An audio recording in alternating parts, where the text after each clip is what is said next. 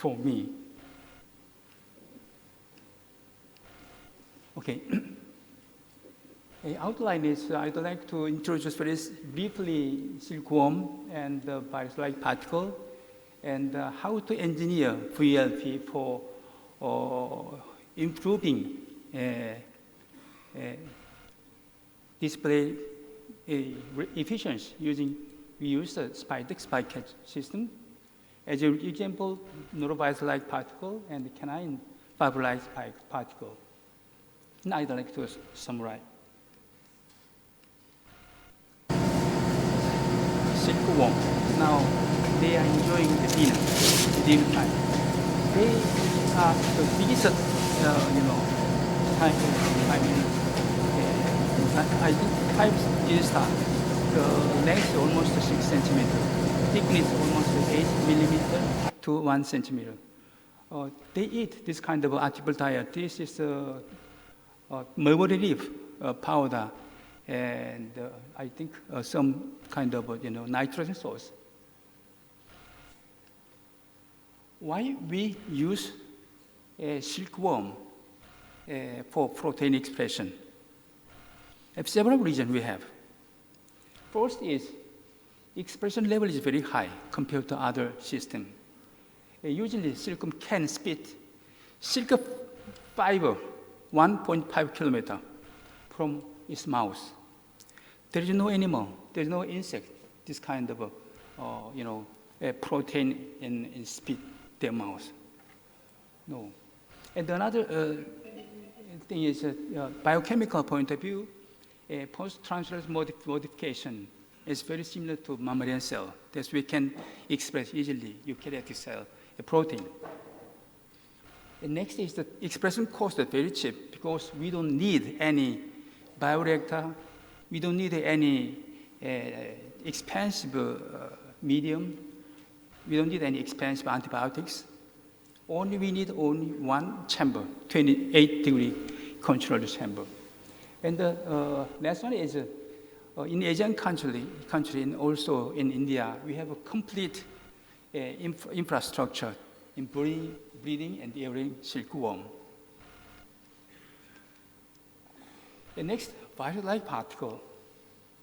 What is? A VLP defined as a particle which formed by self-envelope and or capsule protein of virus.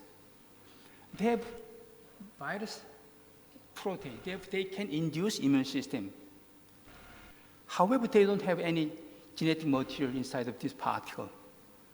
They cannot infect host. This is the reason why VLP is interest for preparing vaccine candidate.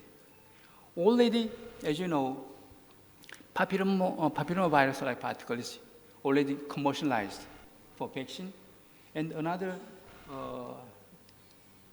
now 9 kind of a VLP vaccine already registered for human purpose, for animal purpose. However, this VLP itself can work as a vaccine. However, we want to improve vaccine efficacy, or we want to use this kind of VLP as a different kind of purpose. We have to display something.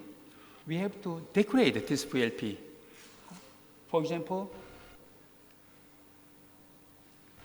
this antibody, we display on surface this VLP and use for this antibody for binding assay system, or sometimes we want to use this protein-protein interaction assay.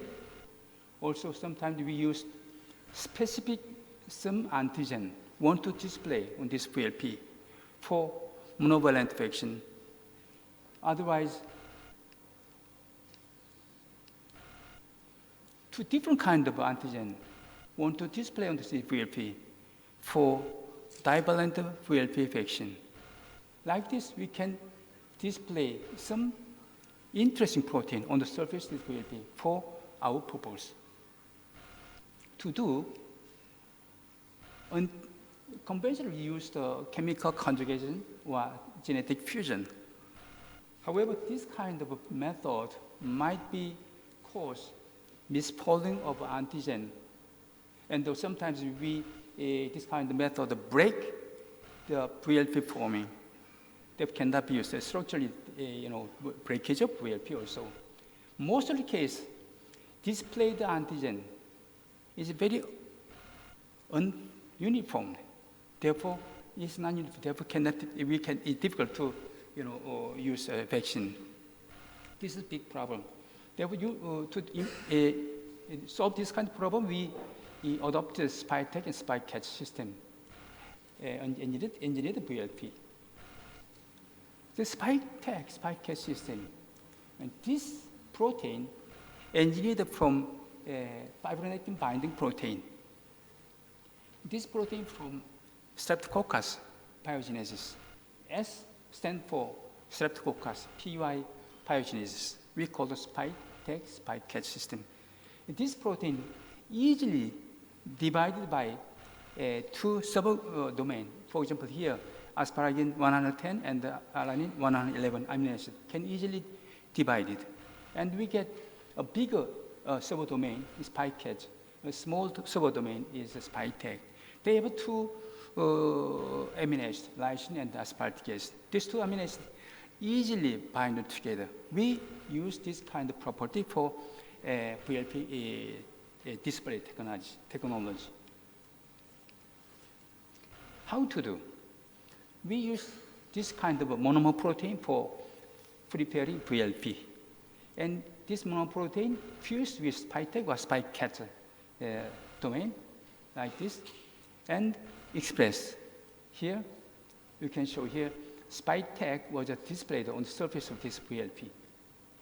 And then spike-tag, also we fuse a protein of interest. For example, antibody, antigen, or something functional protein, fuse here. And then we conjugate this spike-catch and spike-tag. How to do? We use lysine and aspartic acid. These two amino acids very easily form, easily bind also. They bind spontaneously. Here, we call isospeptide bonding. They formed, and also we call this molecular superglue. Therefore, we use this kind of a characteristic to display some protein on the surface of the VLP. For example, norovirus-like particles. Here, this is a cryochem image of norovirus-like particle. The capsid particle almost 32 nanometer. However, include the spike protein almost 50 nanometer. Little big VLP. And this particle composing a VP1 protein of norovirus. Therefore, we use using this VP1 for VLP platform.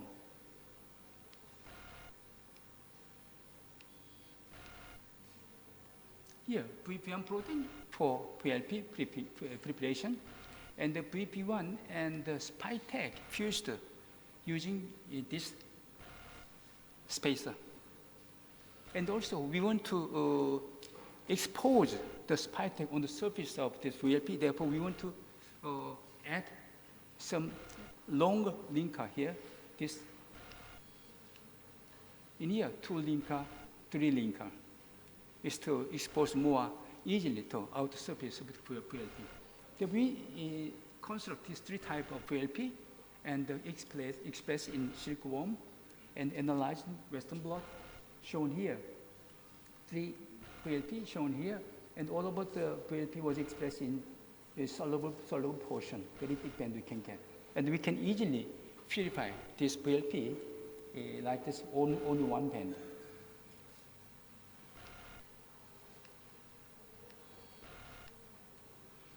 Here, by conjugation efficiency of norovirus-like particle, we decide here this VLP, and we display the spike-tag on the surface of this VLP, and then separately we express a conjugation partner, is spike-catch EGFP, is fluorescent protein.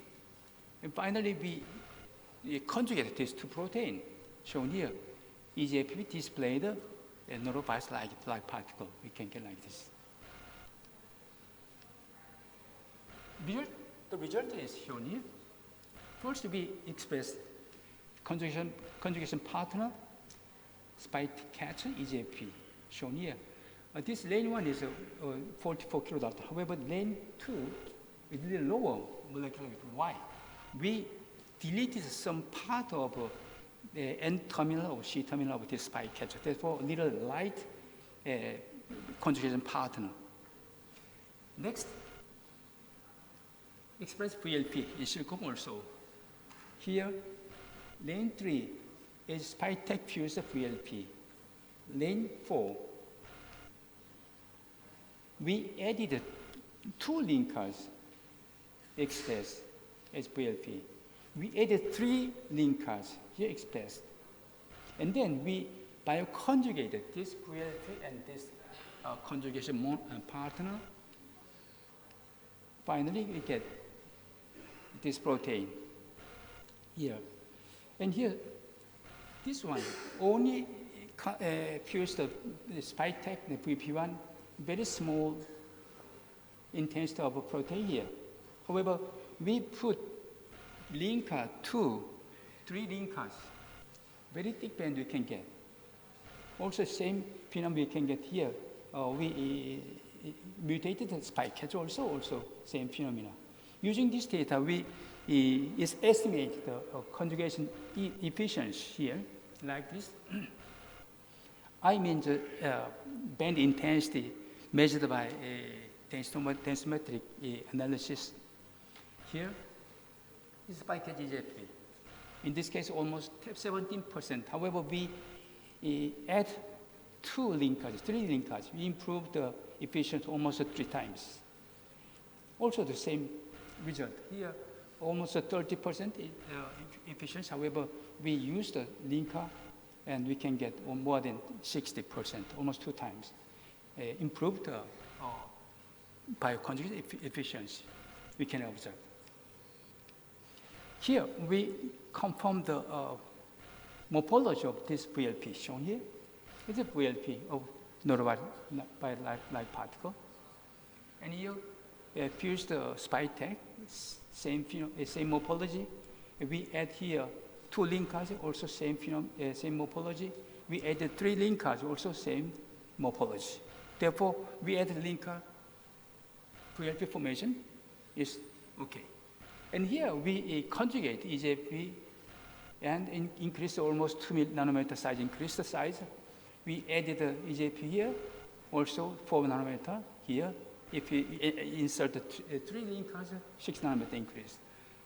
VLP size little by little increased by adding the EGFP fusion or adding the linker 2 or 3.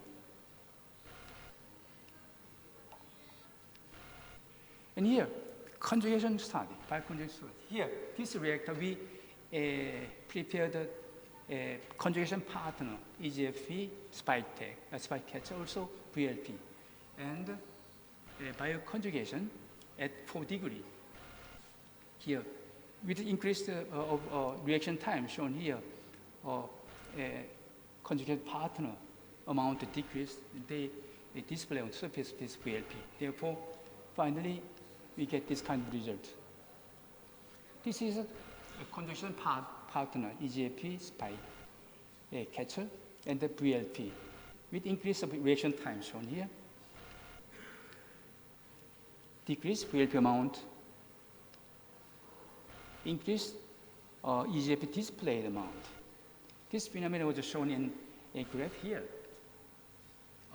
Almost 5-hour reaction, almost at 80% reaction completed. It's very good. We don't need any enzyme. We don't need any specific reagent. We don't need any specific temperature. Only PBS buffer and fusion partner and VLP. We prepare everything. Very good conjugation system we can get here. Therefore, as conclusion, linker very facilitates spike molecular access to surface VLP because the link at the spike tag might be more exposed of the outer surface of VLP. It's the reason. Another example is a kinin particle.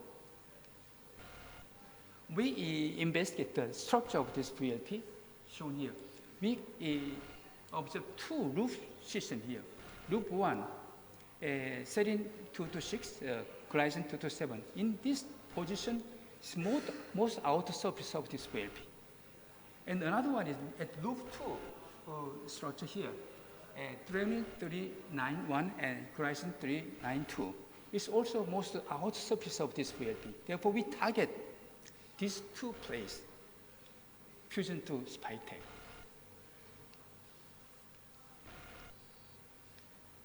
Here, one is a loop 1 based VLP, another one is loop 2 based VLP was prepared, and then separately we expressed the GFP spike tag as a conjugation partner and by conjugate. And finally, loop 1 based VLP, loop based VLP, and conjugated EGF. Which one is more efficient method? We want to know. Therefore, we started this research. We construct VP2 is the capsid of this CPVLP. Therefore, we use VP2 protein, and at loop 1 site we insert spike tag. Another one is loop 2 site. In loop 2 site we add another spike tag, and these two VLP expressed in silkworm. Shown here. First, we also express this spike catcher EGFP as a conjugation partner of this system, almost 44 kilodalton here. And next, we express VLP. And this one is the only a VP2 protein. And the spike tag fused VP2 proteins, a little increased molecular weight. And then spike tag was fused loop 1 and loop 2 site, same molecular weight. Finally, we bioconjugated this protein and this conjugation partner together get bent here. In VP2 protein, they have no spike tag, therefore spike tag cannot bind together, therefore we cannot find any molecular weight here, molecular band here. However, here, VP2 spike tag fusion protein, they formed this VLP, EGFP display VLP. L1 and L2, loop 1, loop 2 site inserted spike tag also can show the conjugation band.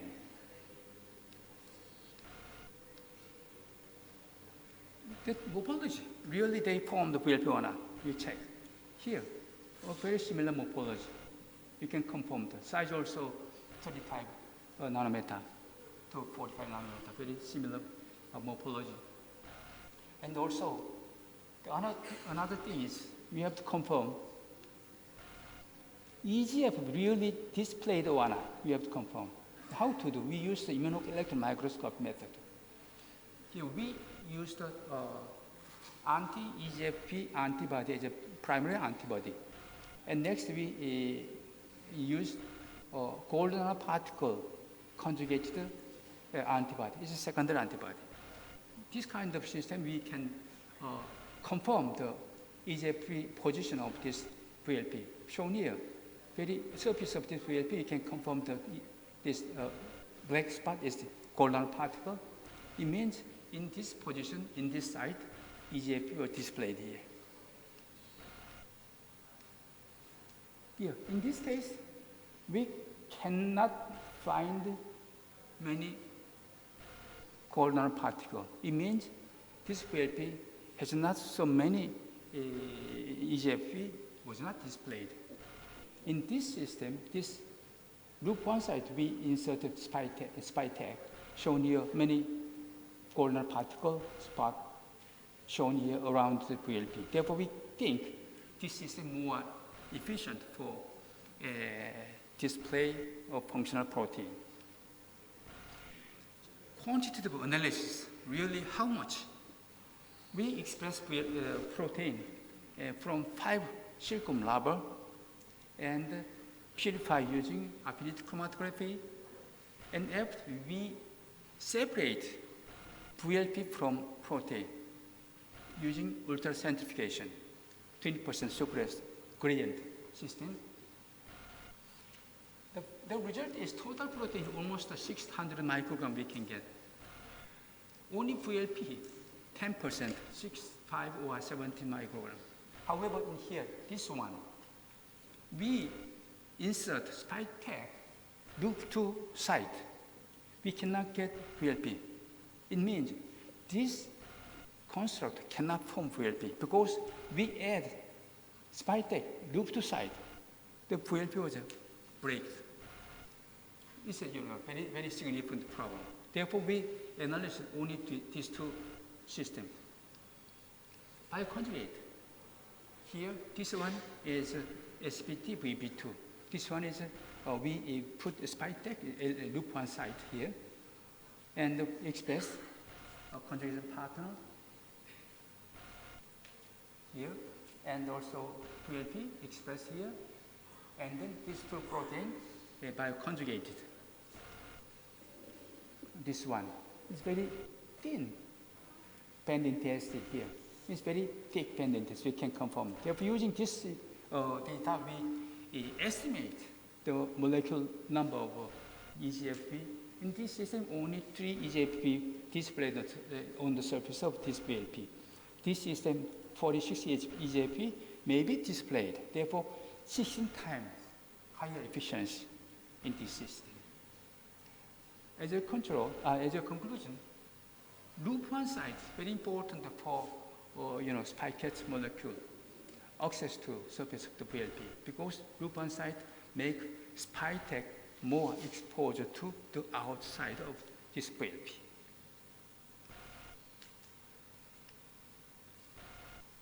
Okay, almost no time. I want to summarize my talk.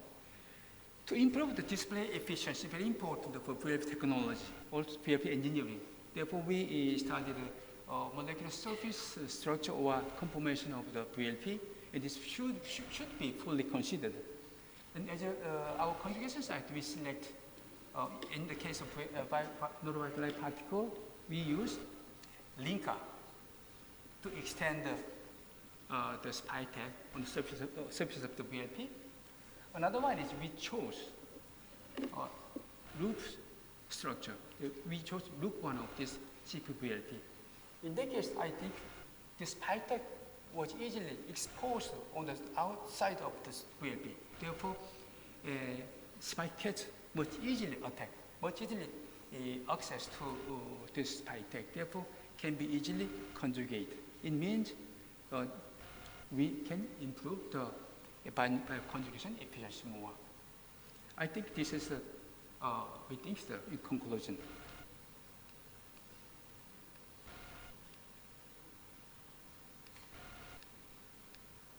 Okay, thanks to my lab member, also our research and the student, and also thanks for S.A.S for supporting this research.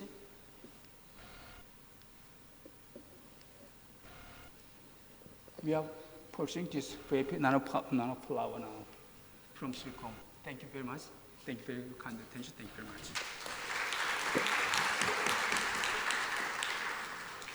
So thank you, Professor Park, for the interesting talk on the VLPs using the silkworm expression system.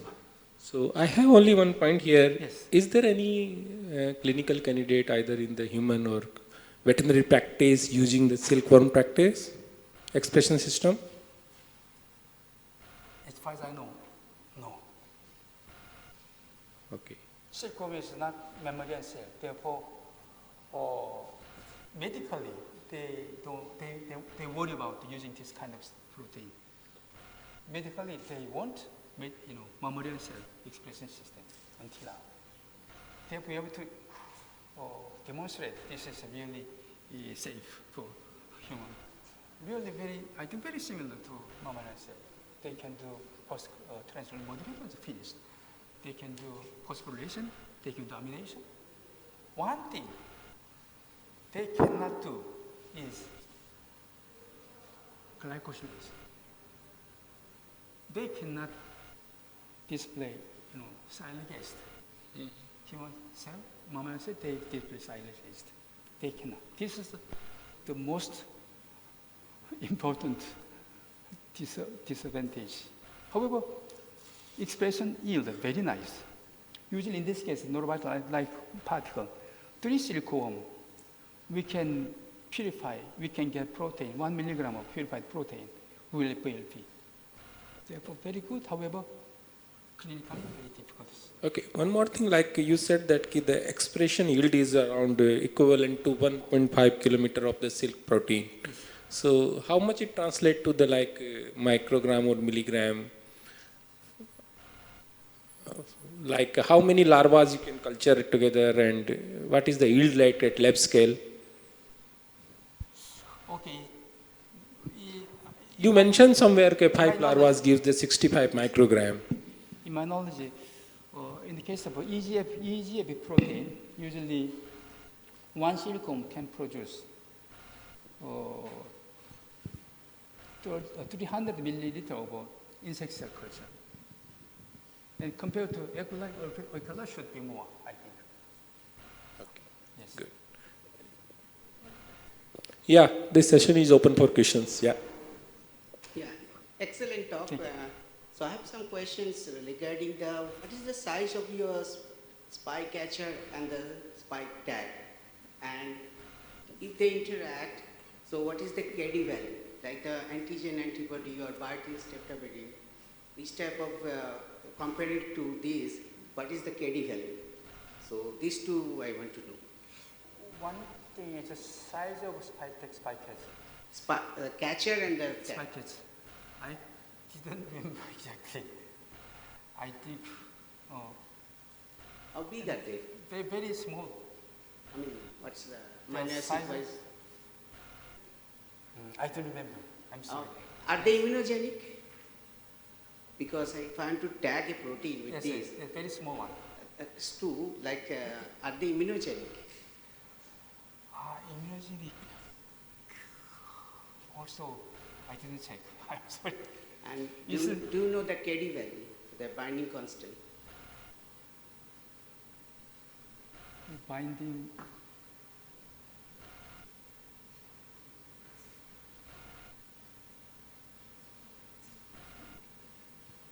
I'm sorry. What is it? The KD value, Yes. the Binding. binding constant. Binding. Such as avidin, streptavidin, they have a 10 to this 15. Maybe you can have one-to-one discussion and clarify. Oh, I'm sorry. Yes. Yes.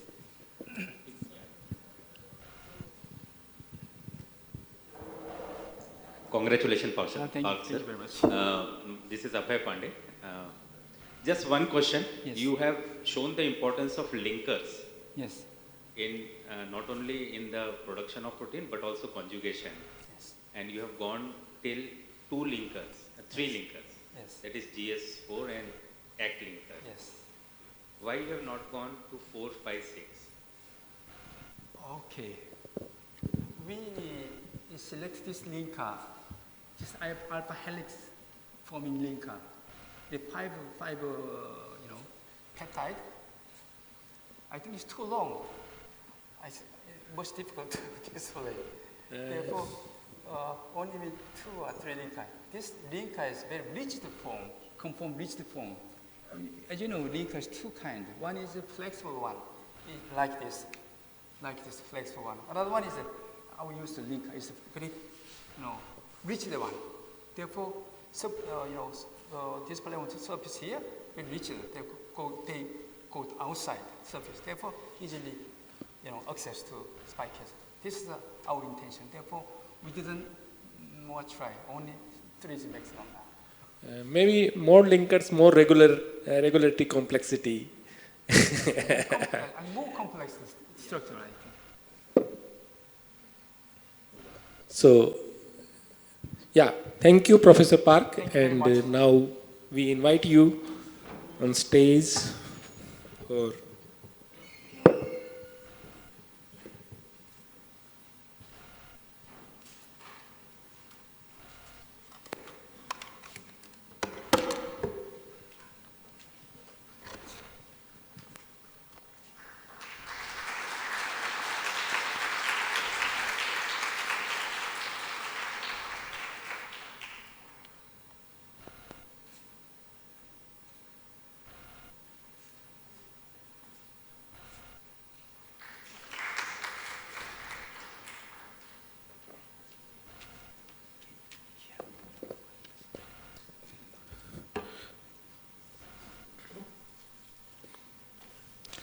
now, I would like Dr. Taruna Madan from National Institute for Research in Reproductive and Child Health in Mumbai.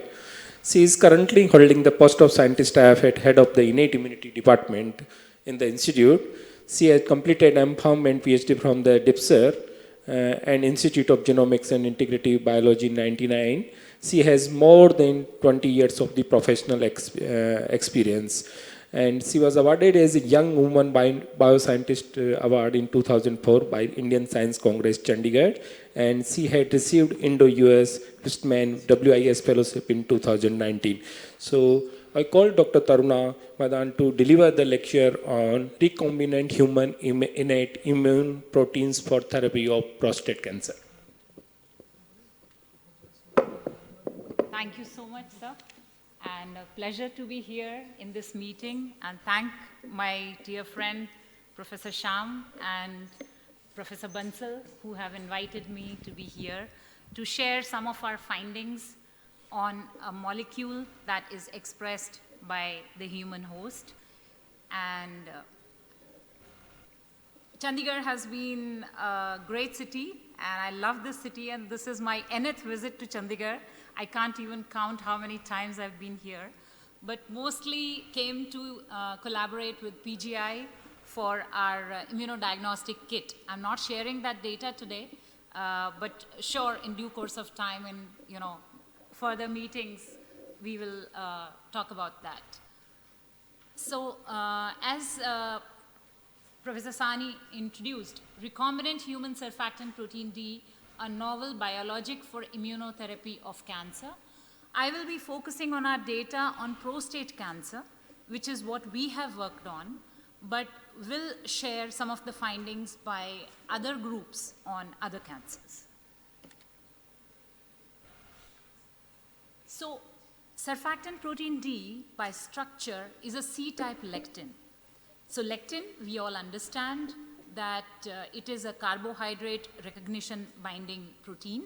It has specificities towards sugars, or to say more specifically, the surfactant protein D, sorry. Okay.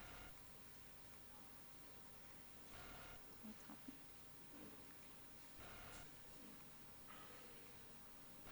Why it's not going back?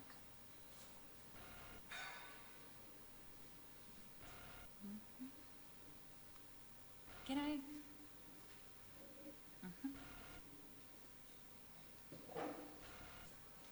Yeah, started. Thank you.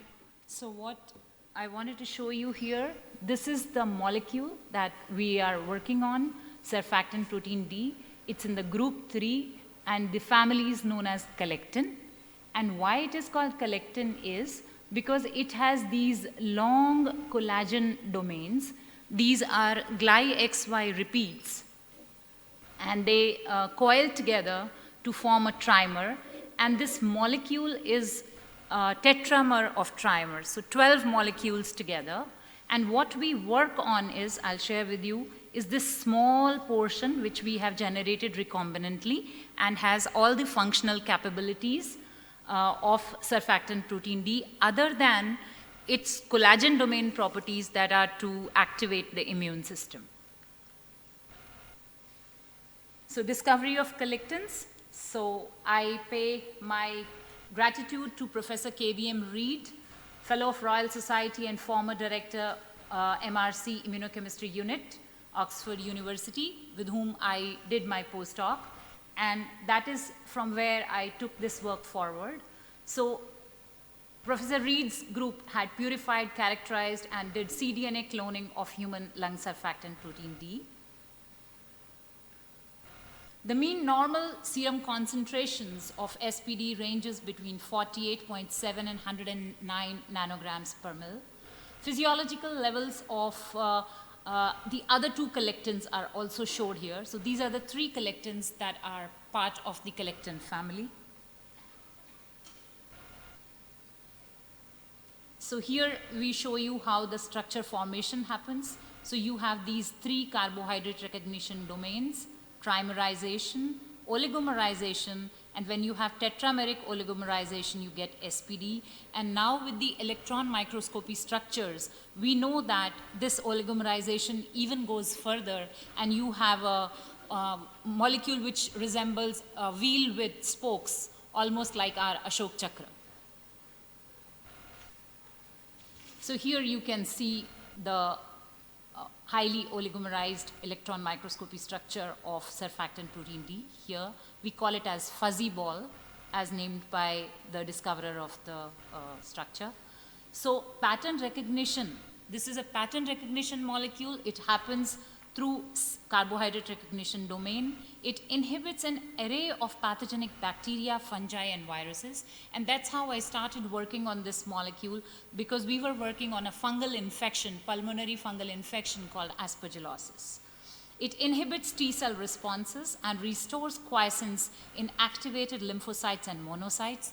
I'm sure you must be, having that this particular property is so important for COVID infection, that it inhibits T cell responses and restores quiescence in activated lymphocytes and monocytes, which is what is needed in most of the chronic inflammatory diseases, not only COVID-19, that you need to bring down your immune system to the normal, or we need to restore the homeostasis. Enhances phagocytotic clearance of apoptotic necrotic cell, which is another need of the hour. Systemic and tissue expression is altered in infection, inflammation, and cancer. So this is the kind of receptors. There are plethora of receptors that are known to bind to collectins, and that is how these proteins play an important role in immunoregulation. I'll not go into detail, but I'll tell you that the NF-kappa B pathway is the major pathway that is affected by these receptors. Once these proteins are occupying, the collectins are occupying these receptors, the pathogens are not able to trigger the pro-inflammatory pathways through various pattern recognition receptors. And these are soluble pattern recognition receptors, collectins, whereas you know that toll-like receptors are membrane-bound pattern recognition receptors. So we tried to understand the regulation of SPD expression, and we knew that dexamethasone and insulin induce SPD expression in the lung adenocarcinoma cell line. We were working in the reproductive tract. As you know, my affiliation is with ICMR's National Institute for Research in Reproductive and Child Health. So we tried to understand the presence of this protein in the reproductive tract and its regulation. And you see here that the estrogen regulates SPD production in the murine uterus. And there is a synergy when you use estrogen followed by progesterone, which is what happens in the normal menstrual cycle. And if you see the male reproductive tract, you see here the testosterone also upregulates. So there is a developmental regulation of SPD in the male reproductive tract. So to decipher the role of these pattern recognition proteins is our main aim of the research. We have worked of its role in HIV/AIDS. We are working for its role in pregnancy and fertility. We are also working in their role in prostate cancer and breast cancer. And today I will be sharing only the prostate cancer data for diagnostics, therapeutic applications. Dr. Uday Kishore is Director, CIIDM, Brunel University, London, UK, and now he has moved to Imperial College, London. And he is the person who had generated recombinant fragment of human surfactant protein D. And this is the structure of the protein. So we are taking only this neck region and the carbohydrate recognition domain, or the C-type lectin domain as mentioned here. So this is how it looks like, and this is the crystal structure solved of recombinant fragment of human surfactant protein D, and this has these many amino acids. So it's a small protein of 17 to 18 kilodalton, but on SDS page shows around 20 kilodalton band. So this discovery of this protein's role in cancer was in serendipity, and the credit goes to my student, graduate student, Dr. Lakshna Mahajan, who is now teaching in Swami Shraddhanand College in Delhi. And what we worked on is, we were working on eosinophilic interaction of surfactant protein D. And what we found was that the eosinophils which were coming from allergic asthmatics were undergoing apoptosis. Sorry about that tongue twister. So they call, so we were perplexed that why it is, and to the healthy eosinophils it was not affecting. Then we got an eosinophilic leukemic cell line from our collaborators in US, and we saw that the cancer cells were put into apoptosis. So it showed us that whatever cells are in activated stage or in proliferating state, they are put into apoptosis. And we confirmed that when we are taking healthy PBMCs, there is no effect on the viability, whereas when we use Jurkat, Raji, THP1, MCF7 cell lines, we found that the viability is significantly affected, suggesting that there is an anti-cancer role in this molecule. And this is the eosinophilic leukemic data, which we found that it is dose and time dependent manner. RFHSPD is inhibiting the viability. SPD inhibited survival of A549 human lung adenocarcinoma cells by reducing EGF binding to EGFR. So after we discovered that, soon, just next year only, Hasegawa et al. Showed this wonderful study where they found that SPD has an ability to bind to the epidermal growth factor receptor, which is very, very critical to the cancer cell survival. So once SPD is blocking the EGF-EGFR interaction, it is inducing apoptosis in the cells, was their hypothesis, and they proved it in the lung adenocarcinoma cells. So prostate is the second leading site of cancer among males. That's how we started working on prostate cancer, and definitely has similar kind of incidence in various Indian cities. Radiotherapy, we all know, is used for killing cancer cells in various cancers, including prostate cancer. Chemotherapy that is used for prostate cancer involves docetaxel, methoxantrone, cabazitaxel, and istramastine. Prostatectomy is another solution that is offered to the patients where the prostate is removed, and you have orchiectomy where you have testis removal, so that you have, we call it as androgen deprivation therapy, because it is understood that androgen fuels the prostate cells to proliferate, and therefore it was discovered that if we are depriving them of testosterone, that can help them to survive longer and tumor-free progression.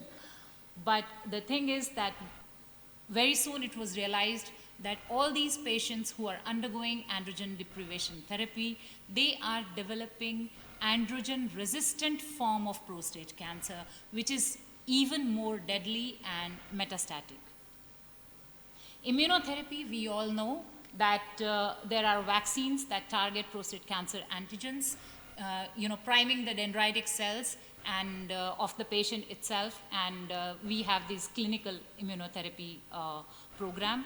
And it is called Prostavac, PSA, and Sipuleucel, PAP, which is the prostate acid phosphatase, which is a specific molecule produced by prostate. And prostate-specific antigen, we know that it is one of the diagnostic biomarker for prostate cancer. Oncolytic virus therapy is also in clinical use, and disabled virus is targeted to tumor cells with the gene delivery and followed by anti-herpes drug, and this has shown some promises. Checkpoint inhibitors, as we all know, they block the inhibitory molecules that are present on the tumor cells so that the immune response can be activated against the tumor cells. Your own host immune response can help you in overcoming the cancer. Adoptive cell therapy, removal and modifying T cells from the cancer patients, and again reintroduced to improve immune system and anti-cancer response. We call it as CAR T cell therapy, if you happen to know, and Dr. Rahul Purwar is doing clinical trials for various cancers in association with Tata Memorial Hospital in Mumbai. The issue is that adaptive immunotherapeutic approaches remain unsuccessful. Only 15% of the cases, whatever cancer it may be, are responsive to these immunosuppressive therapies or immunotherapeutic approaches. So because we have a cold metastatic prostate tumor microenvironment that does not let these immunotherapies work. So the important target is to remove this immunosuppressive cold prostate tumor microenvironment, and induction of tumor cell apoptosis by the intrinsic cellular immunity in the tumor microenvironment. These are the two things that are gaining momentum. And you must have heard about recently a clinical trial in cancer patients that showed 100% success. So how they did that was they identified what are the markers to stratify the cancer patients, to identify those 15% who are going to respond to these immune checkpoint therapies, and that's how they identified those 15% and gave their therapy and showed a 100% response. So the important thing is, what do we do for the rest of 85%? So expression of SPD was reported in prostate way back in 2000.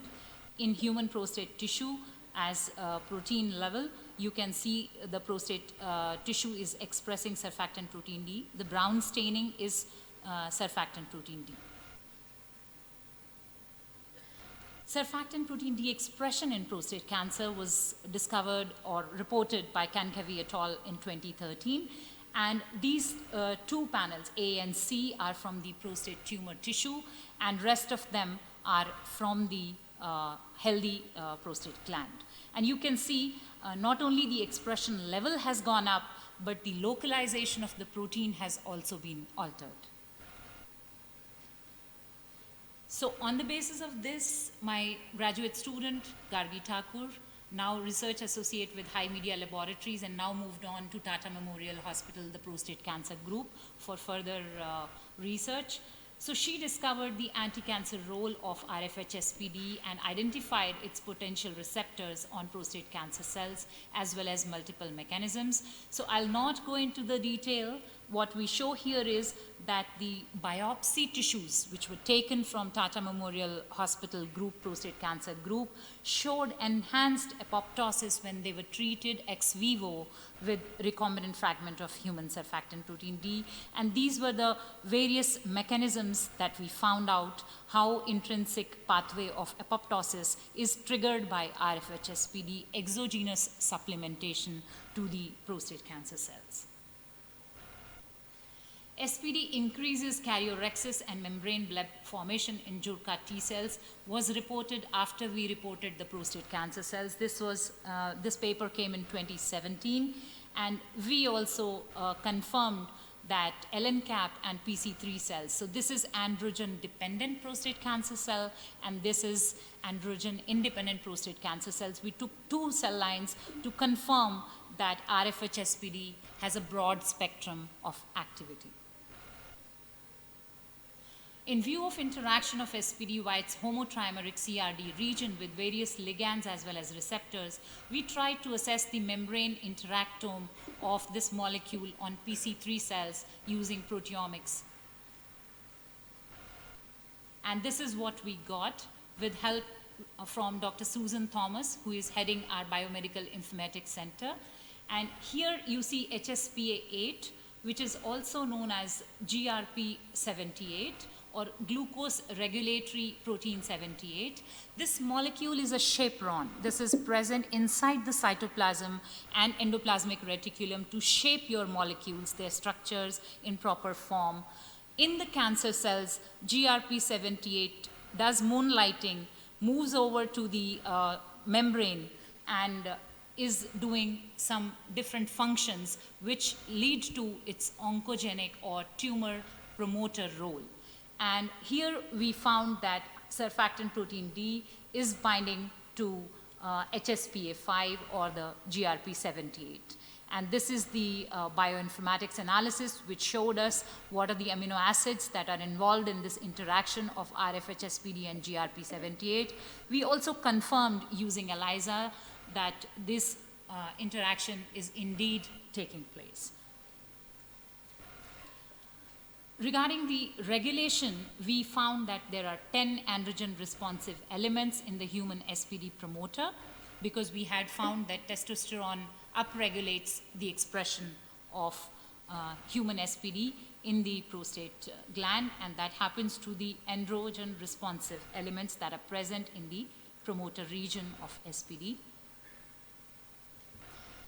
We had shown dihydrotestosterone regulation of SPD transcript in the prostate cancer cells as well. So you can see here the androgen responsive cancer cells as well as the primary prostate epithelial cells. They show increased expression of surfactant protein D, and whereas the PC3, which is an androgen resistant cancer cell line or a metastatic prostate cancer cell line, did not show that, and the cell viability was not affected significantly with the DHT.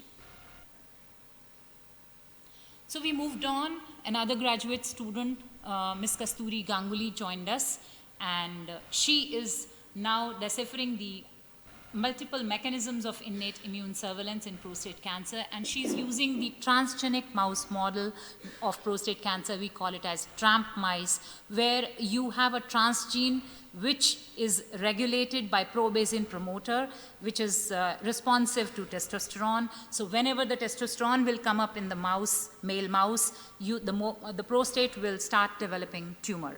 And this is the model that we are using. And so what she showed was that surfactant protein D is present in the early stage of tumor. It is there in the late stage of tumor.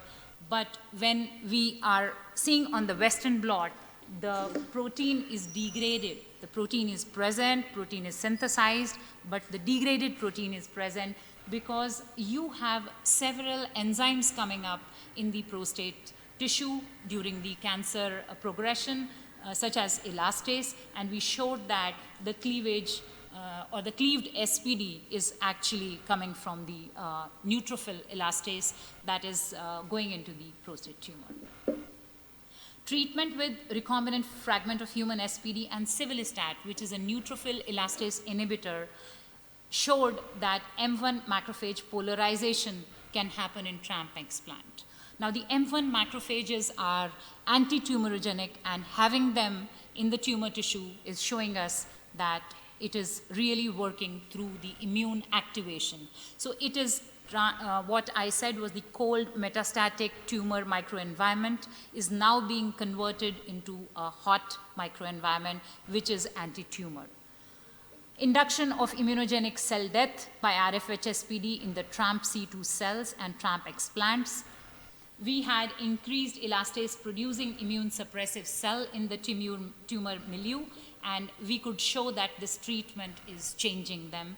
And as I mentioned, elastinolytic degradation is there. So we use the civilistat, which is an elastinolytic inhibitor, and that's how it is, the combined therapy worked for us. So this is what is our hypothesis.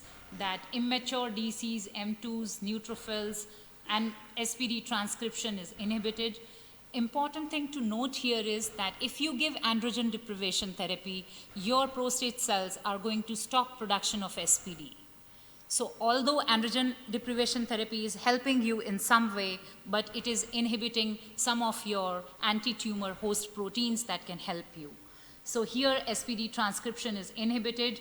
When we give RFH-SPD along with civilistat, we saw that we have PMN MDSCs going up, M2 macrophages going down, M1 going up. We had mature DCs, and we had HMGB1 release, which is again another kind of pattern recognition receptor soluble form, and it attracts immune cells to the prostate tumor tissue. This is to summarize what all my lab has been doing to understand the role of collectins in human reproductive health, and the it is not only the prostate tumor we are working on fertility, female reproductive health, HIV, and we are working with clinical samples, patient cohorts, animal model, biopsy models, ex vivo, and we are now planning to move into the physiological systems, microphysiological systems, we call them as MPS, and that is going to be the next way of testing drugs in the pharmaceutical industry. And we, since COVID-19 was there, and this is a lung surfactant protein, we tried to understand the role of surfactant, recombinant human surfactant protein D in COVID-19, and we found that it is very promising. We have patented it, we have got an international patent on it, and we are progressing further to produce formulations. So this is the basic molecule that we have worked on, recombinant fragment of human surfactant protein D that we produce in mammalian CHO cells, and this is how the purified protein looks like. And we go for affinity chromatography because it is a lectin, so we can go for that. And the clone development pathway in CHO is in progress at the large scale with the help of a pharmaceutical company. I end here. The more I live, the more I learn.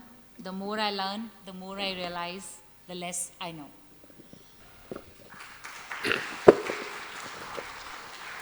Thank you, Professor Madan, for the interesting and elaborative data on the collectin family, and very good data, I think so. And looking into the prostate physiology and current treatment options, are you thinking to combine this approach with the checkpoint inhibitors? Yes, very appropriate question. Checkpoint inhibitors and RFH-SPD can work in synergy because surfactant protein D is known to attract the immune cells, and that is what the principle is. And we have actually preliminary data on showing that some of these immune checkpoint inhibiting molecules that are present on the tumor cells, they are being downregulated by SPD treatment. Yes, sir. Great, I think. Any questions from the audience? Yeah, please. Yes, sir.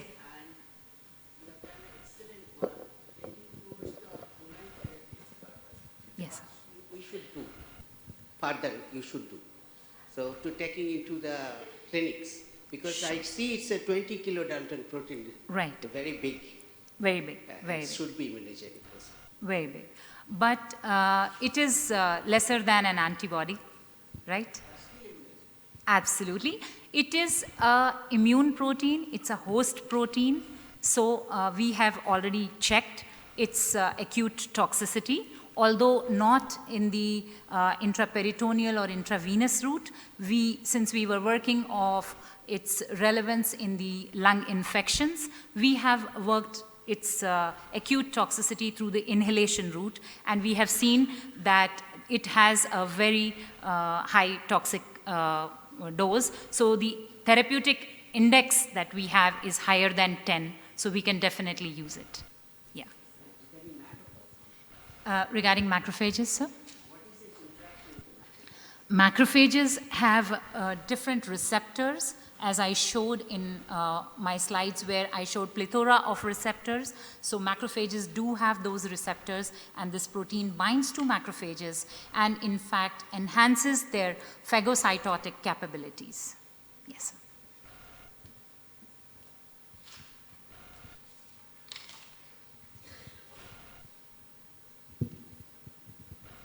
It's a nice presentation, ma'am. Thank you. I want to ask one thing. Just you have mentioned that it's targeting the checkpoints and it's targeting the EGFR also.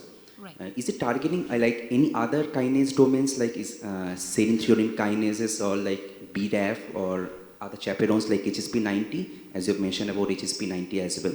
Like, is that a basic mechanistic action? Like, is it either targeting the chaperones or like serine threonine kinase or any other tyrosine kinases domain as well? Very nice question. So EGFR has kinases downstream. So since it is binding to EGFR, it is not activating the EGFR. So the kinases do not get activated by this binding. And we have shown that PAKT pathway, which is again one of the kinase pathways, signaling pathway, is not activated. In fact, it is inhibited. But we have not seen its direct impact on the kinases. That is what we have not yet worked out. And thank you for that suggestion. We'll definitely see what is the direct interaction. Thank you. Thank you.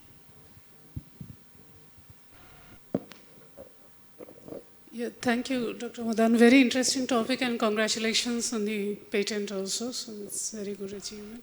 I had more of a comment rather than a question. Yes, ma'am. That this moonlighting function of GRP78 that you reported. Yes. So usually for many of the disease conditions, it's a normal strategy that you try to restore the proteostasis. Right. So in this case, since it's the other way around that's happening, so do you think in some way that is also adding towards cell mortality, or because if the level is going up and that is what is relating to oncogenic growth? Sure.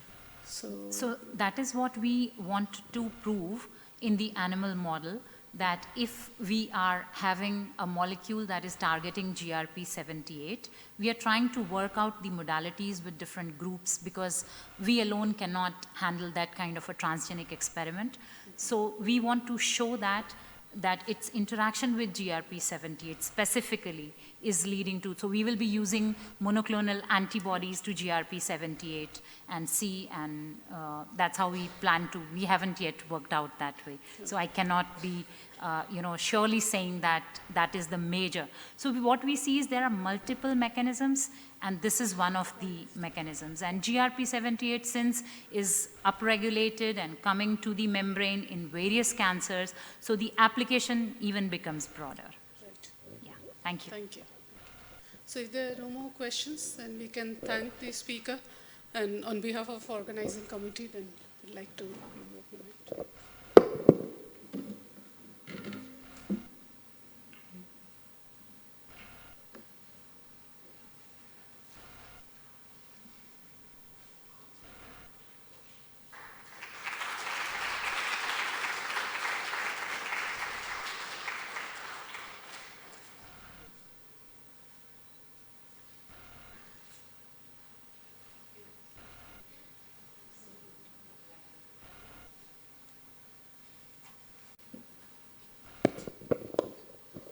So now I invite Professor Abhay H. Pandey and to deliver the talk on the engineered proteins.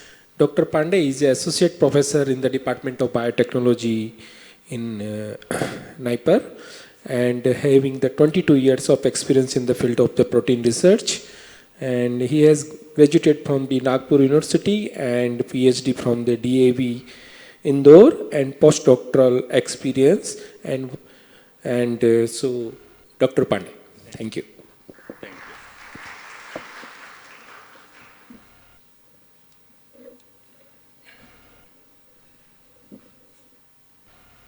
Good morning. Thank you very much, sir, for my introduction. Today I will talk about engineered proteins, a new era of biopharmaceutical innovation.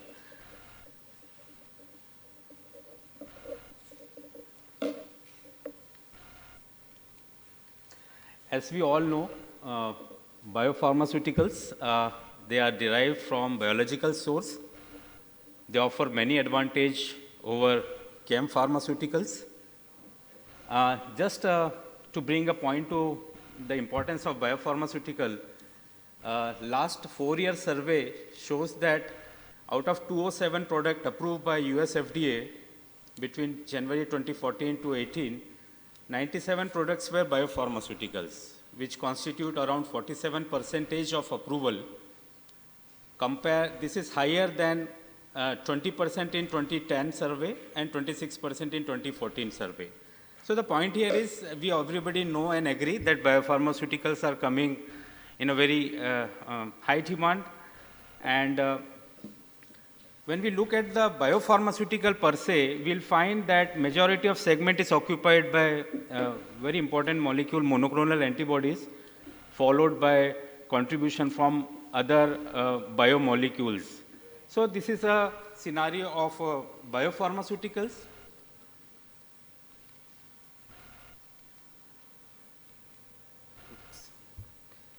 Can I have next slide, please?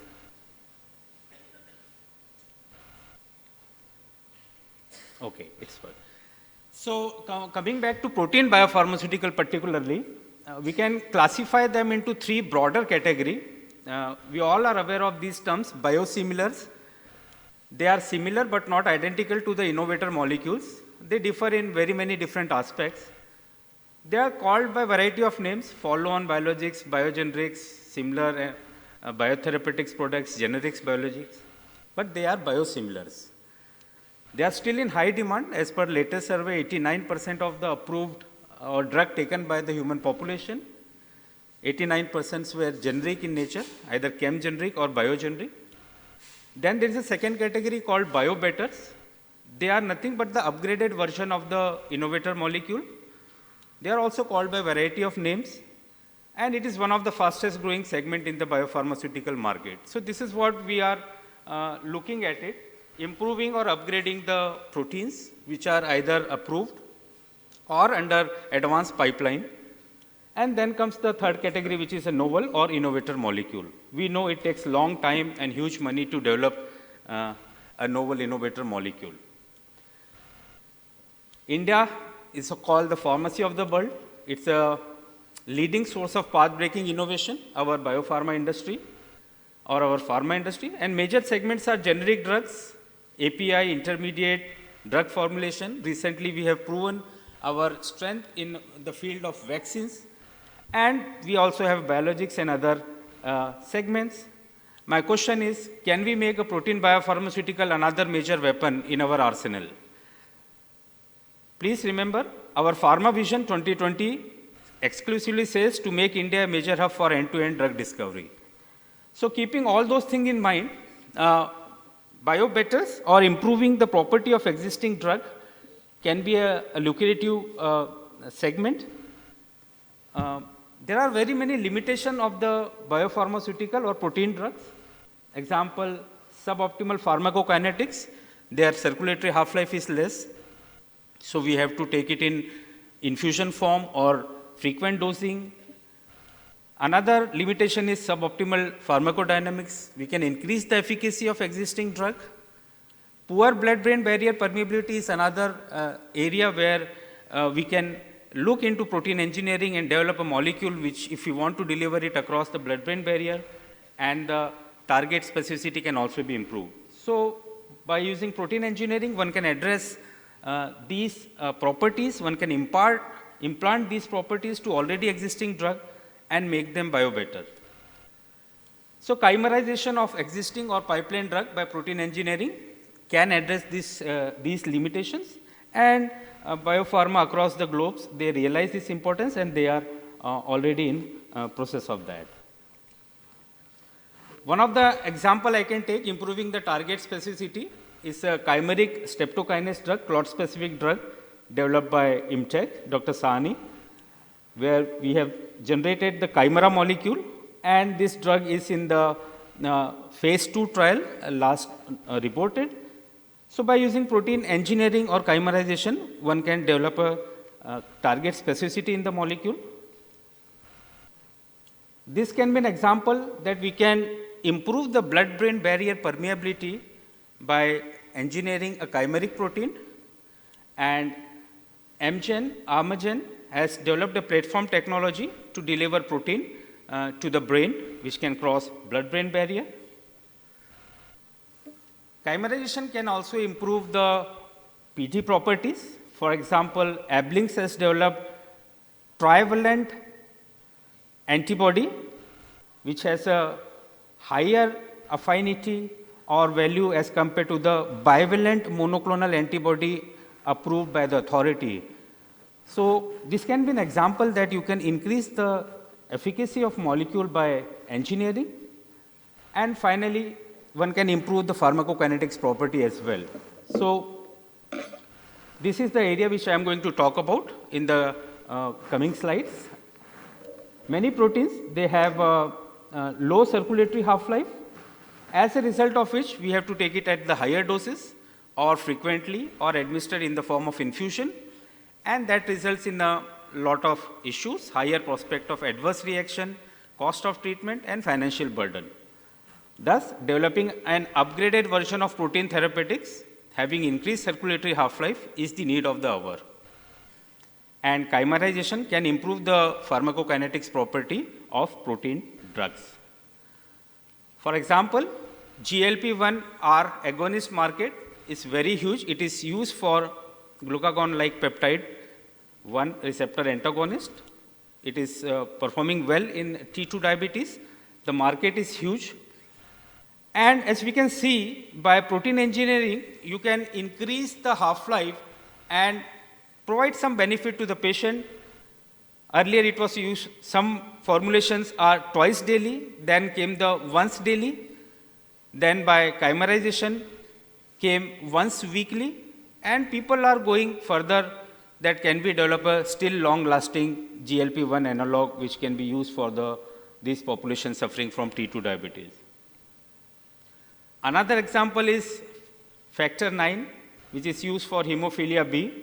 So protein engineering by chimerization is being used to increase the half-life from 17 hours to more than that, 82 and 102, and more engineering of protein is going on. So this tells that by engineering, you can produce a drug of a known molecule by imparting new property to it.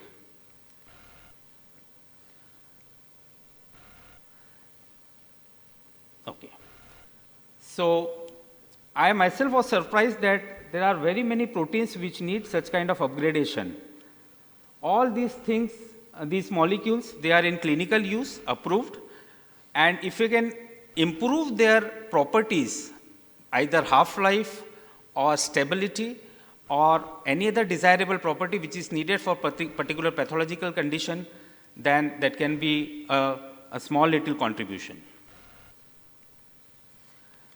Coming to what is the mechanism by which proteins are cleared from the body once they are injected into the system. Renal clearance is a major contributor for removing the protein from the circulation, hepatic clearance, proteolysis and endocytosis. So all these mechanisms contribute in removing the protein from the circulation. As a result, they have a low half-life. By knowing these mechanisms, one can tinker so that the engineered molecule can avoid one or many of such mechanisms and can circulate in the body for a relatively longer period of time. So this cartoon shows the glomerular filtration in kidney, which is a very normal process. Smaller the molecule, it can filter out. If the molecule is higher, relatively 60 kilodalton is a filtration limit, then it can patrol a body one more time till it gets degraded. So if we can increase the hydrodynamic radius of a protein which is getting filtered out by renal filtration, then we can increase its circulatory half-life and which will help in improving the pharmacokinetics properties.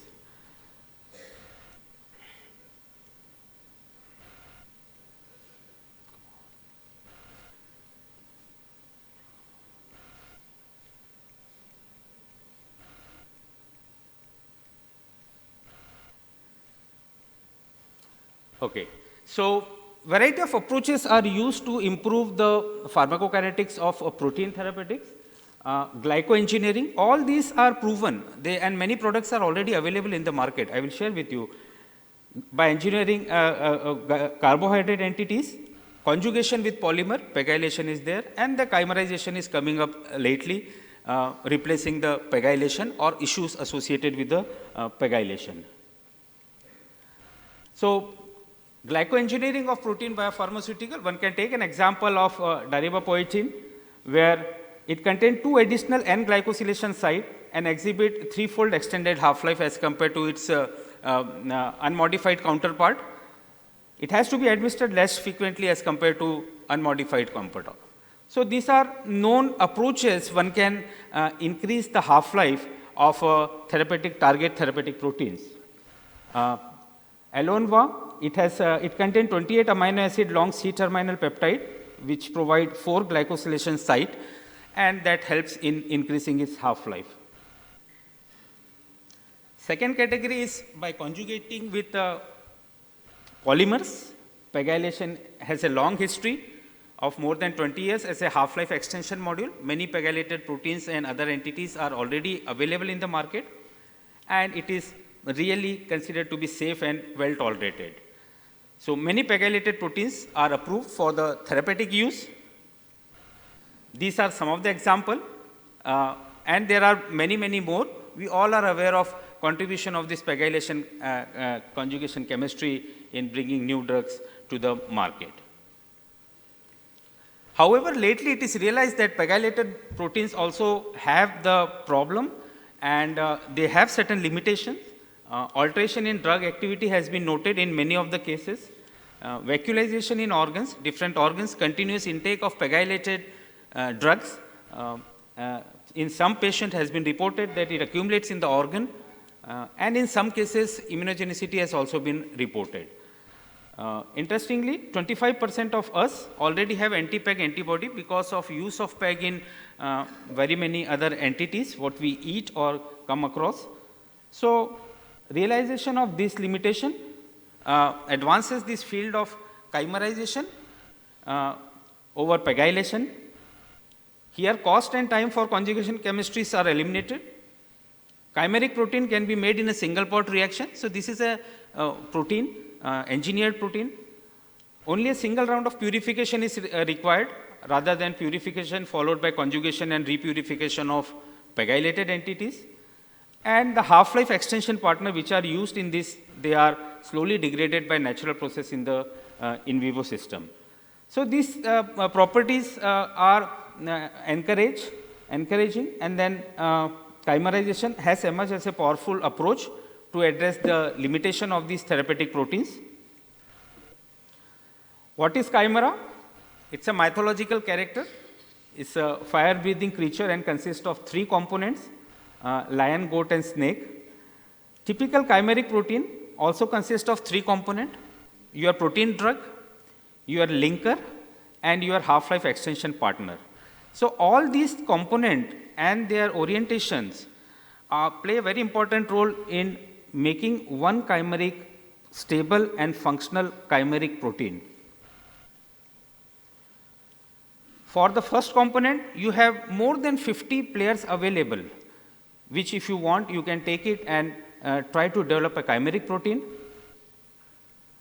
With respect to linkers, linkers are very important entities.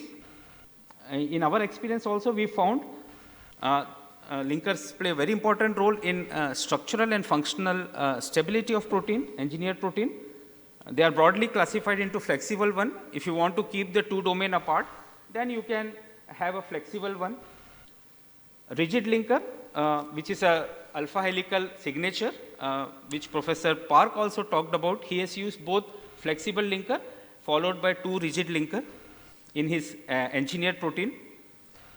If you want to keep the 2 domain separate, then you have to use the rigid linker, and then cleavable linkers are also exploited in certain cases. So, you have a choice for deciding the linker. Third component is a half-life extension partner. A variety of them are available to design a chimeric protein. So you can take unstructured polypeptide, which can only increase the hydrodynamic radius and reduces glomerular filtration. You can take serum protein binding polypeptides to anchor your protein to the already circulating proteins of the body, or you can take a domain of circulating protein itself, which not only increases hydrodynamic radius, but also facilitate FcRn mediated recycling. So all these are being used by a variety of peoples for developing their target molecule. Just to give you an idea, more than 13 chimeric proteins are approved by the authorities for variety of indication. Zyltrap, here a PEGF blocker for the treatment of cancer, developed by 2011 by Sanofi. FC region of immunoglobulin is attached to the VEGF binding portion from extracellular domain of this receptor 1 and 2. So this is a chimera they have developed, and it is working very nicely. Second example I would like to bring, dulaglutide and albiglutide, the GLP-1 agonist for treatment of type 2 diabetes. 2014 Trulicity developed by Eli Lilly, and 2014 Tansinum by GSK. One point I would like to stress here, that the same GLP-1 analog is being chimerized with a 2 different half-life extension partner. In case of dulaglutide, it is Fc region of human immunoglobulin, and in case of albiglutide, it is a human serum albumin. So just by changing the half-life extension partner, these 2 molecules are created and they are approved for clinical use. This is another example whereby chimeric proteins are used by using same entity by using different half-life extension partner. So market is open if you want to use different linker, different half-life extension partner, then, and if the molecule is working, then you are in game. In this part, I will just share some of the research of my laboratory in a very quick session. Realization of that, we are developing 4 molecules for improving their properties. In first of the program, we are developing human arginase 1 as a broad spectrum anti-cancer agent. Arginine, we all know, is a versatile amino acid, play important role in metabolism. However, its metabolism is hampered in under certain pathological condition. If you deplete the circulating arginine by administering arginine hydrolyzing enzyme, then beneficial effect can be seen in those conditions. So arginine hydrolyzing enzymes have been shown to provide beneficial effect in plethora of conditions, not only in cancer, but arginase deficiency, immune system disorder, and other things. So they are the kind of hot molecules. Arginine hydrolyzing enzyme emerge as a strong candidate for treatment of variety of diseases. This is the mechanism for arginine oxotropic cancer particularly. These group of cancer, they cannot synthesize arginine and depend on body pool for their growth and maintenance. If we deprive the circulating arginine, then the cancer cell feel stress, and they make them more vulnerable. Either they die, or now they are prone to very many anti-cancer approaches like chemo or autophagy inhibitor or checkpoint inhibitor or apoptosis. So all these concepts are known, and people are developing particular formulation for particular cancer using arginine hydrolyzing enzyme. This is a normal cell. It need only, in this cartoon, 2 arginine. It can make 2 arginine. However, this is a cancer cell. They are voracious. They need lot of these materials. At the same time, if we deplete the extracellular arginine, then the cancer cell or tumor formation feels stress, and that is a point one can attack the cell with a variety of approaches. 2 enzyme, arginine deaminase and human arginase, they are undergoing clinical trials. Arginine deaminase is derived from mycoplasma, and ADI-PEG20 is the arginase, PEG arginase developed by Polaris group. They are studying under variety of cancer, as one can see. ADI PEG-20 received US orphan drug status also for treatment of hepatic cancer and invasive malignant melanoma. However, this enzyme we did not have at that time, so this enzyme was developed and taken further. There are limitations to this enzyme. The enzyme generates ammonia, results in hyperammonemia. Microbial origin also put the enzyme, make it highly immunogenic, and strong neutralizing response has been reported. Also, PEGylated version, they have the PEG toxicity and associated issues. Then comes the human arginase. It hydrolyzes arginine into ornithine and urea. It is a citric acid cycle enzyme present in our liver cell. Administration of recombinant arginase inhibit the growth and progression of many cancer. This has been proven. However, the enzyme exhibit low circulatory half-life. To address this, 3 versions are already in the clinical development. PEGylated recombinant human arginase variants are being developed. One of them is BCT100, which is developed by Biocancer Treatment International, Hong Kong, China. This molecule is bacterially produced and attached to the PEG 5000. This molecule received investigational new drug approval from FDA and is under clinical evaluation. Second player is Pexil arginase, which is being developed by Aglia Biotherapeutics.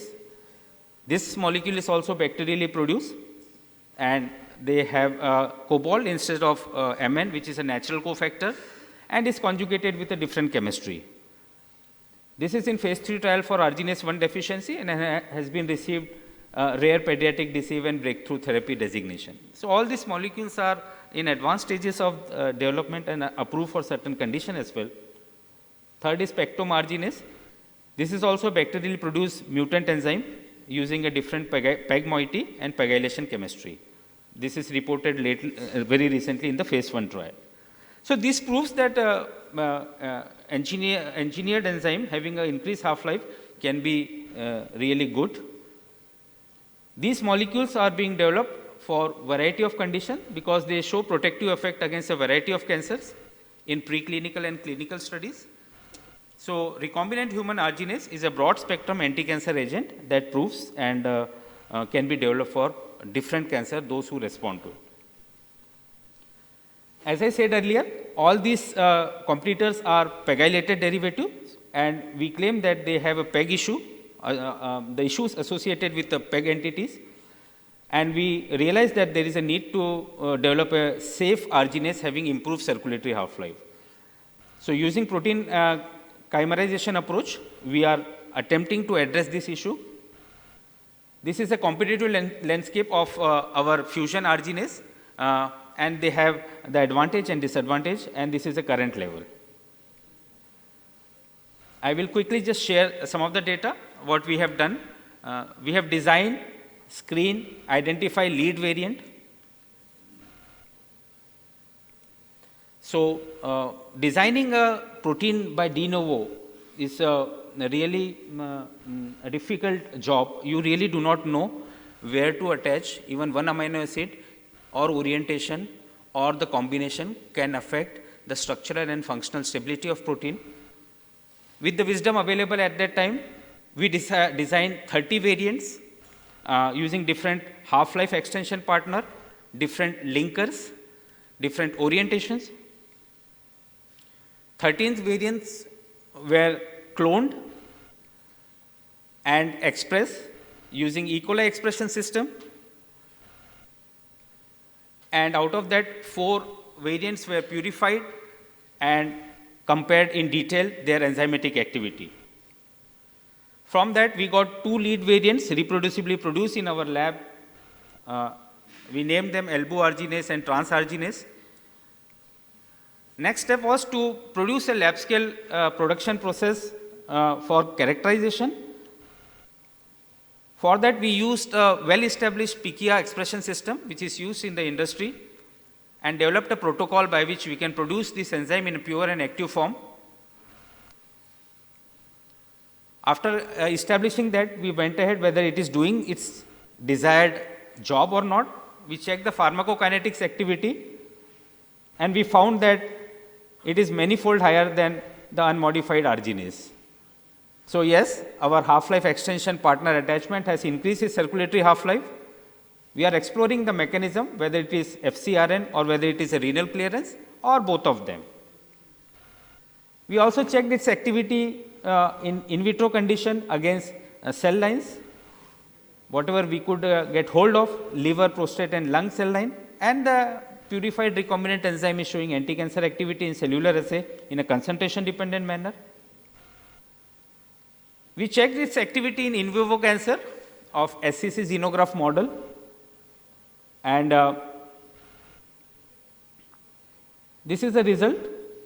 We found that combination of this enzyme along with the chemo, a known chemo 5-fluorouracil, is more potent than either 5-fluorouracil or the enzyme alone.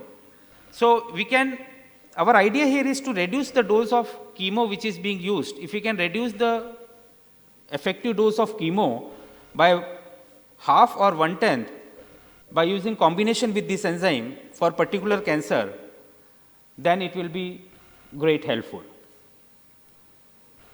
So this is the work done till now in this program. 2 leads identified. We got a clone, Pichia clone, although it is low yield clone, 2 to 4 milligram per liter.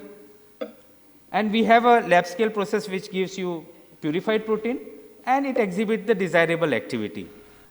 So that is what an academic lab at this moment can do. We are looking forward to take it further. Another molecule is in process of characterization. This is a prototype. This is a fish eye. We always want to see, develop our molecule, and the while we can send it to our collaborator so that they can check. We standardized its a buffer and condition whereby it can be stored for long duration of time and can be transported. Patent and papers we applied to protect the IP generated, and we are in process of that. This enzyme can not only be used for oxotropic cancer, but can also be used for variety of condition, as the competitor molecules are already being taken for these conditions. So once we can make this enzyme in large amount, we can check it in different condition as well. This is our dream. We are engineering variants of the enzyme. We will outsource it to produce it in the gram amount, and we want to see its effect and develop a beneficial effect in different disease model, and if that comes, we can take it formulation development for further studies. Our dream is to reach here. Let's hope how much we can do. Just couple of slides for other programs. In other program, we are developing peroxonase for nerve agent poisoning, where again using protein engineering approach, we have attached a non-PON protein to the peroxonase protein, and after screening many variants, we found the one variant. A lab scale process is developed, and this enzyme shows pre-treatment of this enzyme shows prevention of OP poisoning symptoms and also mortality in animal studies. And the enzyme, engineered enzyme, also shows hydrolysis of G-type nerve agent. These are chemical warfare agent, and this is very high in demand, such kind of molecule for defense purpose. In last program, we are developing anti-TNF alpha antibodies for clinical use. We know anti-TNF market is a very, very huge market. There is a niche for everyone. Taking that thing, we are developing polyvalent anti-TNF antibody. For that, we have generated a nanobody, novel nanobody sequence by using the custom service. The lead nanobody sequence was engineered to make it trivalent. Remember, our conventional antibody are bivalent. We are making it trivalent and pentavalent to see whether we can make it or not.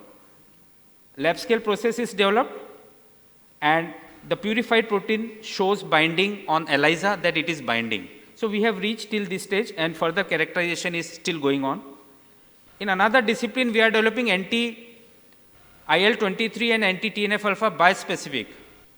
So we have engineered a protein which can bind to two inflammatory marker, IL-23 and TNF alpha.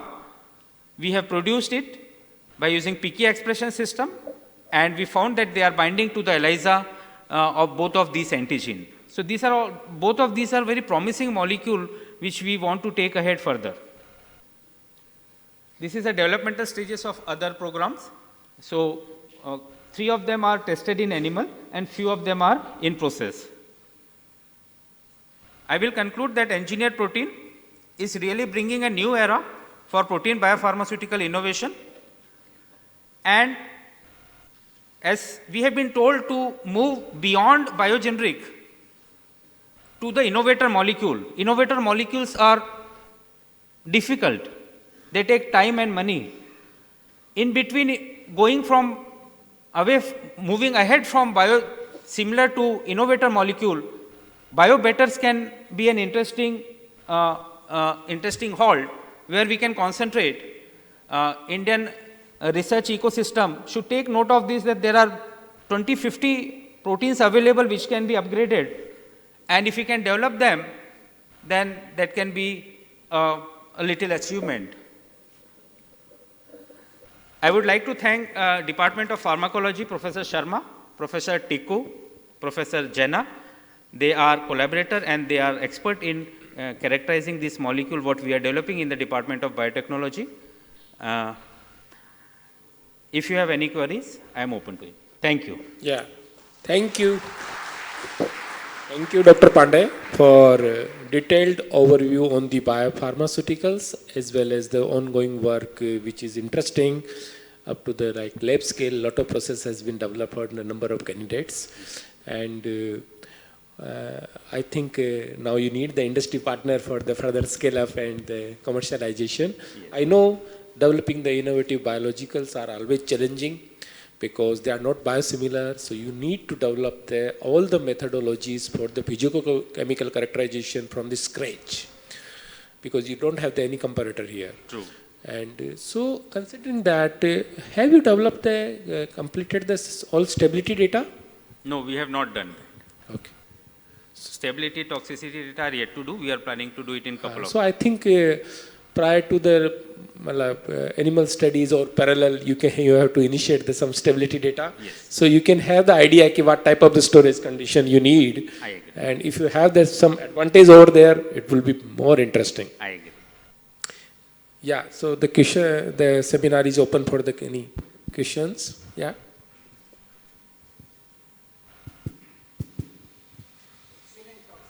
Thank you.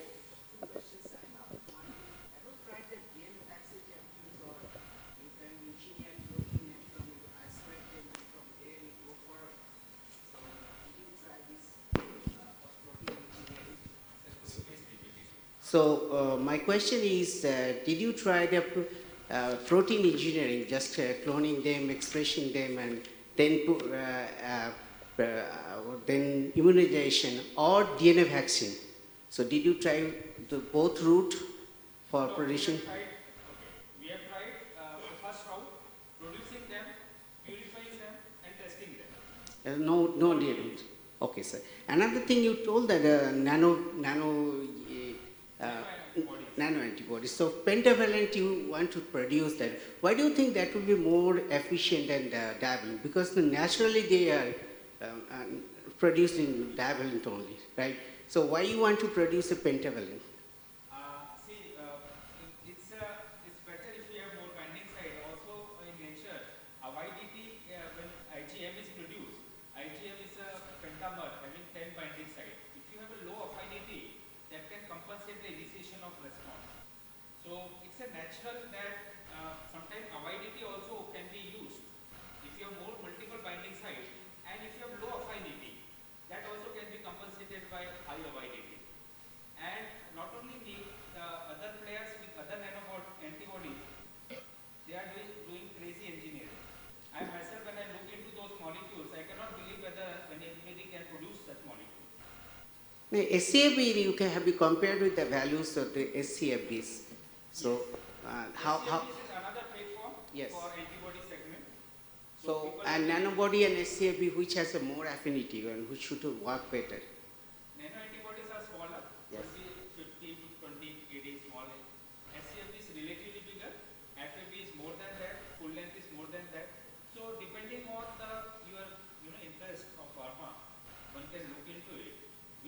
better, which one is not better, that should be checked. But I'm sure conventional monoclonal antibodies are going to be replaced in near future very soon. Thank you, sir.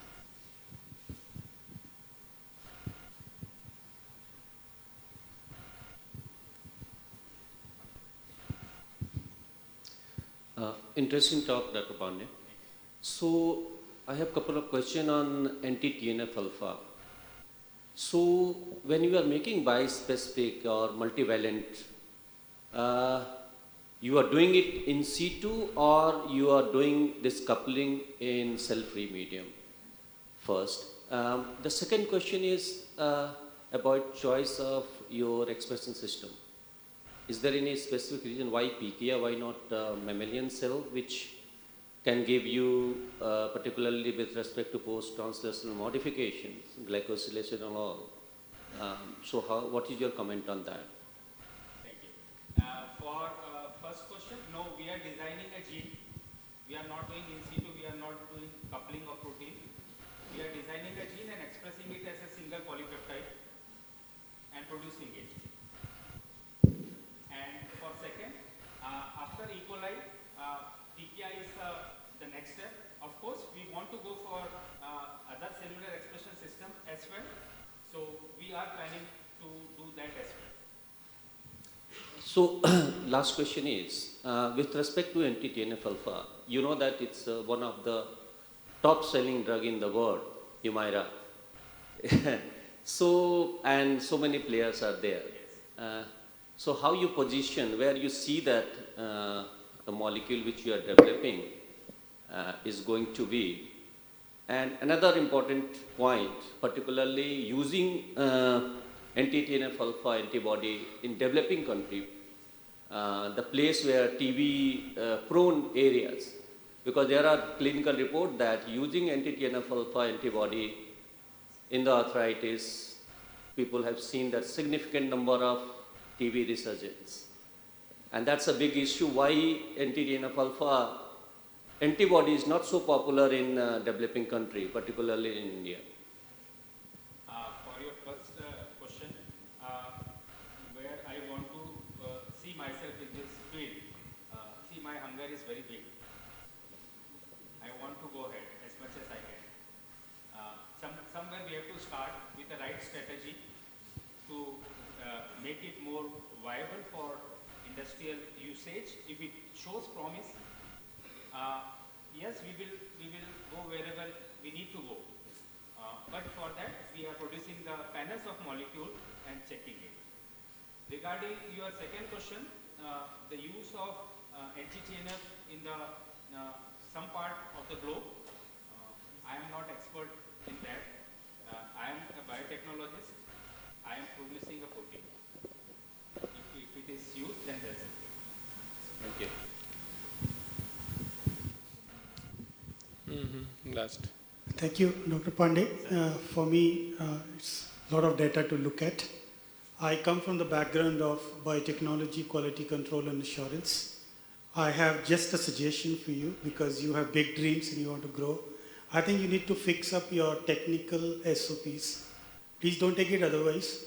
I saw many slides. If I look at your SDS page gels, even since your Kumasi blue gel, it's looking into different colors, you know, and all backgrounds are pretty blue. And you might miss out some fine proteins out there. And I also saw some of your proteins sitting in your wells. So please get your SOP right. I understand that there may be many students working with you and they may be doing little variations. One of the simplest things which your students have to do or your faculty has to do is just filter all your solutions before you use them and spin all your samples once you've digested. You'll get better gels. And there is also spillage from one well to another. So why I'm saying this is because I saw your endpoint where you want to file IND.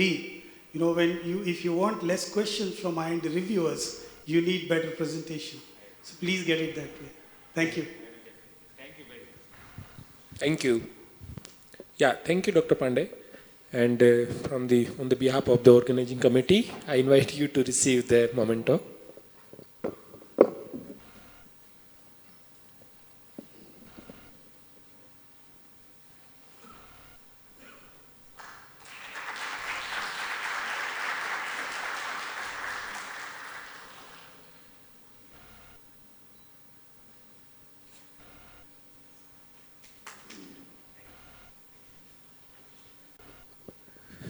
So now we can further move on.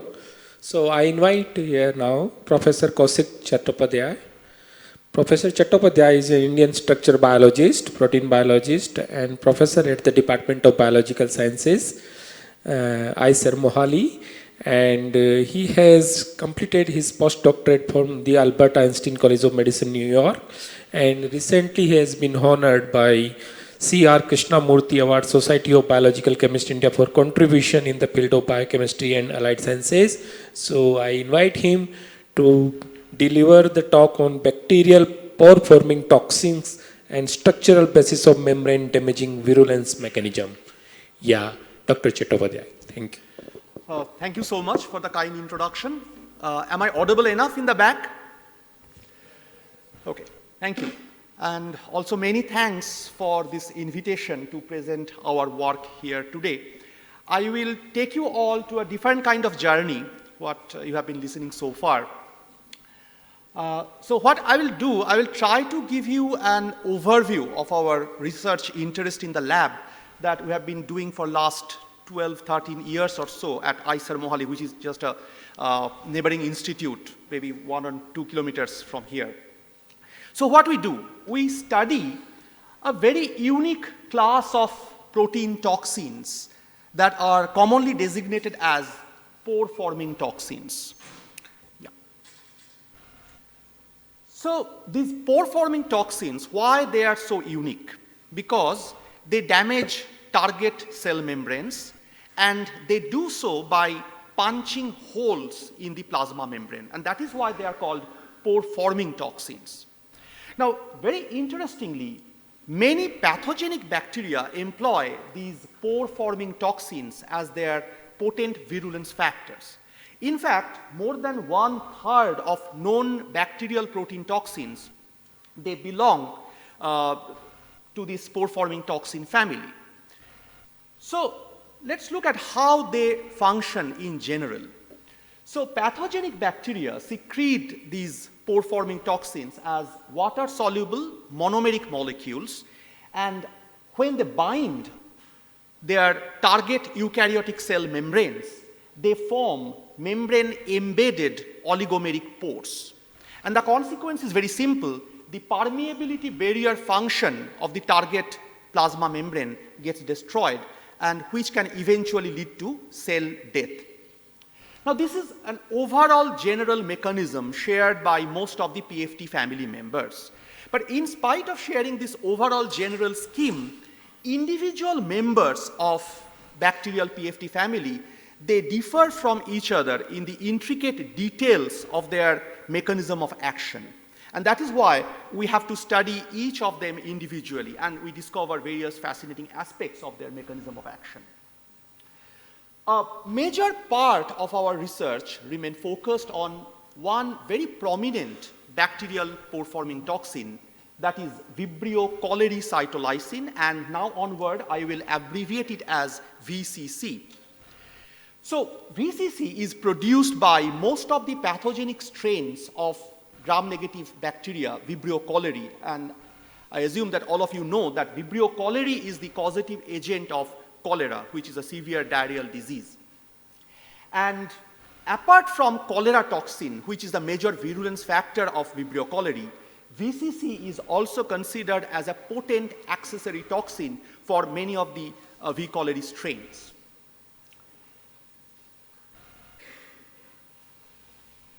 Yeah. Now, how it works? So initially, bacteria secretes VCC as a precursor molecule termed as pro-VCC. And upon secretion and by the action of bacterial proteases, this N-terminal pro-domain gets removed and the mature active form of the toxin gets liberated. And in one of our very earlier studies, we have shown that presence of this pro-domain provides some sort of structural plasticity in the molecular architecture of the toxin, which might be required for efficient secretion and proper folding of this toxin molecule. Now, in its overall mode of action, VCC acts as a beta barrel pore-forming toxin. So, as I mentioned, that soluble monomeric form of the toxin, that is the active form of the toxin. Okay? But when it finds its target eukaryotic cell membrane, it binds there and then assemble into a transmembrane beta barrel. Okay? And in this whole process, what happens, there is a specific motif that undergoes severe structural reorganization. So the central scaffold of the molecule is this so-called cytolysine domain, which harbors this pore-forming motif. And in this soluble monomeric form, this pore-forming motif remains packed against the cytolysine domain as pre-stem motif. And in the course of oligomeric pore formation, this pre-stem motif from all these contributing protomers, they undergo structural rearrangement and then they insert into the membrane and they create this transmembrane beta barrel, which is the final architecture or main functional scaffold through which, membrane gets perforated. Now, apart from this cytolysine domain, VCC also harbors two additional lectin-like domains, which are not commonly documented in structurally related bacterial PFTs, and I will come back to their functionalities little later.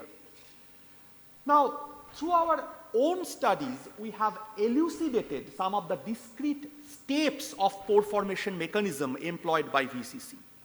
We have shown that monomeric units first bind to the target membrane and then they assemble into a transient intermediate called pre-pore. And subsequently, the pore-forming motifs from this pre-pore insert into the membrane and then it creates the functional pore. Now, in a very recent collaborative cryo-EM studies, we now kind of confirm that indeed VCC follows this overall architecture and in the process of functional pore, it forms a pre-pore intermediate. Now, membrane interaction or binding to target membrane components is one of the key events in the process of pore formation by any bacterial PFT, including, of course, for that of VCC. And through our studies, we examine some of the membrane interaction events that are employed by VCC molecule. So, in one of our studies, we observed that VCC employs a specific structural motif to recognize and bind to membrane phospholipid molecules. And this structural motif is composed of these membrane proximal 3 loop sequences in this molecule. Apart from membrane phospholipids, VCC can also recognize cell surface carbohydrates that are attached to cell surface glycoprotein or glycolipid molecules.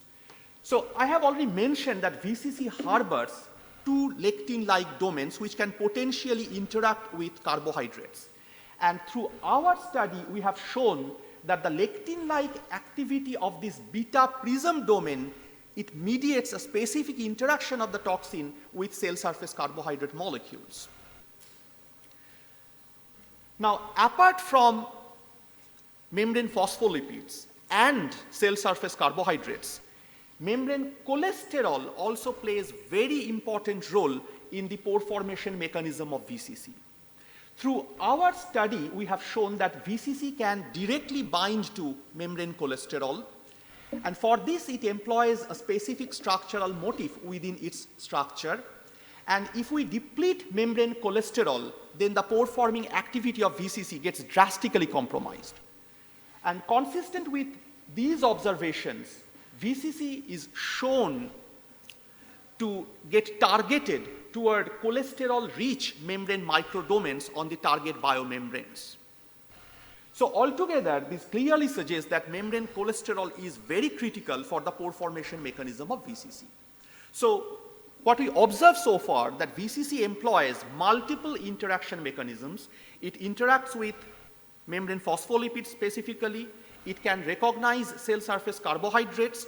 It can also recognize membrane cholesterol. So it employs multiple interaction processes. Now, so far I was talking about membrane binding step. Now, the most enigmatic aspect of any beta PFT structure function mechanism is the structural rearrangement of this pore-forming motif, because ultimately this structural motif creates this transmembrane beta barrel. Now, interestingly, these pore-forming motifs, although they share very similar structural disposition, they share very little or almost no sequence similarity. Therefore, it remains unclear how these pore-forming motif residues are important, or whether they are at all important or not for the pore formation mechanism of the any beta PFTs. So, in this direction, we took our initiative and attempted to explore whether any of these pore-forming motif residues in VCC, whether they play any role in the mechanism of action. So for this, what we did, we first targeted these 4 aromatic amino acid residues within this pore-forming motif. Now, why these aromatic residues only? Because when we compare the structure of the monomeric state of the molecule and final transmembrane beta barrel state, we find that in the monomeric state, these 4 amino acid residues, they remain buried against this cytolysine domain. And in the process of oligomeric pore formation, they get protruded outwardly from this beta barrel scaffold. Therefore, we can expect that in the process of oligomeric pore formation, these 4 residues, they experience a drastic change in their physicochemical environment. And also, to add, we know that for proteins which tend to act on the membrane-water interface, aromatic residues play a very important role in those boundaries. So, what we did, we generated mutant variants of VCC in which we systematically replaced these aromatic residues with alanine. And when tested for their pore-forming activity against biomembranes of erythrocytes or artificial membrane lipid bilayer of liposomes, we find that mutation of this tyrosine 321 residue that resulted in a drastic loss of pore-forming activity. That means this residue is very critical for the pore formation mechanism. Now, interestingly, this mutation did not affect membrane binding propensity, but it blocked oligomerization property of the toxin. So typically, wild-type VCC molecule, it forms these heptameric ring-like architectures in the target membrane. But in contrast, this mutant, tyrosine 321 to alanine, it fails to form similar kind of ring-like architecture or pore architecture in the target membrane. Rather, it formed mostly incomplete and abortive assembly states. That clearly suggests that somehow this mutant arrests membrane-bound toxin molecule in their abortive intermediate state, and they do not allow functional pore formation to take place. Now, careful analysis of the structure further showed that this tyrosine residue is located at this hinge region of the pore-forming motif. And at this site, this tyrosine residue is surrounded mostly by hydrophobic residues, not aromatic residues, but other hydrophobic residues are located at this pocket. So by looking at this structural disposition, we thought whether if we mutate this tyrosine residue, whether that creates some sort of disruption in the structural constraint in this hinge region. Indeed, MD simulation and network analysis by our collaborator suggested that this mutation of tyrosine 321 to alanine affects optimal communication between distinct domains and structural modules in the molecule, and also it affects mutual dynamics of these domains during oligomeric pore formation mechanism. So altogether, it appears that this tyrosine 321 residue possibly maintains an optimal structural constraint at this hinge region, which is otherwise extremely crucial to sense membrane interaction so that it can further trigger this structural rearrangement of the pore forming motif. In fact, a very similar structural disposition of this tyrosine residue or a conserved tyrosine residue within a hydrophobic pocket is also noticed in the structurally related bacterial beta PFTs such as leukocidin F and Staphylococcus aureus alpha hemolysin. So that means that the mechanism that we are proposing here, it is not only limited to VCC, but it may also be operational in the case of structurally related beta pore forming toxins. I hope I'm doing fine with the timing. Okay, now in the same direction, we further explored whether any other residues within the pore forming motif, whether they can impart any kind of regulatory role.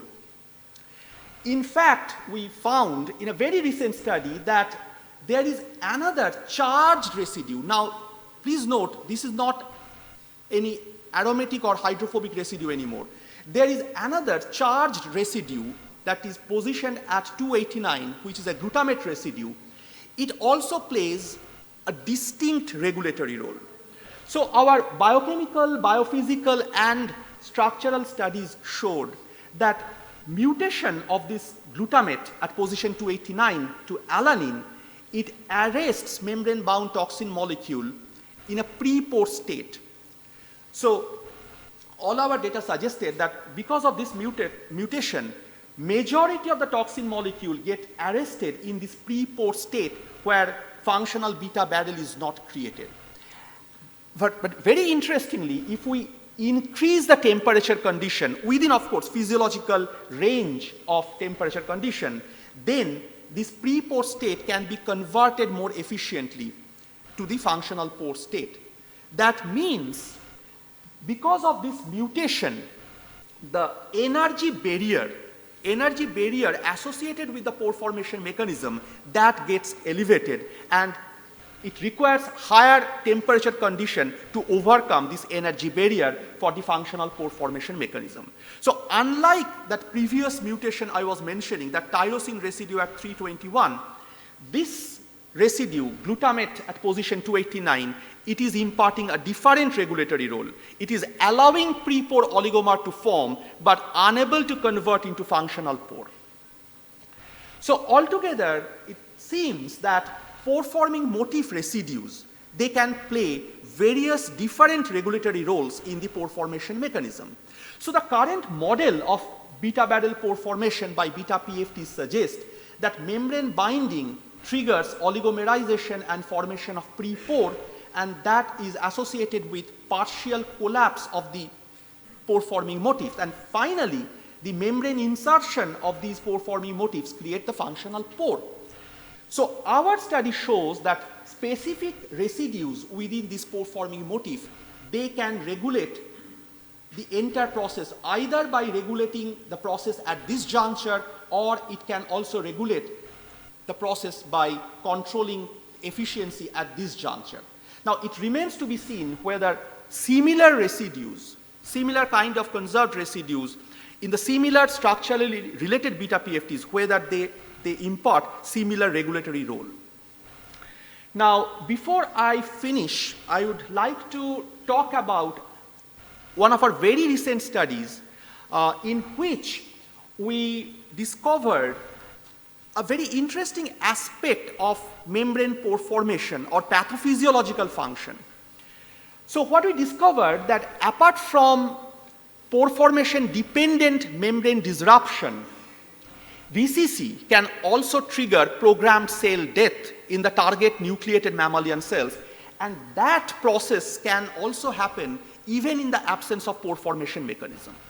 So what we did in this study, we employed two pore formation deficient mutants of VCC. One arginine 330 to alanine mutant and delta pre-stem mutant. So in this arginine 330 mutant, what happens, this mutation results in compromised oligomerization ability of the toxin, so it cannot efficiently form pore. But there is more drastic defect in this delta PS mutant because this mutant lacks the pore forming motif. That means it can no way form transmembrane beta barrel. So consistent with these structural defects, both these mutants showed complete loss of pore forming membrane damaging activity. But very interestingly, these mutants still displayed potent cytotoxicity in the target nucleated mammalian cells. And they also triggered several hallmark features of programmed apoptotic cell death that include DNA fragmentation, caspase-3 activation, and membrane phosphatidylserine flipping. And all these features are also triggered by wild-type VCC molecule. That means these apoptotic cell death or signatures of apoptotic cell death are triggered by VCC variants even in the absence of pore formation mechanism. We further observed that wild-type VCC as well as this pore formation deficient mutant, they could trigger mitochondrial damage in terms of increased mitochondrial membrane permeability, transition happening, okay? And very interestingly, we observed that both wild-type and these mutant variants of VCC, they showed a prominent propensity to get translocated to the mitochondria of the target cell. Now, this is a fascinating observation because VCC or any other beta PFT, they are traditionally known as bacterial exotoxins, and their journey is expected to be limited on the plasma membrane. But here we are observing that it is not only working on the plasma membrane, but a significant population can go to the mitochondria. Now, our speculation is this mitochondrial migration or VCC might be correlated with its ability to cause mitochondrial damage, and that can somehow trigger apoptotic features in the target cells. Now, through our ongoing research, we are currently pursuing this direction, but at least we are happy that this study was very recently accepted in FACET journal.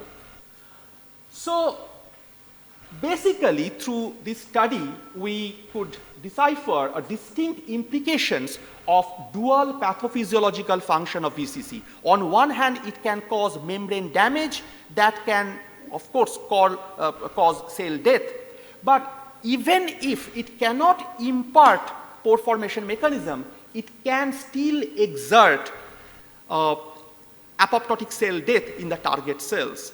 And we hypothesize that these two functionalities might have distinct implications for the pathophysiological responses that are caused during V. coli infection in the host.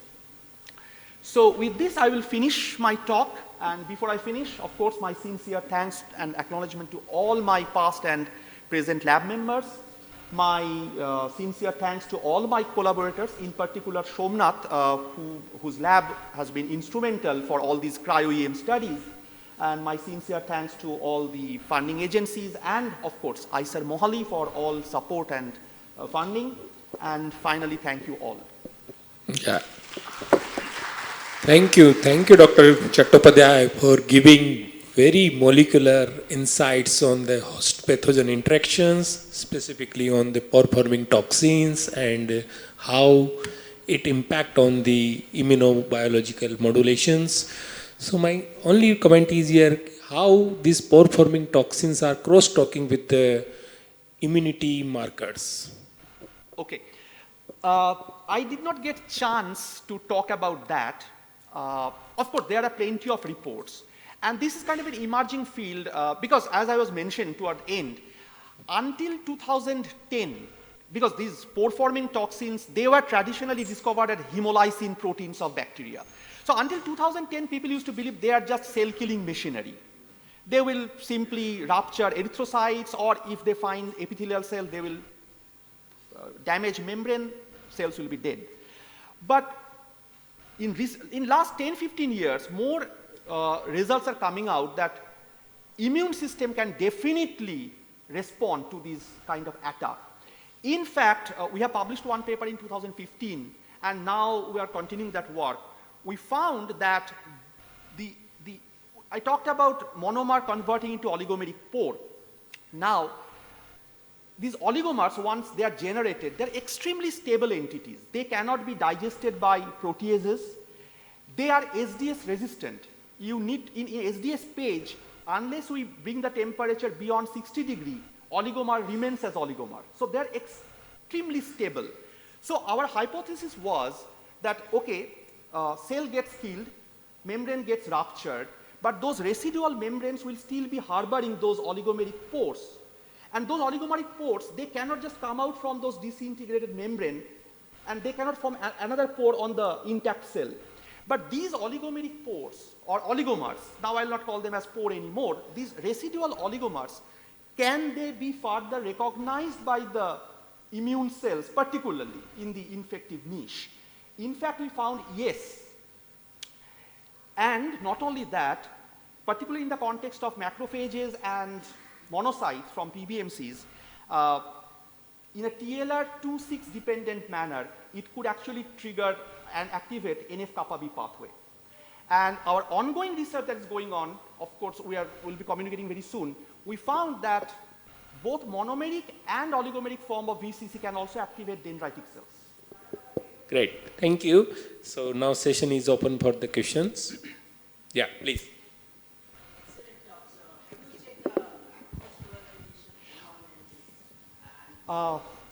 Macrophage polarization we have not started looking at yet, but some initial result, very preliminary result for last 6 months or so suggest that it is still taking it more toward M1 phase, not M2 we have not seen. But just to add, there is another PFT which we are working on, that is thermostable direct hemolysin from Vibrio parahemolyticus. With that we found over time period, initially it triggers M1 pathway, but toward like after 24 hours to 26-hour point onward, it somehow skews it more toward M2 phase. Have you studied any interleukins from this? What types of pro-inflammatory markers, at least in the case of both macrophages and dendritic cells, we found, of course, it releases interleukin 6. IL-6, we found TNF-alpha is definitely yes. Also, we found IL-1 beta production as well. And TGF-beta? TGF-beta we have not checked. Okay. And the last one is that have you checked the ROS production? Because yes, you have checked that. In fact, yes. Okay. Of course, it triggers profound ROS generation. Definitely, yes. Thank you very much.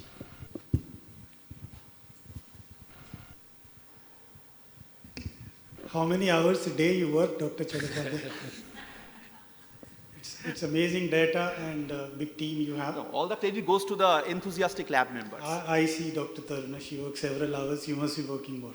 Okay, my only comment is that do you see diagnostic applications of these PFTs, and do you find them like fingerprinting for all different kinds of microbes? To answer your first question, in the PFT field, there is always people talking about these possibilities that if somehow we can impart receptor specificity for cancerous cells or something, then if somehow we can target them or those who are actually interested, whether they can be, but the main problem is these PFTs, they are so non-specific killer, they can kill anything. They just need lipid bilayer.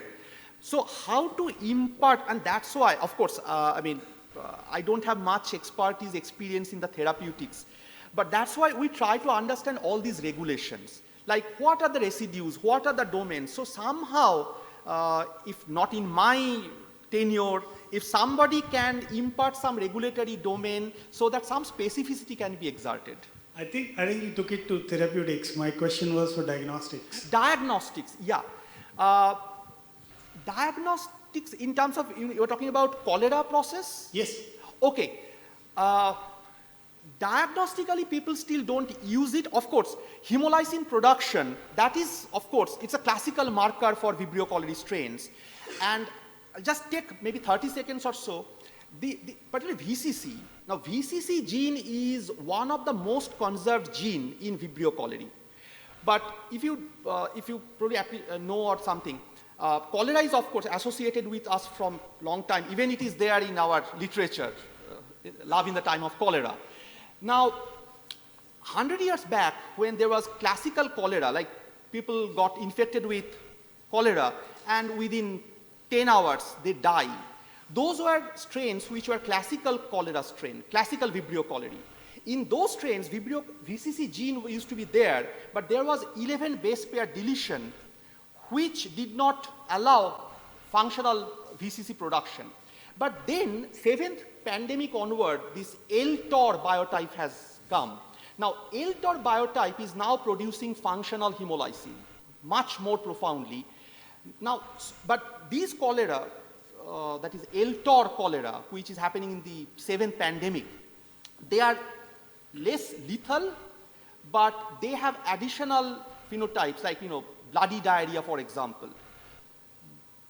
People believe, at least epidemiologists believe, that hemolysin or VCC in particular, it might be responsible for contributing this LTOR virulence mechanism. I think you must explore, because I would just close my comment is there is a wonderful product called Crystal VC. It is being developed in India, and I've been associated with it, and currently it is under WHO pre-qualification, and most of the cholera tests are being used to check the water quality, as our defense forces are into different areas, So it's a very significant opportunity. If this really gives a specific fingerprint like different proteins or this thing, probably there could be a strong opportunity. Sure. Yeah, thank you. Thank you, Professor Chattopadhyay. So now on behalf of the organizing committee, I invite you to receive the memento. Okay.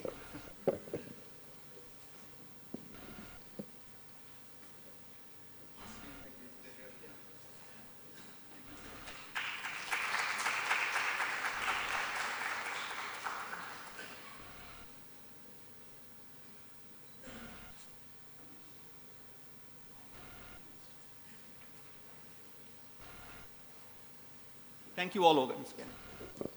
Yeah, thanks.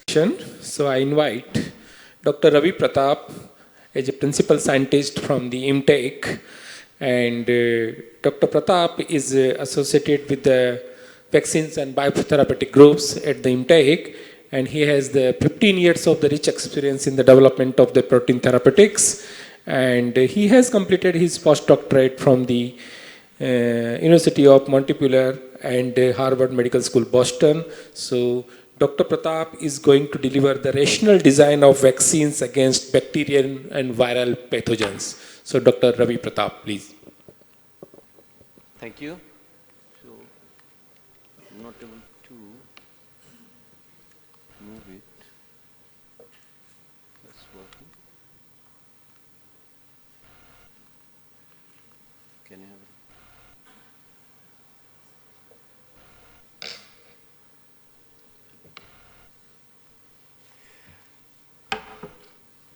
So, thank you very much for your nice remark, and good afternoon, everyone.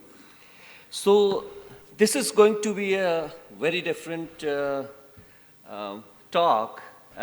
It's a vaccine. It's different, but it's one of the most familiar topic in last 2 years. So, that's the thing. So, I will be speaking about newer technologies. Mostly my talk will be on the translational aspect. So what kind of technology interventions we can use for rapid development of vaccines against bacterial and viral pathogens. So I will be taking a couple of examples of our lab, one of my previous lab and another one in the IMTech, where we have used these newer technologies and generated the proof of concept of vaccines against one of the bacterial pathogen, Staph aureus, and SARS-CoV-2. All right, so this is very interesting picture. So I just want to refresh your memory. Starting from, this is the first event when a vaccine was administered by Edward Jenner. So 1796, when he has taken a blister from cowpox and scratched in the body of a 8-year-old boy, and then he observed that this boy was protected from smallpox. So cowpox and smallpox virus is a similar one, and that's where the concept of vaccination started. And now, almost after 200 years, we are here, where we we had many different type of vaccines developed to tackle COVID. All right, so why we need a vaccine? This picture says everything. So these are the reasons why we need vaccine. And, you know, there are so many emerging and re-emerging pathogens. COVID is placed here, but this is a bit old. Now maybe it's going maybe beyond this graph. But there are so many infectious diseases which require vaccine intervention. Of course, along with the therapeutic intervention, we need vaccine intervention. And this nice compilation I have taken from Martin's lab, where he has nicely shown the, the percentage of how infectious these pathogens are and what are the global incidences of their infections. Looking from another angle, a little bit, philosophical, I will say, that is, it's a continuous, tug of war between us and microbe. It's a delicate equilibrium, I would say. Microbes have different tactics to, overcome us. So like emerging and re-emerging pathogens, antimicrobial resistance, they are newer virulence tactics. Okay, once they have this in their hand, this balance is in their side. Once we have this, so in response to that, we develop new drugs, vaccines, hygiene, sanitation, immunity boosting, etc. So if we have this in our hand, we are in. So this equilibrium is maintained in the nature. Imagine a couple of years back, this was in this side. After the COVID vaccine, so now with respect to COVID, we are again in that equilibrium. A brief about what are the different approach used historically and in the modern era to develop vaccines. So vaccinology is divided into two broad classes. Conventional vaccinology mostly rely on isolation, inactivation, and injection. So this three I approach was used, and mostly in this case, we use whole organism, either it is inactivated or attenuated, and then also the toxide. So three major class of classical vaccine developed through this. Newer generation vaccines are mostly it's a refined approach using the genomic information. So in this case, when the early days vaccines were, there was no genomic innovation, genomic technology were not there. So a lot of things were done in a different way. So here we are using, it's a more refined approach now, whether it is a subunit protein vaccine, virus-like particle, viral vector, DNA, RNA. We have, in last 2 years, we got all sort of vaccines developed for COVID. And these vaccines, basically newer generation vaccines are developed using genomic approach and what we call the modern vaccinology or reverse vaccinology. Why it is called reverse vaccinology? Because in early days, we start from organism and go to the, developing the vaccine. Here we are starting from computer, designing the antigen, and then we are going to the, taking it to all the way to the development and finally. So this is what it's one of the very important intervention in the field of vaccines, where when reverse vaccinology came into picture in 2000 with the first sequencing of the first genome of a pathogen, a very deadly pathogen called Neisseria meningitis, serogroup B.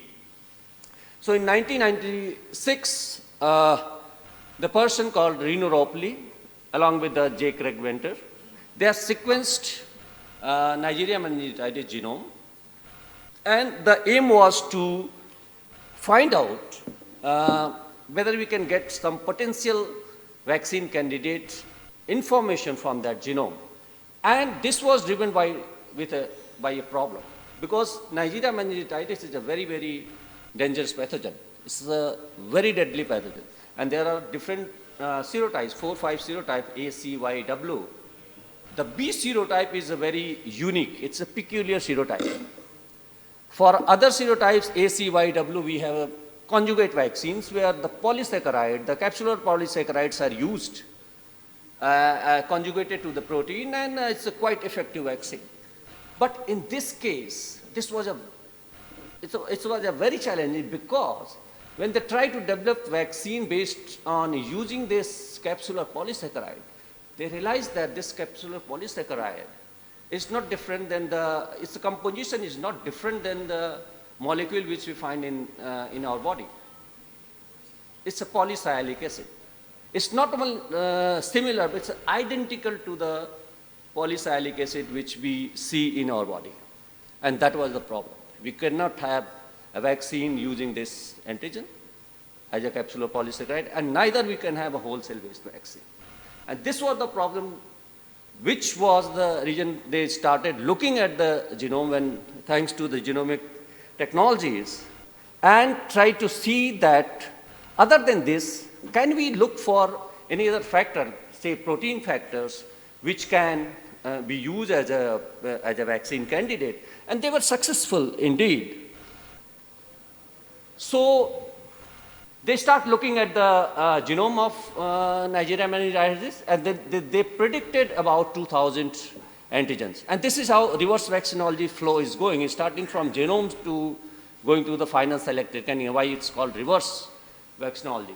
So starting from whole genome, they selected 2,000 antigens, then 600 of them were predicted to be surface exposed protein. To be a good antigen, it's one of the criteria that the protein or molecule should be present on the surface so that it will be accessible to the immune system better. Out of that, 350 were expressed, cloned and expressed. 91 were identified or that actually demonstrated to be surface exposed. So surface exposed 600 were predicted based on the algorithm, but actually when in the laboratory condition, 91 were found to be actually present on the surface. And then out of them, 28 induced bactericidal antibodies. And then finally 3 antigens were selected, and there was another additional antigen, PORA, which was added later.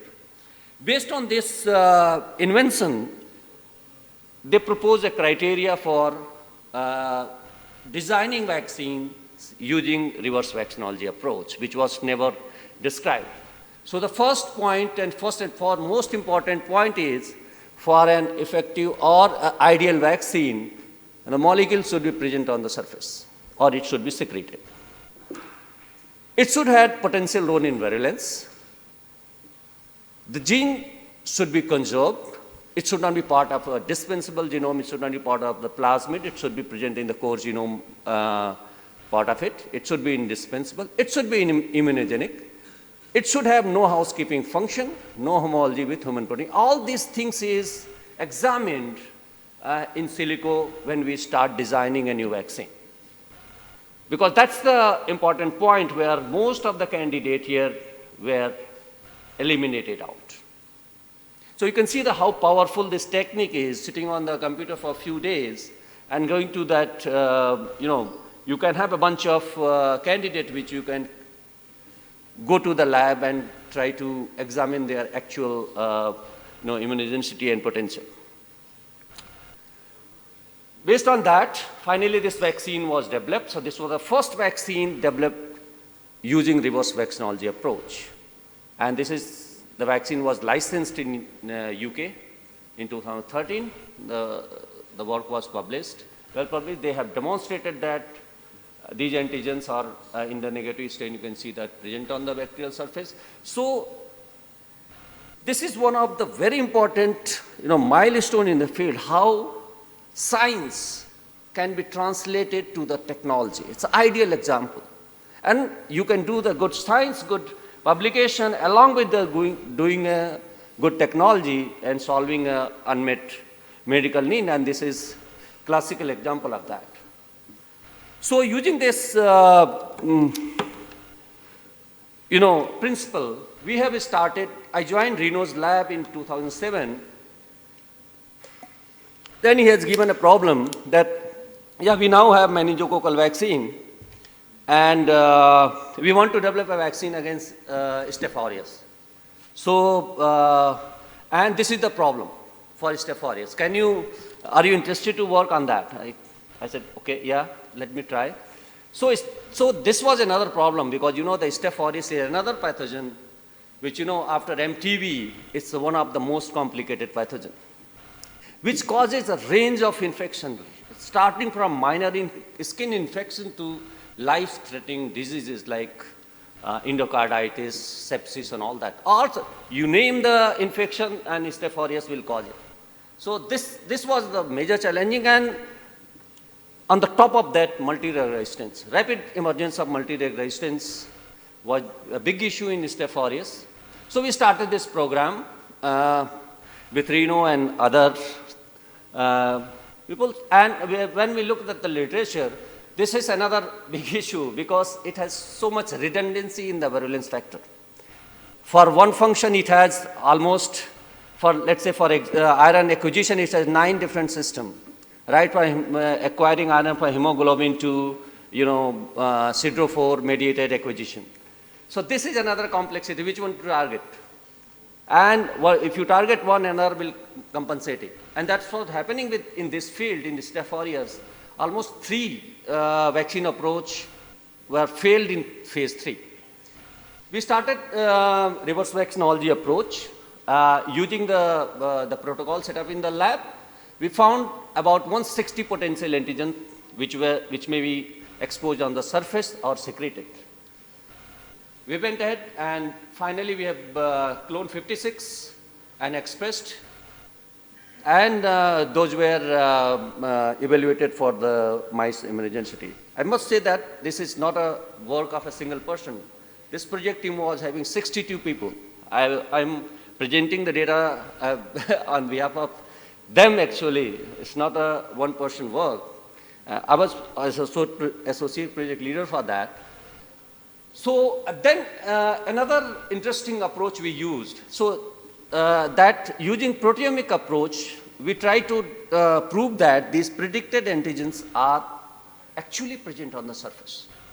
So this is very interesting tool we use in the lab, that we grown the bacteria in different conditions using RN-limited, complete media, defined media, regions of serum, all sort of mimic we can do, which we can predict. And then the bacterial surface was, we did the surface shaving using selective protease. The supernatant was subjected to MALDI, and peptide, recovered peptide were identified mass spec. On the other hand, secreted one, the culture supernatant was subjected to the same way, and we follow that. So this shows that if any antigen is present on the surface, of course it will be cleaved by the protease. Condition is that you have to prevent the cell to lyse. So you use the condition where cell lysis will not be there. However, you can cleave the surface protein. So it's very interesting work which was published in the lab, and we use the same thing. Finally, we ended up in having 4 antigens. I'm not going in detail because it's a very long story. So all these 4 antigens were now selected for the preclinical study.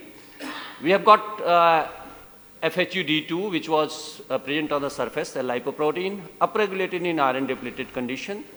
Second antigen was STA11, again it's a lipoprotein, upregulated in mild AST condition. Alpha hemolysin. So this was we were having this talk of the pore forming. It's a pore forming toxin. So we have mutated it, so it's no longer able to make the pore, but it's a good antigen. 2 small proteins, ESX A and B. So these 4 protein combinations we have used for developing the vaccine.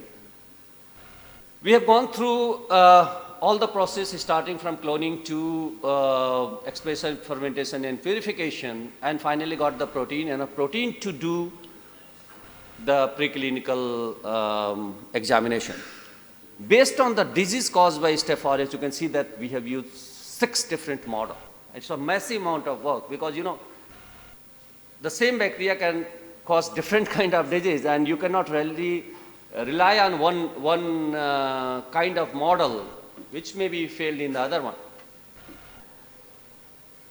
So one of the antigen we did then, once we got this protein purified for R4, then we started, I am just discussing one of the antigen which is interesting, the iron regulated protein, FHUD2. So we tested this in 2 different models, sepsis model and renal sepsis model, and we found that this antigen is indeed protecting mice against staphylococcal challenge. So these are 3 different clinical strains of Staph aureus. So we immunized the mice, 2 doses of vaccines, and challenge 10 days after second vaccination, and survival were monitored, and you can see that antigen is protective. In the kidney abscess, because this is one of the disease manifestation, we can see clearly that as compared to control, we have less abscesses. We tested, we generated the knockout for this gene and tested in vivo whether this gene is having any role in the survival of bacteria in the blood, and we can see that this mutant has significantly, impaired to the blood survival, also in the kidney abscess. So this work was published in 2012 in JID. So this was the first clue and first, role of FHUD in staphylococcal pathogenesis. We demonstrated that. So this was, I mentioned that protocol. We got this protein actually expressed on the surface. So these peptides were recovered. Further, we have crystallized this. That was published in 2013. We demonstrated that indeed this protein, which was predicted to be on surface, is present on the surface. Then we combined these 4 antigens. I'm just cutting a lot of intermediate things. Finally, we combined these all 4 antigens and evaluated in different mice models. We looked for the gene conservation. It's fairly conserved across different, strains, well expressed. And we combined these 4 antigens and evaluated in the mice. Here are different models. Peritonitis model, when we combine it with the, all 4 antigen together, along with the adjuvant, you can see in the upper bar, we get the protection of mice due to immunization. Also in the pneumonia model, this combination worked very well. There were 3 publications for this work. We look at the, abscesses. So this is immune group, this is the control, and this is the quantitative one. So this vaccine is working. We found that this 4 combination of this vaccine work very well, and it can confer protection against clinical strain of Staph aureus using different model. Yeah, so this combination was filed for patent. We in total 12 we got the patent granted finally. So now this vaccine is entering in the phase 1/2, and we are hopeful that there will be something coming out. These are the okay. So do I have? Okay. So I will take 5 minutes for the second story, which is very recent work in our lab. Our lab work mostly on the translational area. We have good setup for doing those translational work. So we started a program in 2020, and where the race for developing vaccine was on. So we decided to go with the protein-based approach. So this was one of the approach that there were no many people working on this approach. So we decided to take full-length spike. So we plan to take a spike full length and express in mammalian cell.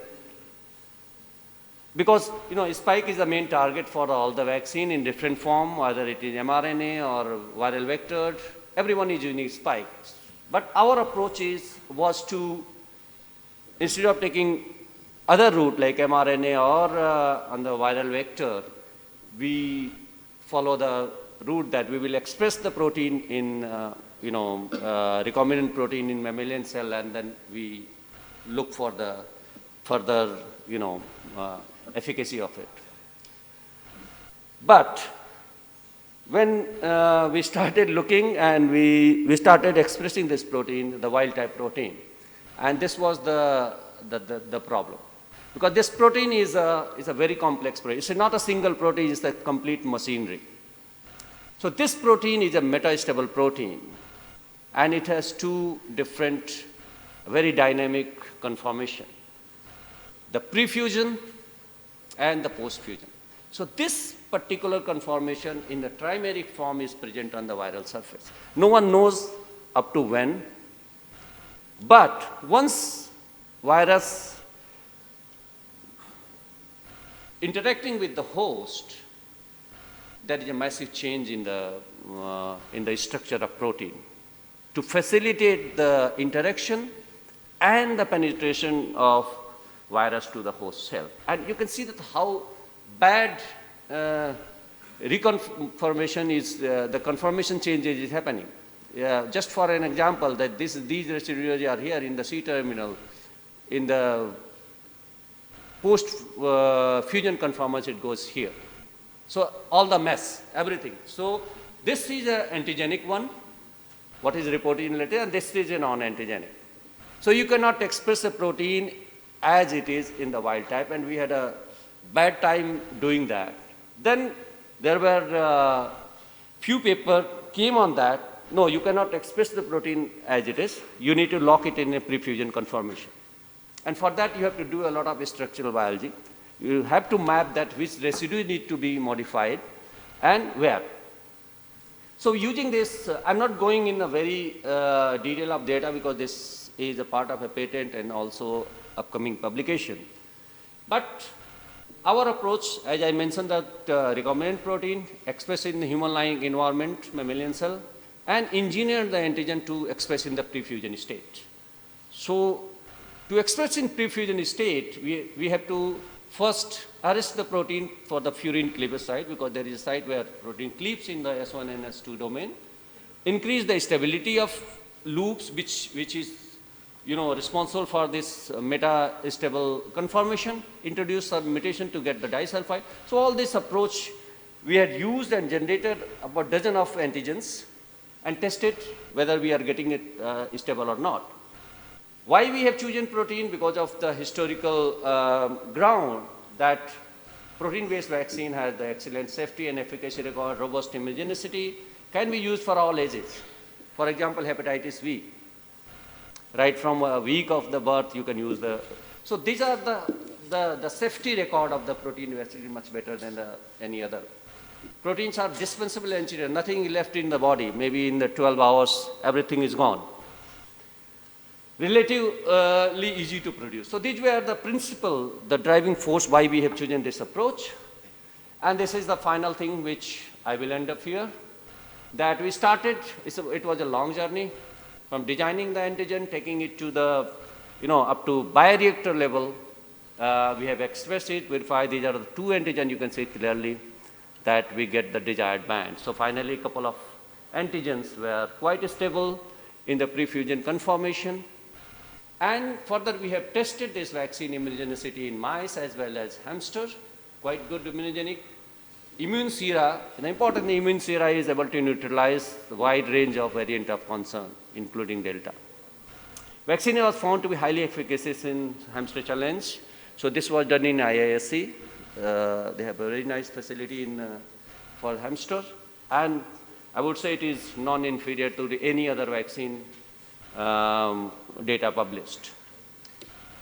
Another important, picture says 1,000 words. So we try to do negative stain. We wanted to see whether things which we have designed is looking like that or not. So you look at this protein, which when we look at the electron microscopy, it looking like that we have the right protein and it is present in the trimeric form. We have filed a couple of patents on that, one on the design, another one is the process development of that. So, and we are in the process of doing the publication. Yeah, that's it. Thank you. Yeah. So Thank you, last Dr. thing, yeah, the last thing, this is, development of a process. This is very important, I missed it, and particularly for students. Process development is a very complex thing. And require a very well coordination from the discovery to the process development division. You can see this. We start from the thousands of molecules. Finally, we end up with the one. And there is a lot of, checkpoints which drives the better coordination with the discovery to the process is the key for the success and rapid development of any molecule. Thank you. Yeah, thank you, Dr. Ravi, and giving the lot of insights on the vaccinology, as well as the congratulations for developing the indigenous subunit based vaccines. And I know the COVID is gone, but I think we are the platform ready. So we are ready for the future pandemic and any infectious disease. So technology is with us. So my only comment is here that you developed the COVID subunit vaccines. Have you compared with this many subunit vaccine which is available in the market in the efficacy endpoints? Yeah, so there is just one vaccine which is now, I think, introduced in UK, Novavax. Yeah. They are using the similar technology, but some nanoparticle based. Antigen design is similar. Primary. And we have looked at their clinical data and hamster data, and we are quite, similar to that, what we are getting. And how it compares with the biological ones, Corbevax? Corbevax also, because you cannot compare with, because I'm ex-employee biologically, so you cannot compare because it's RBD. Yes. But subunit, both. A subunit, yes, and also their adjuvant system is different. They are using alum with CPG. Their data also, I didn't see, looked at very critically on that, but looking at hamster data, in our case, we got our animals sterile we got almost 1 log, below to 1 log at day of 14, whereas in the control, you have 6 logs. So that's the benchmark we have taken and compared with the others. And I think they are in between 1, 2, somewhere there. I don't want to comment on that, but it's yes. Okay, so anyway, congrats, and the seminar is open for any further questions. Yeah, please.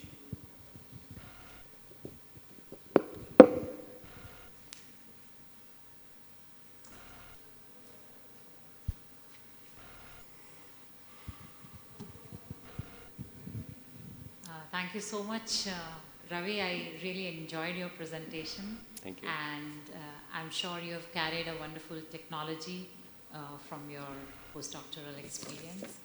So my question was, today we are thinking about inhalation vaccines. So have you thought about that? Converting this subunit protein vaccine, will that work in the inhalation route? Yeah, that's a very important question. Indeed, we have done that. So we tried intranasal immunization, but the adjuvant which we are using, I cannot name that because it's, as I said, there's an unpublished thing. We get good antibody response, but neutralization is inferior than what we are getting intramuscular. So what we believe that if we are right vehicle adjuvant, there is no reason that why we cannot use this protein in the intranasal route and the inhalation vaccine. So that is one of the future investigation which we would like to do, and we are also looking for the collaborator who can help us in that adjuvant side, the delivery system side. So we can make the molecule any molecule, but that side we need. So we are looking for a collaborator who can help us in getting the right things which we can be used to deliver through intranasal routes.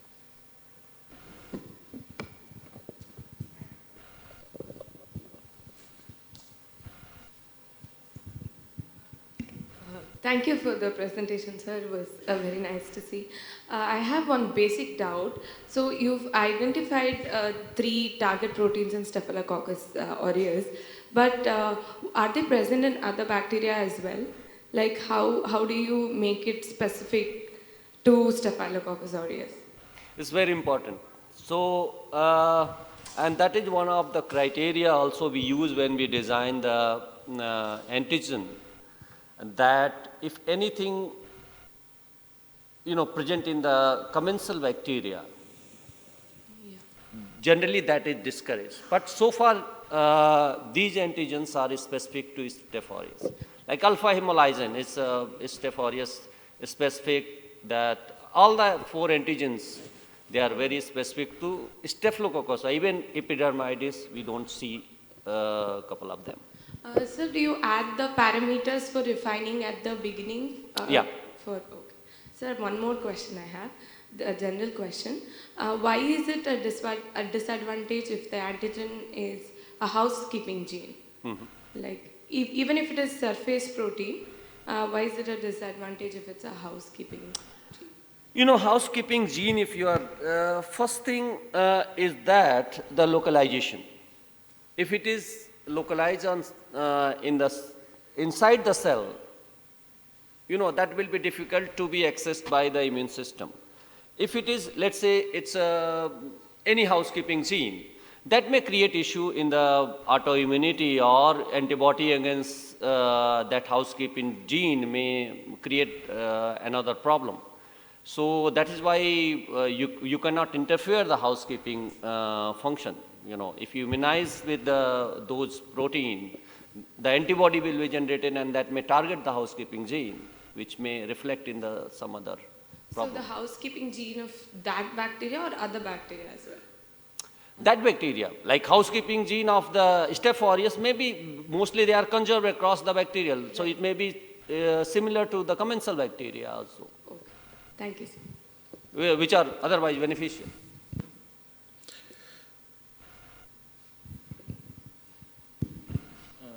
Thank you, sir, for the presentation. I have a very small query. So you use in silico method. Did you apply the rationale also for generating more potential vaccine rather than trying for the all? At that point of time when we are screening, you cannot, you can just look for the signature of protein, whether it can be exposed on the surface. Like for the gram-positive Staph aureus, we look for LPXTG motif, which anchored the surface protein. So the protein having the LPXTG motif potentially could be exposed on surface. Similarly, if it has a secreted signal, it may be a secreted protein. So at that point of time, you just look for these few filters, that whether it is exposed on the surface, can be exposed on the surface, or it is secreted. Thank you, sir. So, thank you. I think no more questions. Thank you, sir. Please. I have some basic question. Like in SARS-CoV-2, it has seen that it has been mutated into different variants. So how this vaccine is effective in a different variants? Is it same or it will vary? Yeah, this I could not explain. The variants basically, there is no variant where vaccine is not effective completely. What variant did, that the protective titer has been increased. For example, to protect the wild type strain, you need, let's say, 1 microgram of antibody per ml. In the variant Delta or Omicron, it has increased couple of fold. So we have. Protection is there. Yes. So protective titer, what all the data says that protective titer for those vaccines has been increased in this vaccine. Protection is there because vaccine works in a very different way. It targets multiple, different ways. There is possible antibody which targets in different way, and the cellular immunity and all. So we need a large dose of vaccine. No, generally vaccine are very different thing.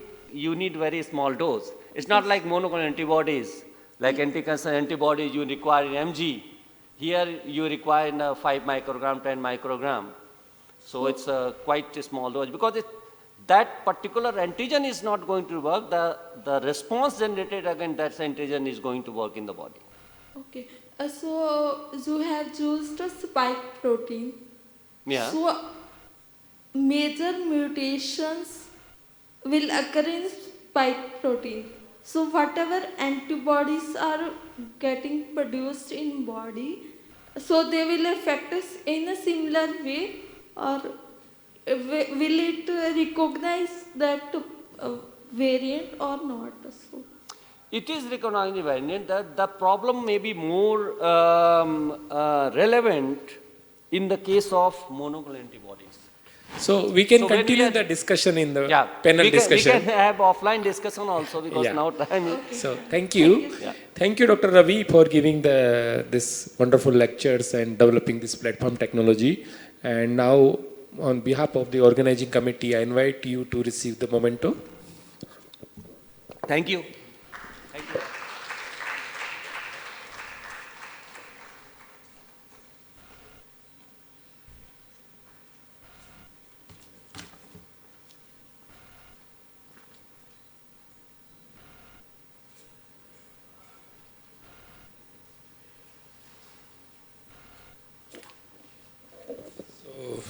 Last session, that is a panel discussion. So I invite all eminent speakers for this session to assemble here for the panel discussion on this immunotherapy and biological session.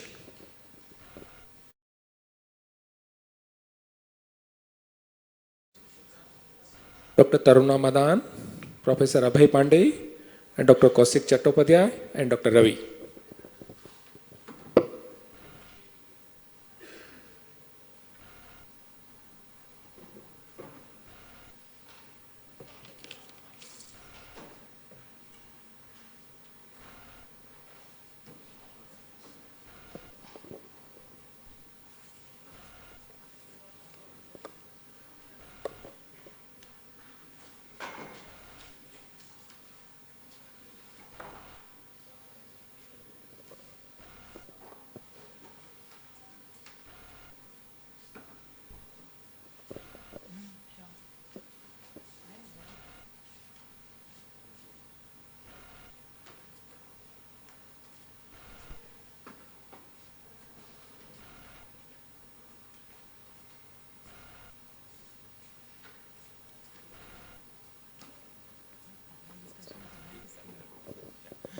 I would like to invite Professor Ravi Chandiran for the panel discussion. Please take this.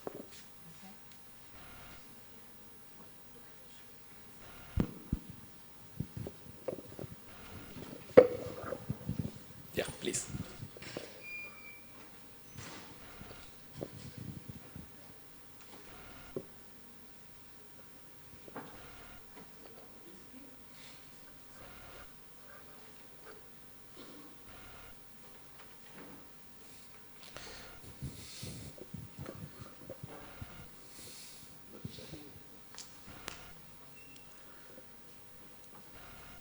Yeah. So the topic is very vast, immunotherapy and biologicals, and the recent pandemic taught us the preparedness for the platform technologies in perspective to have the indigenous technology to fight with such infectious disease. I think in the panel, lot of efforts has been done by the India, and lot of technologies has been developed. So I think we should discuss what are the future infectious disease we should be the technology ready. So I invite comments from each panel how our technology readiness should go hand to hand to fight with this such infectious disease. So Dr. Ravi.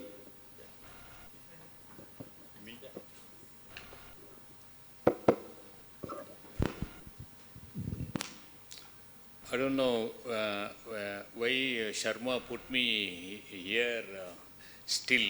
I try to understand and I wish to make it very clear that see the antibodies and the vaccines are very, very important and utility in our country is that very huge. What it is happening currently, it is not very sufficient to attend the requirement.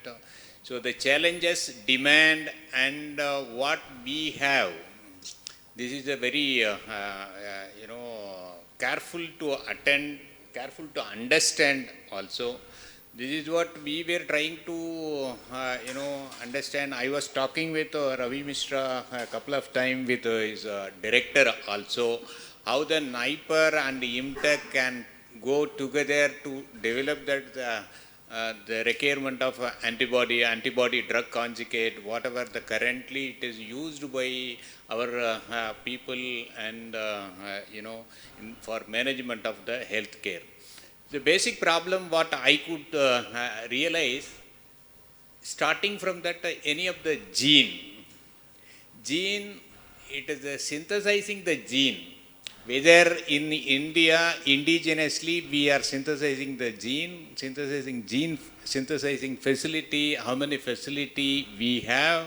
So we are outsourcing from that the different lab. Someone is doing of that the gene synthesis, and then we are cloning, and then antigen productivity it comes, the antibody it is happening. We are testing in that the reality of that the paper aspect.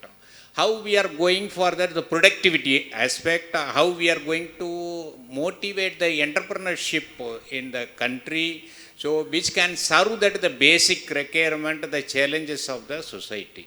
These are the things I have in my mind. I am not expert in this area of antibody or the vaccine, but still Sharma put me in that the certain things. Why you are sitting here? You go and sit and ask that certain. Still, I am happy that if I understand, I am really very happy. Happy in the sense. See, the young people, we are here to really respond. So, what's happening? The happening in the sense, more than 5 decades, these antibodies are in the market. We could not able to do it. I can say that we are in the zero. So why?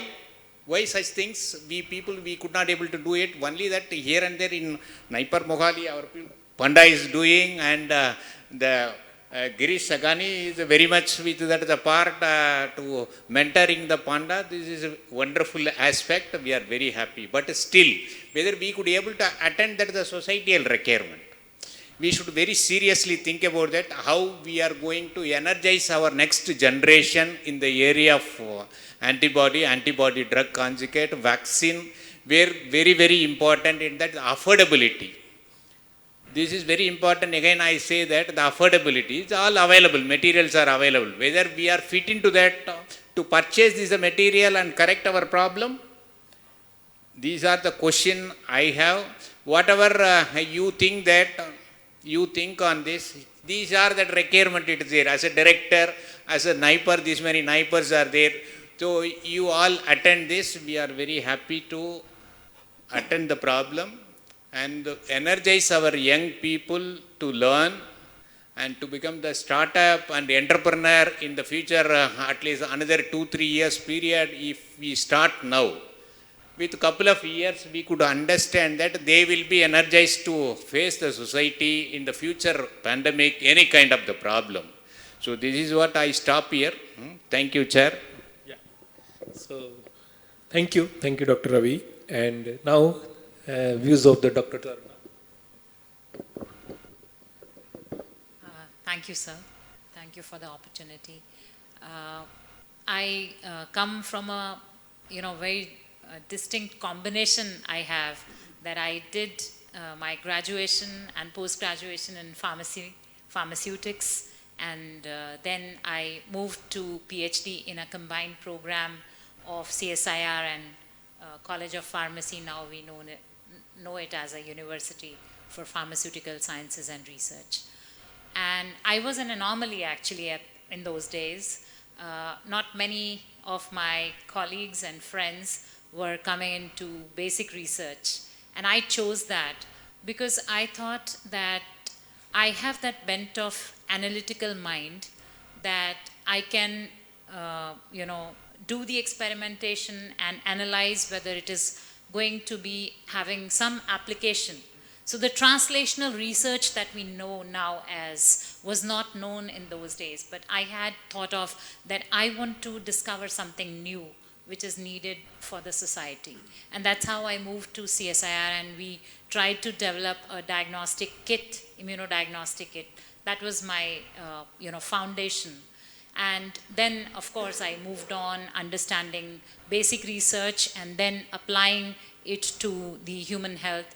We have done experiments with clinical cohorts of women suffering from preeclampsia, and we have discovered biomarkers that are of relevance. We have, first thing was to go for candidate approach. When you know this protein is important or this molecule is important, and you go for that. But now, these days are omics approaches, that we have big data and analysis of big data using bioinformatic tools, and then coming to those authentic targets, because candidate gene approach has a bias. I love that molecule because I had worked on that molecule, so I want to project that is the best molecule.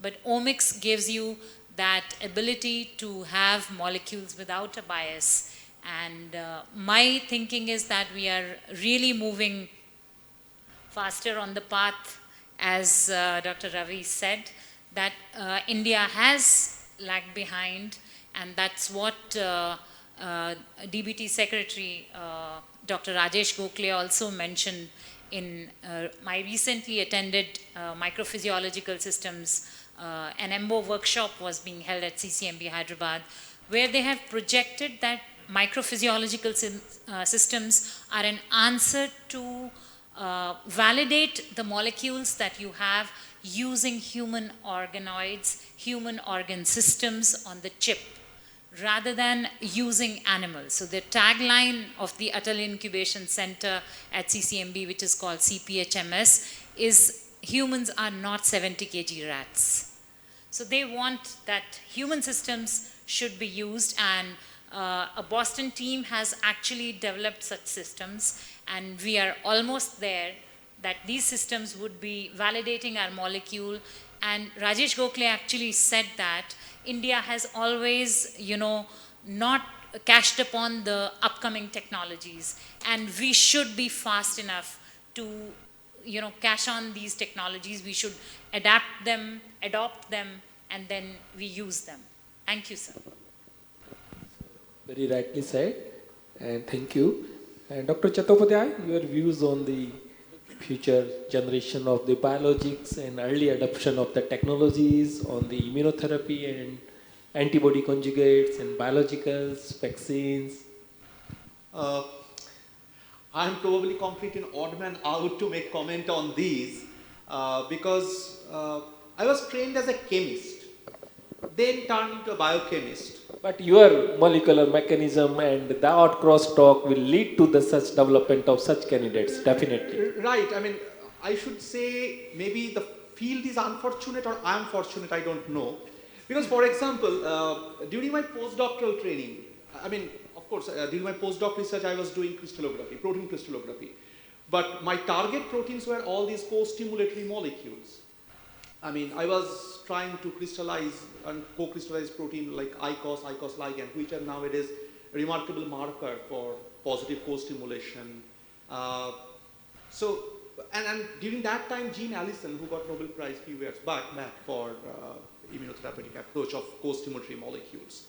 So I always try to look at things from a different perspective. I like to see in that a different direction.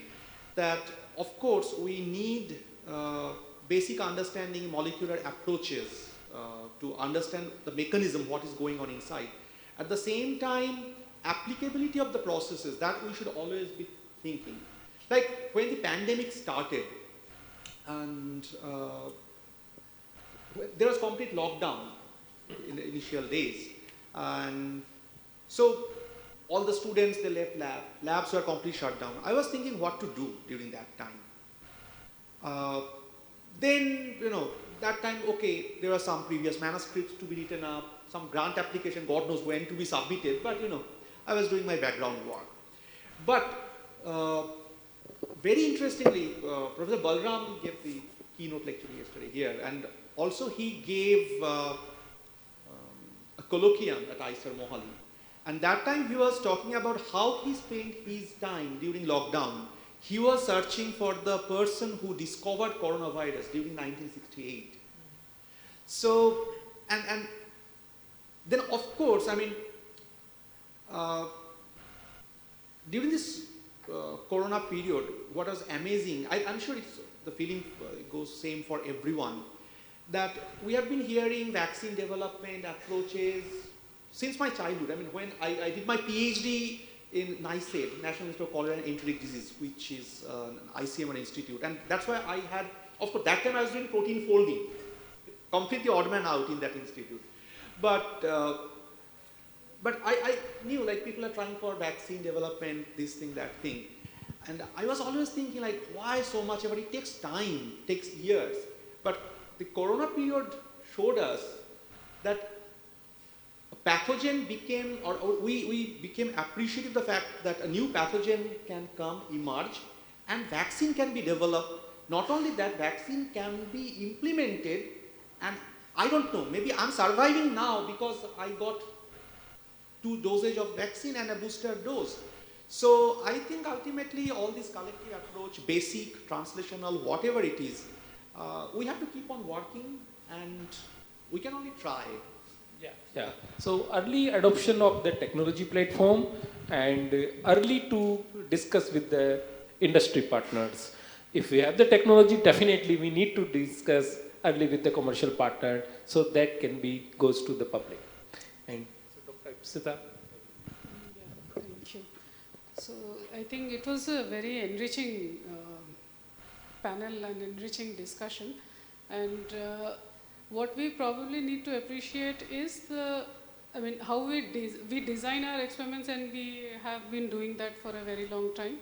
But to incorporate those factors which will help us, like we always say that, okay, so this is what I can do in an academic lab, and that's it. So even if I cannot do it, for somebody else to take it forward, there must be some parameters which should be built into the experimental design so that they can take it forward, that I reach somewhere and then I am told that no, you cannot take it forward because of 1, 2, 3, 4, 5, 6 reasons. So if that can be built into the curriculum somewhere, maybe at the postgraduate level or as a predoctoral course, so then I think it helps to channelize our efforts much better. And this consonance that we are talking of between basic research as well as the applications of it will also become more meaningful. So that is, I think, what I would like to say. Yeah. So you reminded that some challenges like early points to consider for the development of technologies. Like in the morning we discussing about HIS-tag. Majority of the academic lab uses the HIS-tag for the purification purpose. When you go to the regulatory, they don't like it. They hate it. You have to remove it. So coming back to the removal of the HIS-tag, it is again 1-year job. So I think academia has to also consider in the mind what is approvable. Otherwise, all the efforts which has gone to the proof of concept development, which will go in the vain, and in the pandemic type situation, we cannot afford that. So such type of things we also consider early. What are the regulatory requirement in the complete process, because it is a difficult. Biotech is a difficult. It is not easy. You have to be reproducible at every step. So now coming to taking the views. Yeah, thank you. Yeah, I agree with you. Regulatory detail need to be, our students or coming generation need to be exposed to these details, because as a scientist, for example, our biotechnology students, may not know these aspects when they will go into the development of product or process. And this is a very high time when the demand of such actions are needed from all over the nation. We need to have a central framework whereby our students need to be told about various aspects of regulatory affairs which they are going to meet when they will grow as a scientist and take their product into the field. So yes, I agree. Historian tag is one of the examples. There are many thousands and thousands of steps which need to be told to the student, and which also need to be simplified from the government point of view to make the process relatively simplified. I will not say easy. Drug development is not easy, and so that some product can come out of it. Thank you. So, Dr. Ravi, yeah. Yeah, thank you. So, I'll start with Dr. Ravi Chandran's comment, because we have been discussing also on this aspect. First thing with respect to monoclonal antibodies. That's good that we are, word pharmacy, we are pharma, but now it's time for biopharma. And that's where, you need pharma and biotechnology to come together. Otherwise, it will not be never possible. And these biopharmaceuticals are having a lot of issues, particularly affordability. I will take an example of anti-cancer monoclonal antibodies. As Dr. Ravichandra was mentioning that the problem, where is the problem? The thing is, we have to really go in a structured manner. There are 4 or 5 problems in this domain which need to be solved. First, and very important, is the media. Being a part of few committees in BIREC, we have funded so many industries for developing affordable media for cell culture. So that's where academia need to play a role, because all these media are proprietary media. Huge 1 liter media costs 50,000. How you will make that? And the lab working, having less funding, they cannot really do that. So the media component is not a rocket science, and we have seen that so many firms in Pune and other, they come up with good comparable data with the Lonja and Thermo. So that's the one thing where we need to really focus, and government also giving a lot of emphasis on that. So designing affordable media which can reach up to with this internationally recognized media, and they have monopoly in that. So, and second thing is the cell line. There are just 3-4 cell lines used for the monoclonal antibody. CHO is the one, 75% of the MAB are based on the CHO cell line. And there are multiple variants of it. But again, those variants are patented. Thermo, Lonja. They have their own patent and coming with a huge royalty. One cell line which you are using, CHO K1, you can get from 80 cc 1 lakh. And you take CHO S from Thermo, it is 40 lakhs, along with the licensing agreement. And that's nothing. That's we in the fundamental science, we do every day. You look at their vector. It's a dual promoter vector having the SV40 and the DHFR and the DHFR knockout in the host. And that's fine. It's we use those things, but those kind of effort, although all the time this effort is not fruitful, you don't get a very good publication out of it. But those kind of things we do routinely. What I learned during this COVID time, looking at the what kind of dependence we have for the initial material. Take an example of Covishield. That's a viral vector. We always doing that. It's not a rocket science. Express spike protein. We are doing every day for our research, but that is not our priority. So those things we need to to prioritize it. One. Third thing is looking at the industrial compatibility, as you are mentioning just now, that engaging industry in the very beginning is very important. Otherwise, we will be going the dead end. And that's most of the program is going like that. Second thing is that we cannot do everything. We have to be very selective. And for that, we have to look at, very simple is that, because all the monoclonal antibodies are patent protected. And fortunately, these patents are going to expire by 2030. Majority of innovator molecules are going to be expired by 2030. What we do in our group and our lab, we look for the patent which is going to expire in the next 5 years or next 3 years, and to start the work on it, not on the very fancy molecule which, otherwise you will end up nothing. It will be patent protected, you will not be able to do it, even you will not do the sequence.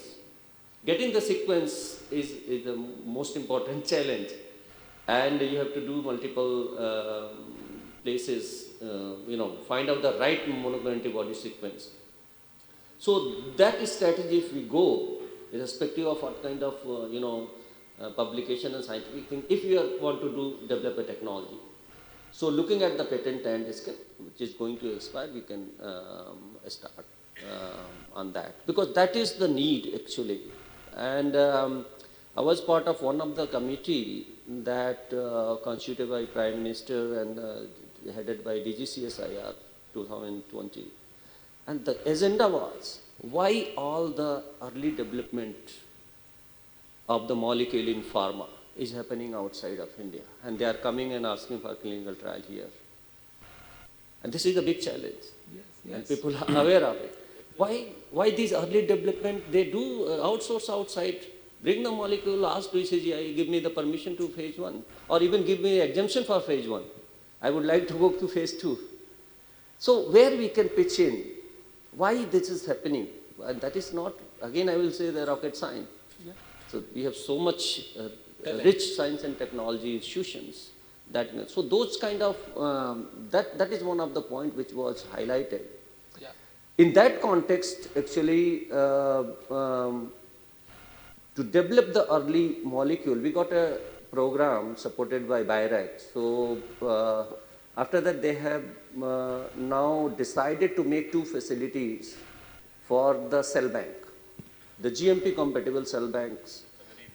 So one, I am leading the program in IMTech.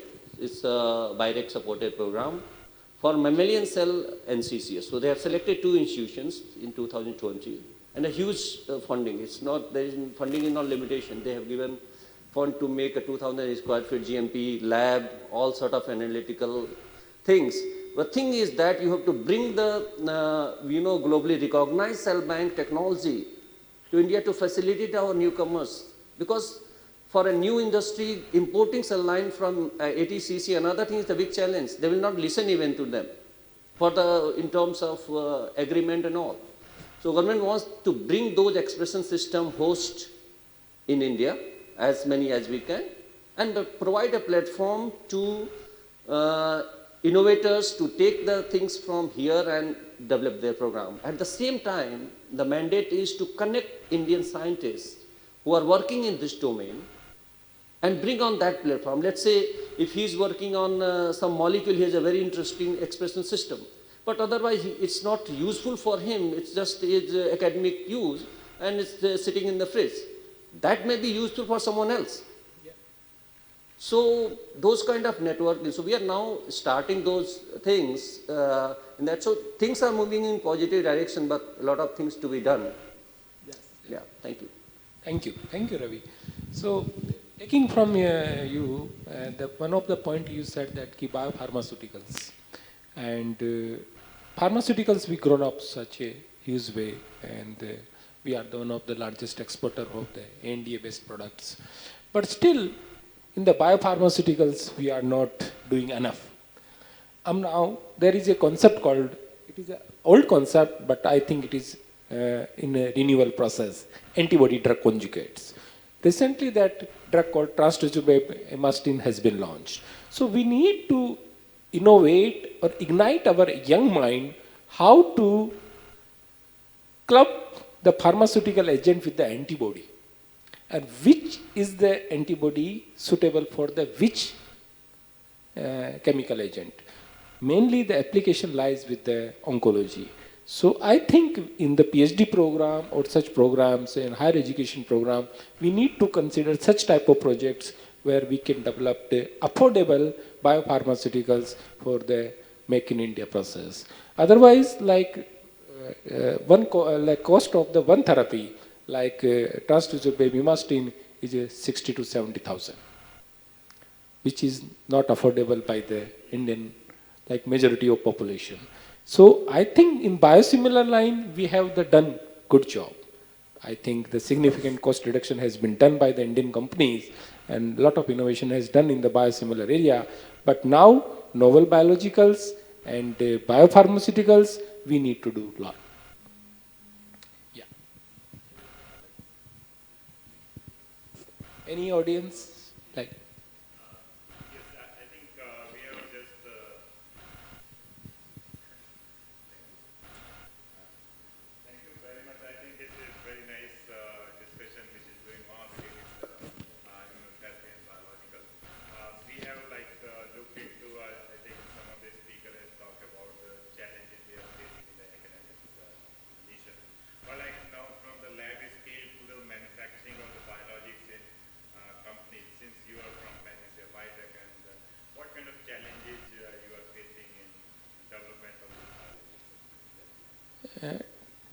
Technically, like in the manufacturing, we need to have the industry infrastructure is always meant early adoption of the infrastructure. So we know that what type of expression system we need to choose and what type of infrastructure we need to have.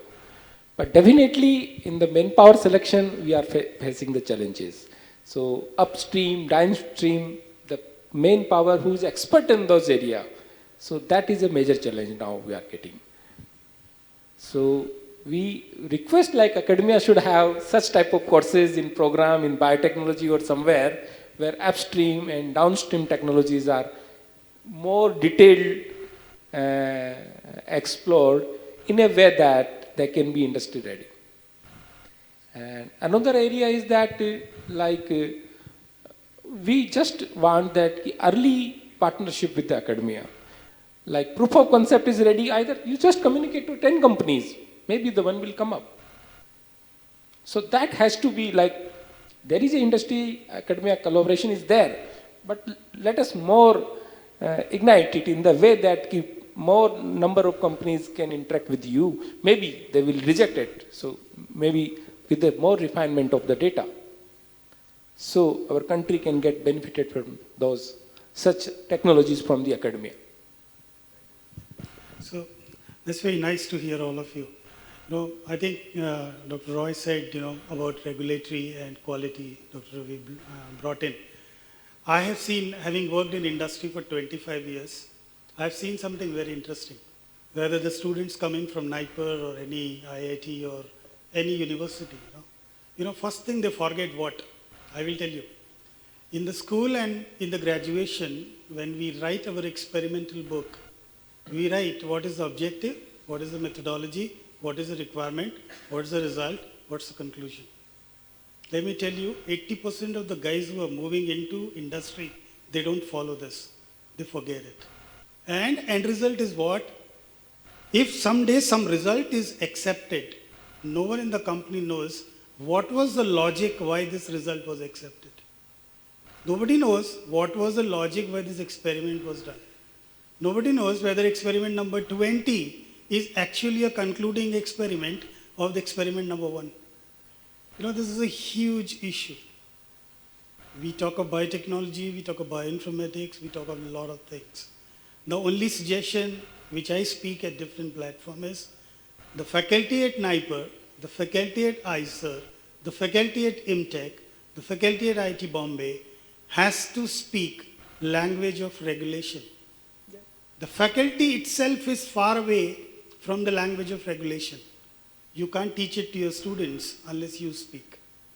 So that is a suggestion that any institution of this strength should bring in that language into a daily discussion. Then only we'll see those turnaround results which we are looking for. Yeah. Just few comments which I had. Yeah, definitely. Thank you. Thank you very much. Any? Thank you, sir, for entire panel that for nice discussion. So, like, it's a submission to the entire panelist in terms of like all of your eminent biologists or immunologists, and I come from a different background, which is not definitely biology. So that's why I'm putting it like I'm working in the interface of biology and engineering. So from that, I realize that now this madam speaks about the organ-on-chip technology, and we are going for environment-friendly solutions. And the affordability, one of the point came out throughout the discussion. So I'm just putting it that in terms of a biological research, like from my own experience of doing some DNA-based diagnostic, we generate a huge amount of plastic waste. So how we can take care, what's your opinion, how we could take care or reduce this? This could lead to one of the issue of environment sustainability and as well as the cost. So if you just speak about that, what's your vision and how it can be taken forward? Thank you. Anything enzymology? Thank you. That's a very, very significant question which you have asked. And this is something the diagnostic industry is thinking about. Why it's so? If you look at COVID, if you look at swabs, we have generated billions and billions of plastic swabs. We are generating billions and billions of plastic acids. And now the world is moving into it, right? And this is what we just started thinking. Let me tell you, nobody's working on it. The first solution is biodegradable plastic. That's the first solution. But the advantage here also is that most of this bioinfectious plastics, which gets into diagnostics, also goes into incineration. So the mass is reduced. What we really see, it's look big when it goes into production. But as a matter of disposing it, it gets into incineration by way of essentiality. Yes, all the self-testing, like for example, if you talk of pregnancy testing or if you talk of self-testing of COVID now, yes, there is a big challenge. It's getting into municipal waste. Yeah. It's not getting into hospital waste. So that is one of the challenges. Exactly. So there are two things which we are working, we are working with Tata Steel Limited. I'm a consultant to them. We are working on a material where if we can bring this plastics which can be biodegradable. Right? It's a long journey. It will take a long time, but very, very significant question raised. Yeah, thank you. Yeah, I may want to add it. Yeah, I absolutely agree. See, this plastic pollution is a really big problem for mankind, not only for us, and an attempt to provide some solution to this is going on throughout the globe. As sir said, biodegradable plastic, limited use of plastic, a substitute for plastics. So things are working on this because we realize that we are damaging the climate very recently. Earlier we were exploiting like anything. We means as a human. So whether by using a reserve fuel, that is a problem. Plastic pollution. There are so many disciplines. And what I read is, government across the globe, they are getting serious now and realizing the importance that we are destroying ourselves. Measures have been initiated. But unless and until it comes to the grassroots level, individual entity on this globe, if they do not know what they are damaging by their actions, I think percolation of information and knowledge is also going to play an important role. So yes, plastic pollution is a global problem and people are looking for it and hopefully we'll find some solution to it. Thank you. Thank you. Any other point?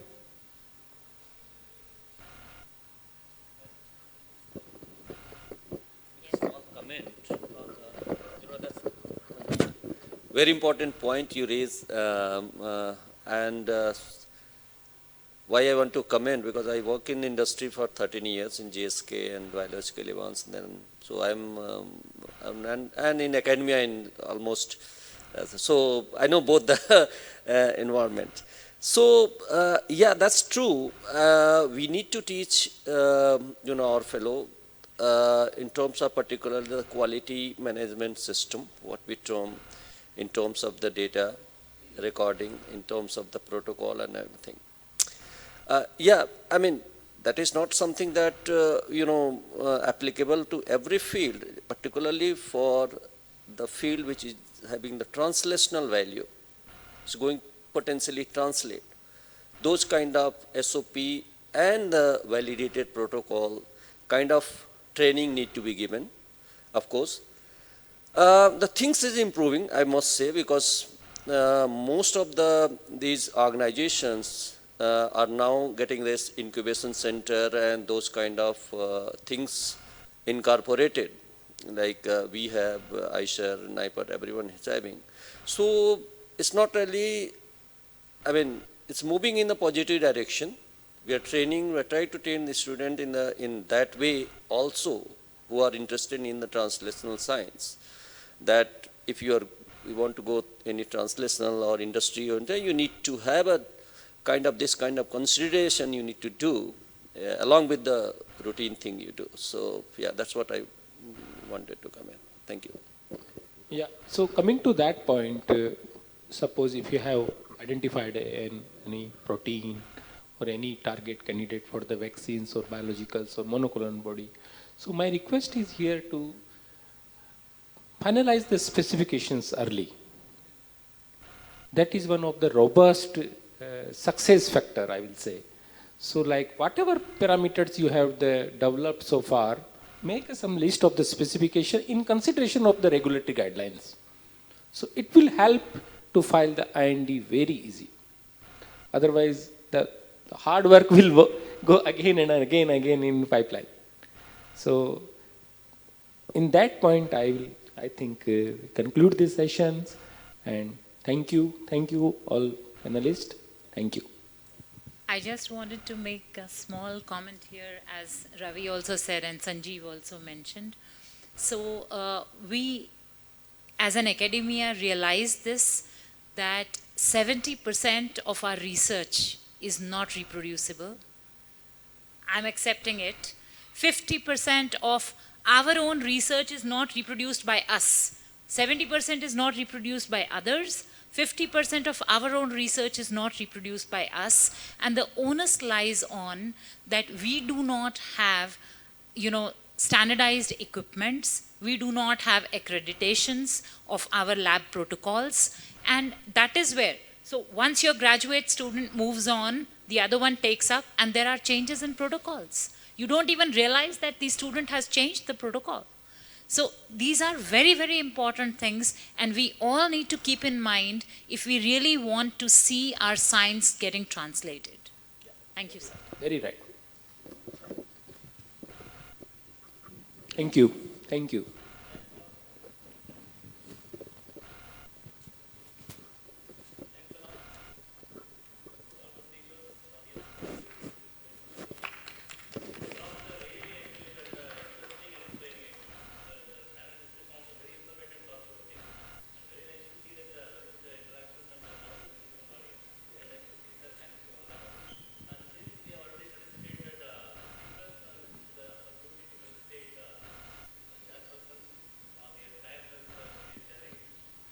More enthusiasm. Thank you.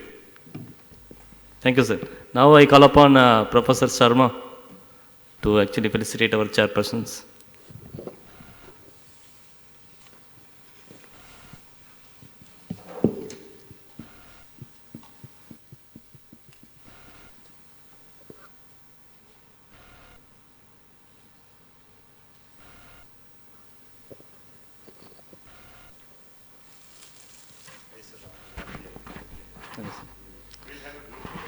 Yes.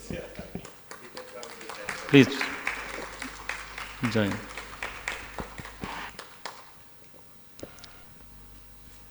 Thank you, Dr. Jain.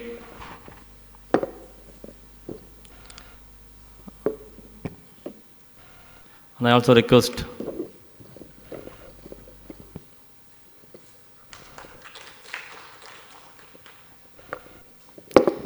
So I also request Director Kolkata to felicitate our co-chairperson, Dr. Ipsita Rai.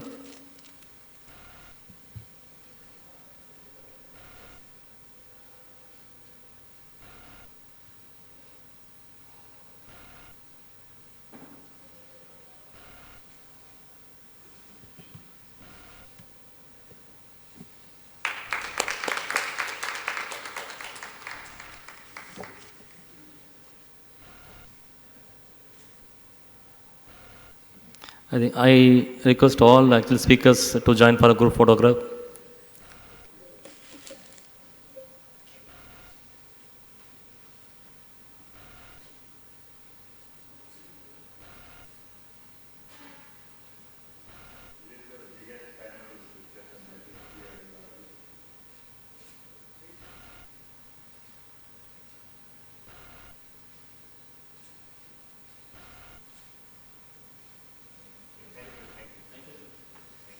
Thanks for all of you. So before breaking for the lunch, actually, I would like to make a small announcement actually to the participants sitting over here. Please convey to your friends also. You are requested to collect your certificate from the Friday evening up to the Saturday evening from the certification committee desk. You can pass it on your friends also who is hearing. Okay, I will make the announcement afterwards also. Thank you. I thank all the audience. I think everyone becoming hypoglycemic. Sorry for that, actually, for the delay lunch, actually. So I invite all of you for the lunch, please. Yeah, thank you. And we'll meet at 2 o'clock, actually, sharp for the next session. Actually, that's also going to be very interesting on pharmacoinformatics and artificial intelligence in this particular hall. Thank you very much. On pharmacoinformatics. It's a topic which NIPER Mohali started across the world first time, and graduating many students, at least 20 every year at the master's level. This session we have 4 speakers, and I shall be Professor Rebecca Wade is the first speaker. She studied at the University of Oxford, and then she carried out research as a postdoctoral fellow at Houston as well as Illinois. And then she took up position at Structural and Computational Biology program at the European Molecular Biology Laboratory. So since then, since 1990s, we are aware of her research work. Professor Wade and myself bumped into many conferences in India as well as in Germany. We attended similar conferences on computer-aided drug design as well as computational biology and many other things. I had an opportunity to visit her laboratory 2 times already at the HITS Heidelberg. She has a collaboration with our Professor Sangamwar. A very interesting collaboration is in progress. And one of our bright students from our place, Dr. Prajwal Nandrekar, he went and visited her lab and contributed, and she liked Dr. Prajwal very much and his work. So thank you, Dr. Wade, for making it to come here and gracing this occasion. I request you to present your work. Okay. Thank you very much for the kind invitation. Shall I use this one? Okay, thank you. Yes, and so thank you for the introduction, and thank you very much to the organizers for the invitation to come and speak here. I'm going to tell you a bit about what's going on in Heidelberg, at Heidelberg Institute of Theoretical Studies, where I have my research group, as well as University of Heidelberg. So I'm going to be talking about our simulation efforts to look at the interactions of drug molecules with polymer excipients, protein crowders, and target receptors. So these might seem quite disparate subjects, but I hope you'll see how they all connect by the end of my talk.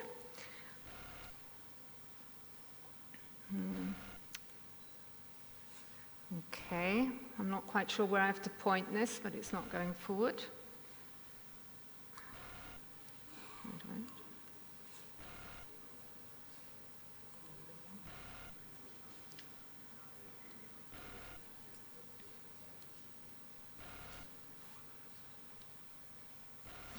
I've tried both, so it doesn't work either, sorry.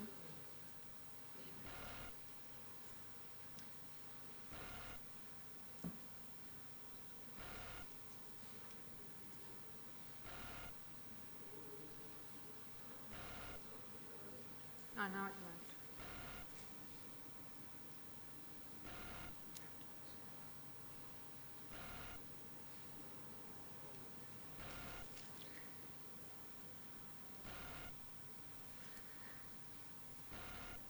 Okay, well, I'll just keep talking, I think. So the usual starting point for our work is a protein structure. We usually look at protein interactions that can be with drug molecules or other proteins. The structure can come from experimental data or increasingly from predictions. As you probably know, there's been huge advances in the application of deep learning approaches to predicting structures such that we can now have a much bigger array of potential protein structures that we can tackle and study with protein structure-based approaches. And one of the applications for studying these structures is structure-based drug design. And I'm going to start at some point when my slides go forward to give you an example of a recent structure-based drug discovery project that we've done, and then show it how it connects to dealing with these other topics.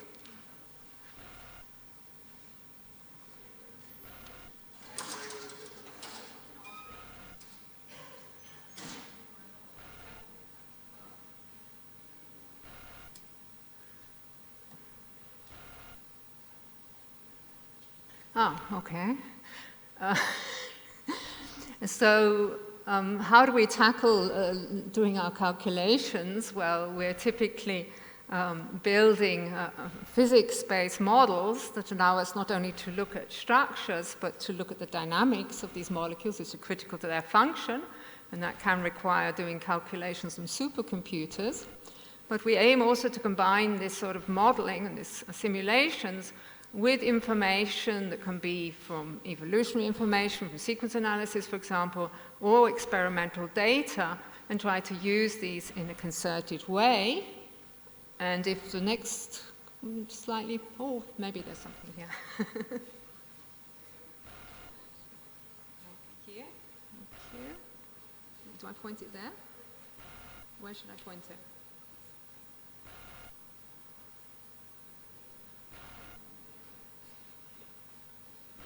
In the middle of the screen. Okay, and so, yeah, we, as I mentioned, combining with experimental data, and of course, with human interaction is critical to all of this. And so we try to aim to do sort of a data-enhanced, multi-scale molecular simulation work. Multi-scale because the motions and the both in spatial and temporal terms of biomolecules are really cover many, many scales. So let's see. Now, in addition to thinking about how, say, a drug is going to interact with its target, if we're going to have an effective drug, we want to think about other properties too. And so we also we're basically trying to go for to develop a molecular level understanding of drug kinetics through molecular simulation. And so we are, for example,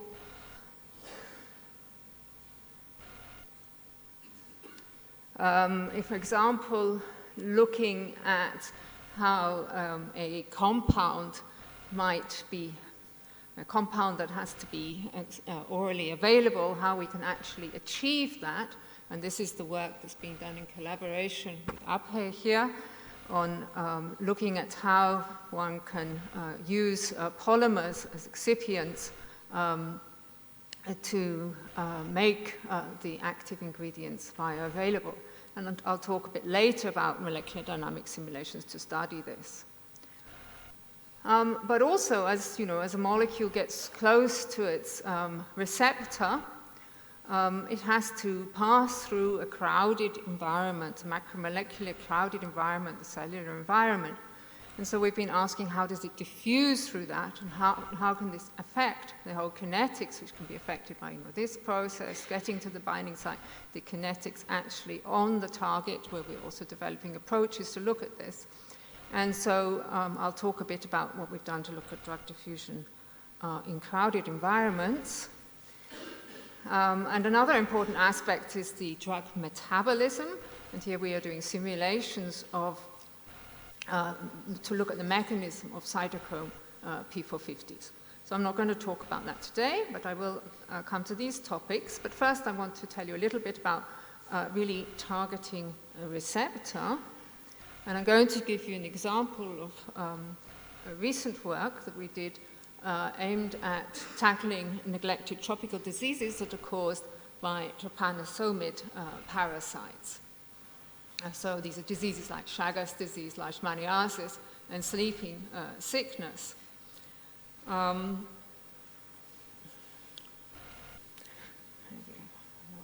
can't escape from the microphone. Okay. In order to tackle these parasites, we have targeted a particular enzymatic pathway, the folate pathway. So key enzymes in this, dihydrofolate reductase and thymolate synthase, and the well-known inhibitor is methotrexate, which is used as obviously as an anti-cancer agent. But noticeably in these trypanosomids, there's an enzyme called pteridine reductase 1 that can, when this enzyme, dihydrofolate reductase, is inhibited, can catalyze a bypass reaction, and so it can overcome this inhibition. So in this study, what we wanted to do is actually design an inhibitor for this enzyme, which you don't have an equivalent enzyme in humans, so it's a good target for having specific antiparasitics. But at the same time, we also want to inhibit the other parasitic enzymes without inhibiting the human ones. So if we think about, say, in the case of leishmania, we might have the parasite here inside a human cell, and we want to target the pteridine reductase, the hydrofolate reductase, the thymolate synthase of the parasite, but we don't want to target the off-target human dihydrofolate reductase and thymolate synthase. And so we have the problem of basically a multi-target optimization.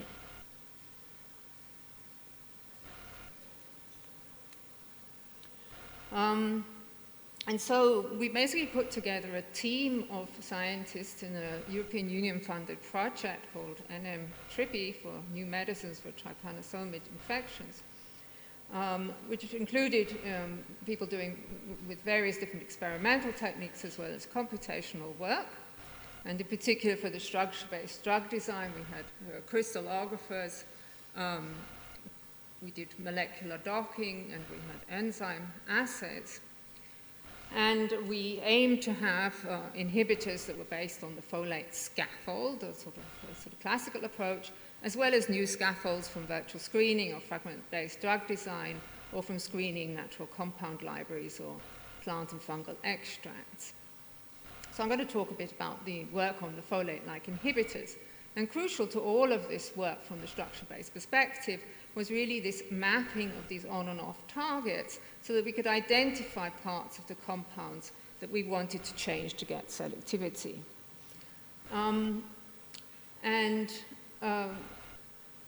We developed a pipeline in order to do a systematic mapping of these on and off targets, including sequence alignment, structural alignment, analysis of all the interaction networks, and the conformational variability of the binding site. Here you see the superposition of crystal structures. You can see there's quite a lot of dynamics in this binding site, and we looked at this with our tool for exploring transient pockets in proteins.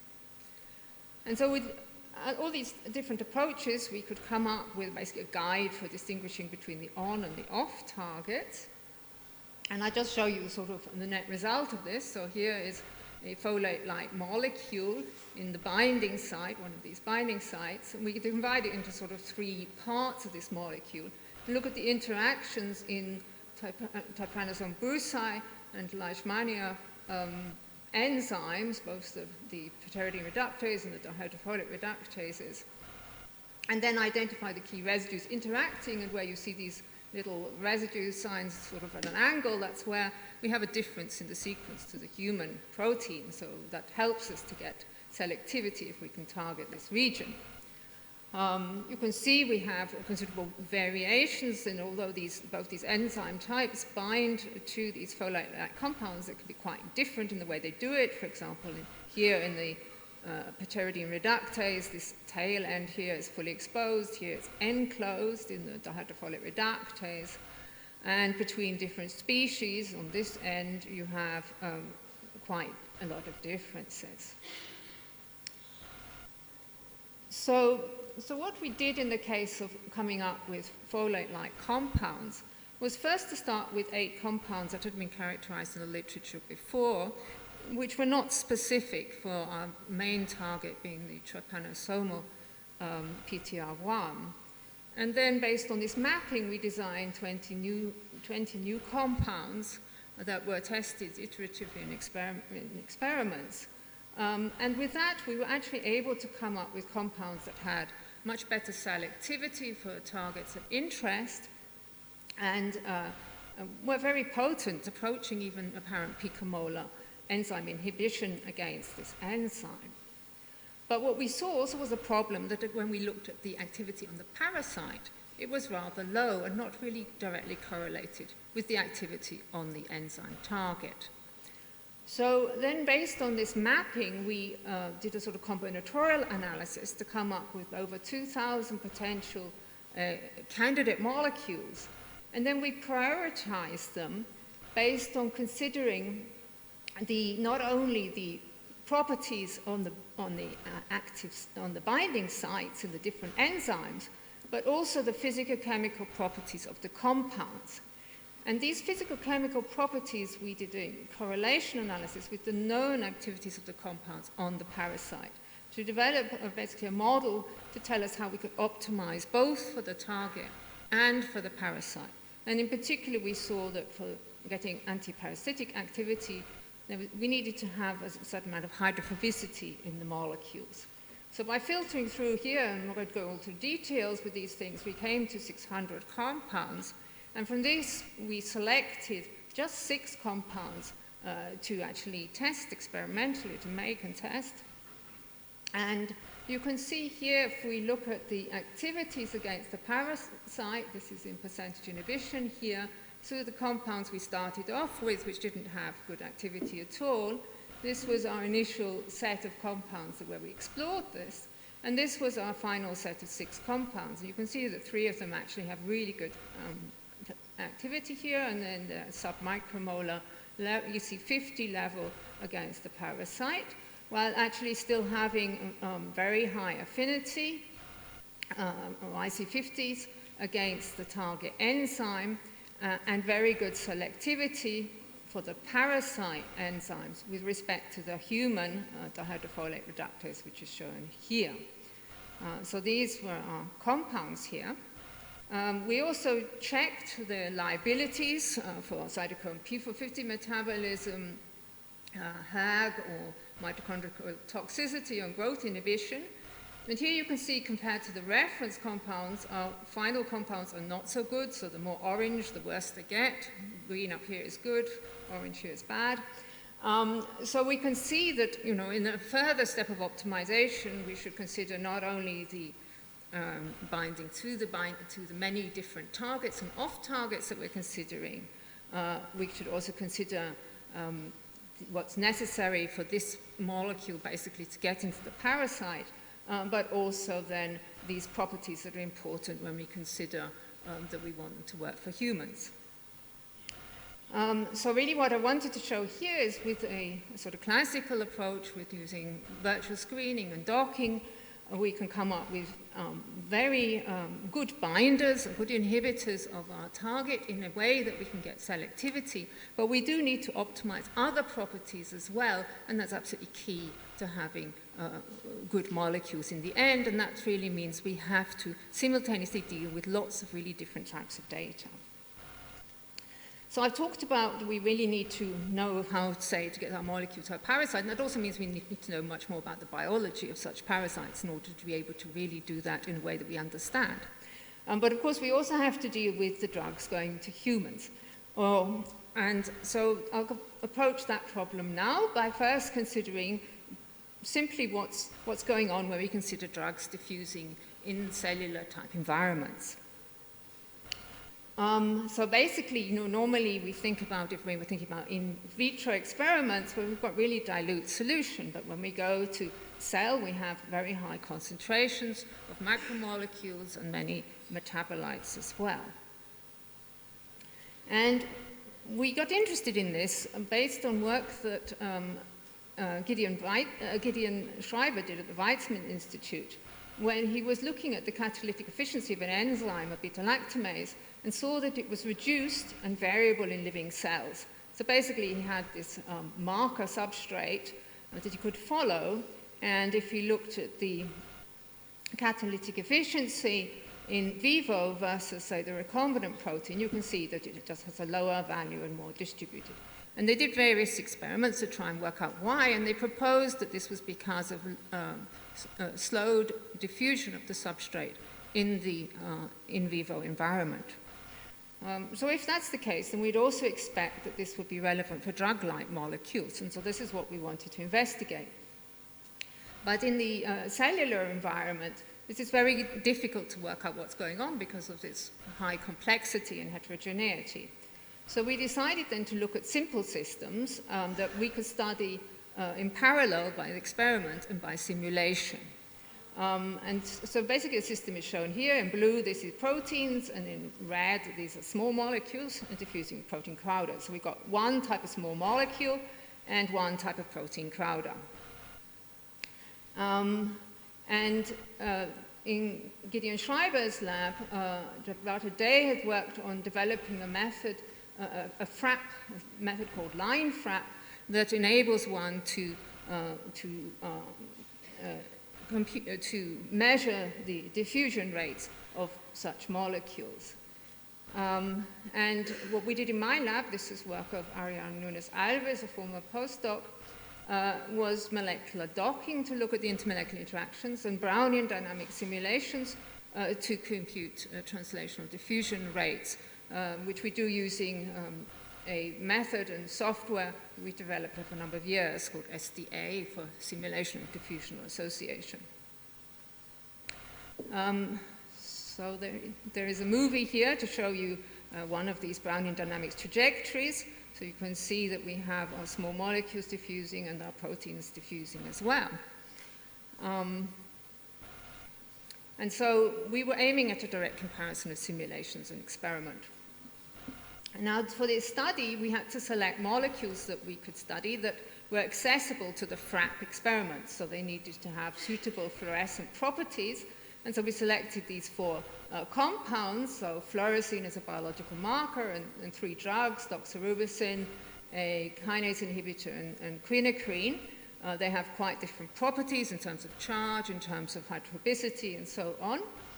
And then we took three protein crowders, so myoglobin, henegrate lysozyme, and bovine serum albumin, and looked at their effects separately.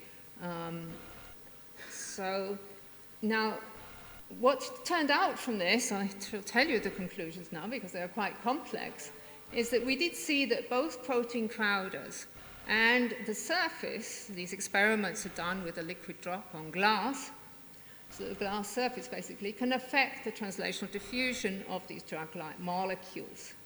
And in fact, we saw that this was really different in each of the four molecules we looked at. So I'll just walk you through this. In the case of quinacrine, in fact, it was totally unaffected by the addition of protein crowders or surface interactions. On the other hand, fluorescein, similarly small molecule, was slowed by the protein crowders, especially by surface-absorbed proteins. So basically, when we added protein crowders, what happened is that the protein crowders could interact with the surface and the molecules bound to the proteins, and then this slowed their diffusion. In the case of doxorubicin, which is well known to undergo surface absorption, we saw that happening, so that slowed the diffusion. But when we added protein crowders, the protein crowders could compete with the small molecule for binding to the surface, and therefore that changed the rate of diffusion of the small molecules. And in the case of this drug molecule here, we found that this one had diffusion slowed because of aggregation of the molecules, which could be solubilized by a protein crowder, and therefore increase its diffusion rate. So I don't have time to tell you how we got to finding all that for all those 4 molecules. I'm just going to show you the data for fluorescein to give you an idea of what we saw and how we used the experiments and the computation to tease out what was going on. So fluorescein we first looked at in different solvents. There was no effect on its diffusion rate in these different environments. And one could see in confocal microscopy there was no aggregation. But when we added proteins, again, there was no aggregation, but there were different effects when we looked at the recovery curves and when we looked at the measured diffusion coefficients. We can see that as you increase protein concentration, there's a big drop with very small amounts of added protein. And then this is the greatest drop is seen for hen egg white lysozyme, then bovine serum albumin, and in fact for myoglobin it drops and then increases. So we were initially surprised to see such effects at such low concentrations of protein, but this showed that this was really an effect of the interactions that the protein could make with the molecule.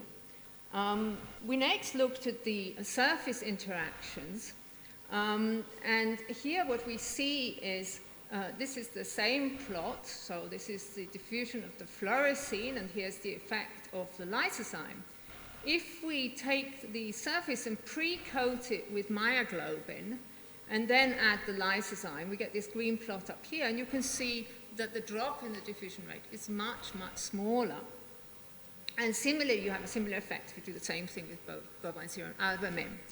And in fact, in that case, you can also see by labeling the BSA that it actually has a similar diffusion rate to the fluorescein. So that really that these two, at this point, when myoglobin is covering the surface, are diffusing, and then the rate is going down due to the effect of adding the protein, excluded volume, interactions, and so on. And in fact, those can be reproduced in Brownian dynamic simulations. We can actually see that there's adhesion on the surface in this liquid droplet by looking here at the, where we see the protein. You can see a very sharp peak for the hen egg white lysozyme, a little bit less sharp one for the bovine serum albumin, and when we have the myoglobin surface there pre-treated, we lose that completely. And in the case again of the quinacrine, we can also see that it's localized when we have the hen egg white lysozyme there. So the fluorescein is really attaching transiently to proteins that absorb to the glass surface, and in particular to the hen egg white lysozyme. And so we looked at this with simulations by simulating how the different proteins can interact with a silica-like surface. And you can see with a function of time, you get absorption of molecules to the surface. And we can see that this is greater for the myoglobin and the hen egg white lysozyme. But this is similar for these two proteins. And what is really different for fluorescein is that it has stronger interactions with the hen egg white lysozyme here in green than the other two proteins, which we can see in this radial distribution function showing a peak of interactions at a certain distance that corresponds to the contact distance between the molecule and the protein. And this is perhaps not surprising. Fluorescein has got a negative charge. Henneck-White lysozyme has a positive charge. And here I'm showing electrostatic potentials of these molecules. So blue is positive, red is negative. So you see this is very positive and can interact predominantly in these regions. You might see that are sort of green here.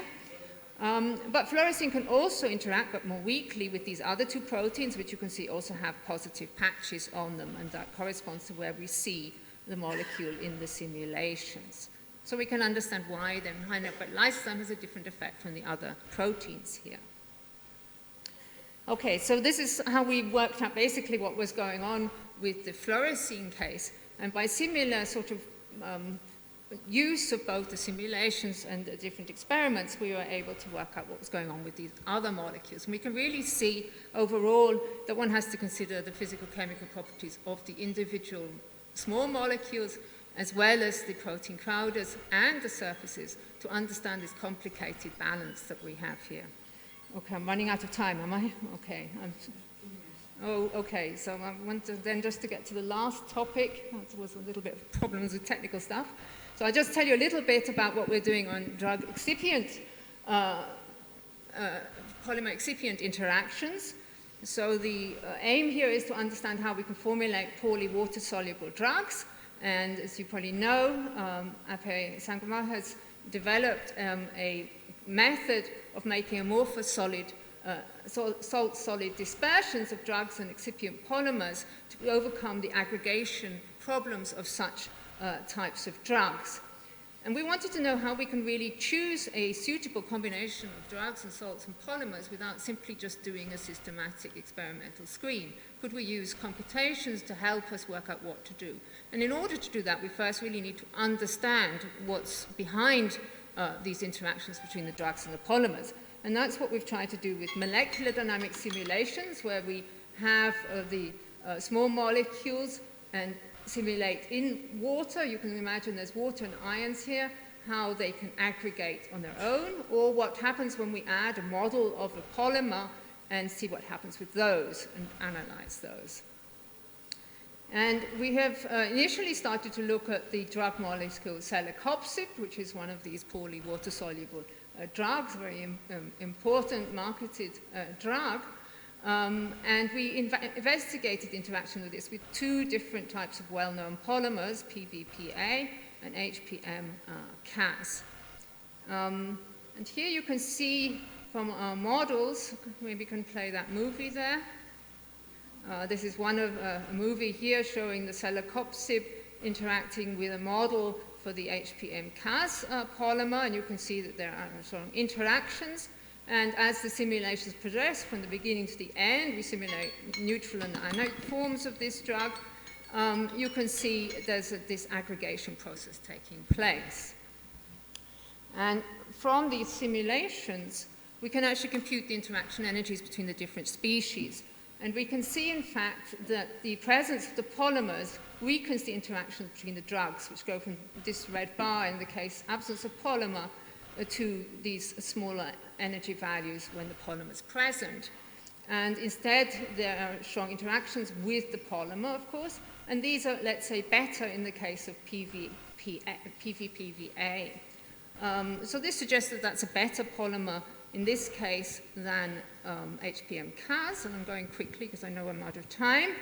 But just to mention, that's actually also seen in experiments done here in terms of looking at parent solubility, in vitro dissolution, and in vivo pharmacokinetics. Whoops, this pointers really cause me problems. I won't go into the details here. I should point out that you can still see them on the poster of Redeemer Singh this afternoon, so I won't mention anything there. But what I will say is that I think this approach is a really valuable way to get mechanistic insights into what hinders the drug nucleation when you add different polymers. And with that understanding, we are applying the same sort of approach to different compounds, different polymers. We hope we will also get to the point where we can also have a predictive tool. Okay, and then just to summarize, I've also talked to you about drug diffusion with protein clousers. You can see there's some analogies between these two topics, although we used somewhat different computational approaches. Similar factors come into play. And finally, all of these are important when we also come back to structure-based drug design to target particular targets, where if we can aim and we can use such tools to get high affinity compounds, but we also have to ensure that they have all the other relevant properties, and we need to use various different computational tools to bring those together. And I think what you can also see from these studies is that it's very important to iterate and to combine the computational and experimental work in order to be able to tackle these complex systems. Okay, so finally, I'd just like to thank all the people who have contributed to this work, my research group at HITS, and then all the people here who've contributed to the projects I have discussed. Ina Perner was a PhD student working on the structure-based drug design together with Johanna Panica-Hoffman, a former postdoc, and then she's moved on to an independent position. Ina's doing a postdoc in Finland, and this was in a collaborative project that was coordinated by Maria Paola Costi in Modena in Italy.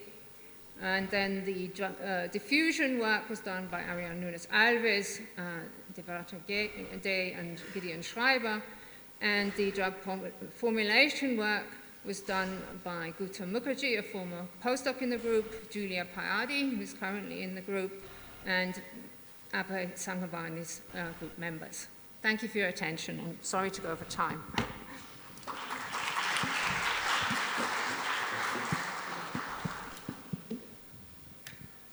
Very nice lecture. It is regarding the polymer versus drug interactions and computationally simulating these processes. Any questions?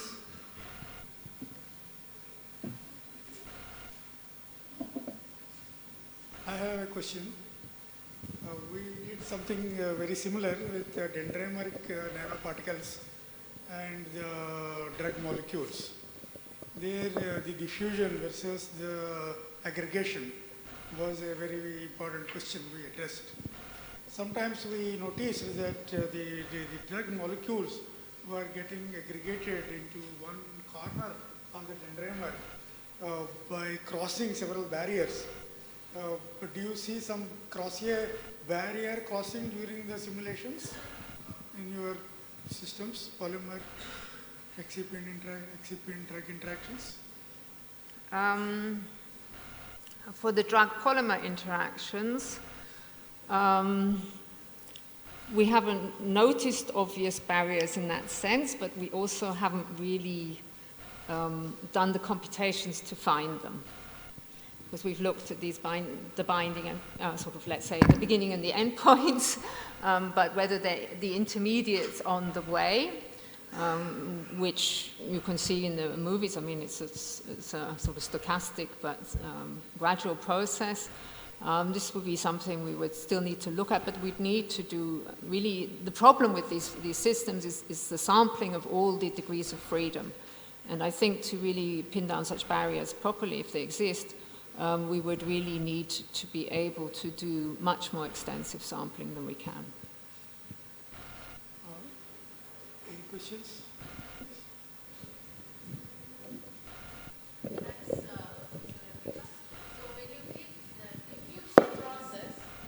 So how do you select these proteins? Because it is surface level interactions, right? So do you have particular, like only this will work with only certain types of proteins? Yeah, so I mean, in that study, we took those 3 proteins as proteins that are, everybody uses, well characterized, but with different properties. Obviously, if you take some other proteins, they're also going to behave to some extent differently, right? Every protein will have a different propensity to interact with the surface or to interact with the drug molecules or to interact with itself. So we took these as relevant representative proteins.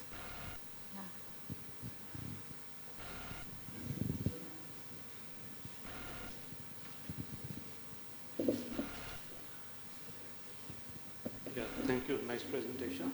So, actually, I was wondering, I mean, will these small molecules that are interacting with routers or whatever, do they... Interacting with? These are, when they are interacting with the polymers, do they change the conformation of the polymer? Or, I mean, will they also affect the conformation of the proteins if they interact with them? Do you see the changes in the conformation? Yes, so in the case of the polymer drug molecule simulations, these are all atom simulations with full flexibility of all the molecules. And so, yes, we see changes in the conformation. And yeah, we also compared that to, if we simulate the polymer without any drug molecule versus with drug molecules, you could see in that sort of movie, they tend to sort of, the polymer tends to, as it were, curl around the drug molecules, so there is a change in the conformational preferences for what we can simulate there with those types of models of these polymer oligomers, let's say. In the case of the protein simulations, when we did the Brownian dynamics, we made the approximation that the proteins were rigid and the drug molecules were rigid during the simulations in order to be able to access timescales that were many, many microseconds with those simulations that would not be accessible to a full atomic detail model without huge resources. But we see from what's going on, there are some induced fit effects as well, so these do play a role also in those interactions that govern the diffusion, and so there is also a role of the flexibility as well. Thank you. I was just wondering whether these molecules will help can act as a protein folders, kind of a chaperone or some kind of assisting in the folding of the proteins. Will that can be kind of applied for unfolded protein? Suppose you have unfolded protein, will these molecules help to fold them back? Maybe kind of application rising out of that. Yes, yeah, we haven't obviously looked at that here, but I'm sure one can imagine that the polymer type of environment could provide a chaperone type of effect. With these small molecules, it wouldn't be the easiest way to do it. So. Thank you.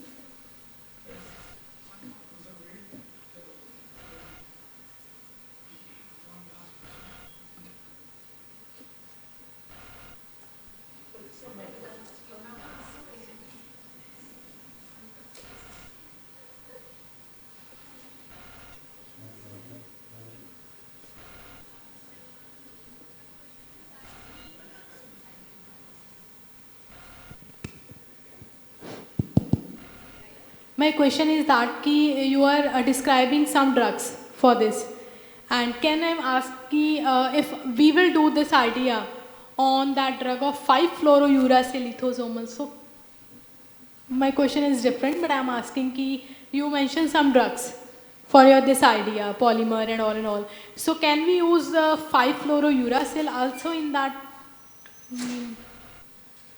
Can we use this drug also for this idea? So you're thinking about whether you want to have a polymer excipient for 5-fluorouracil. Yes. Is that the question? Yes, and we use artificial intelligence for that and whole idea. Yeah, here we're not really using AI, we're really using the molecular simulations. Obviously one can combine that with a machine learning approach afterwards, but I haven't discussed that right now. But I think we can talk about it later. I think the time is over. Okay, thank you.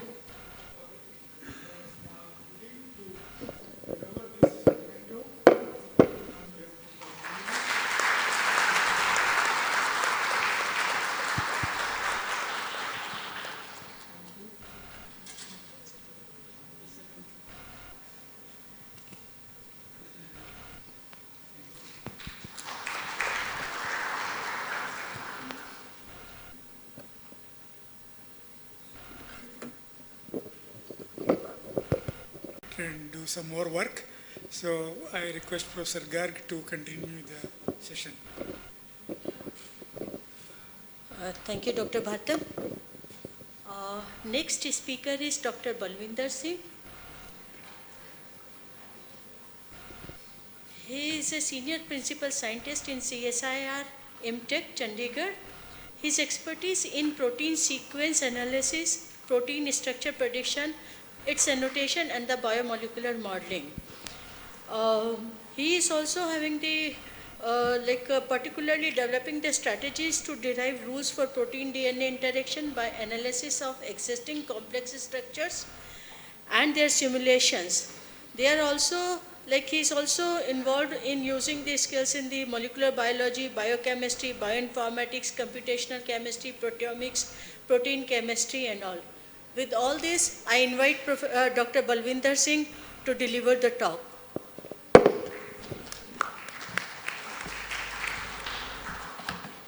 Thank you, Dr. Prabha, for the introduction.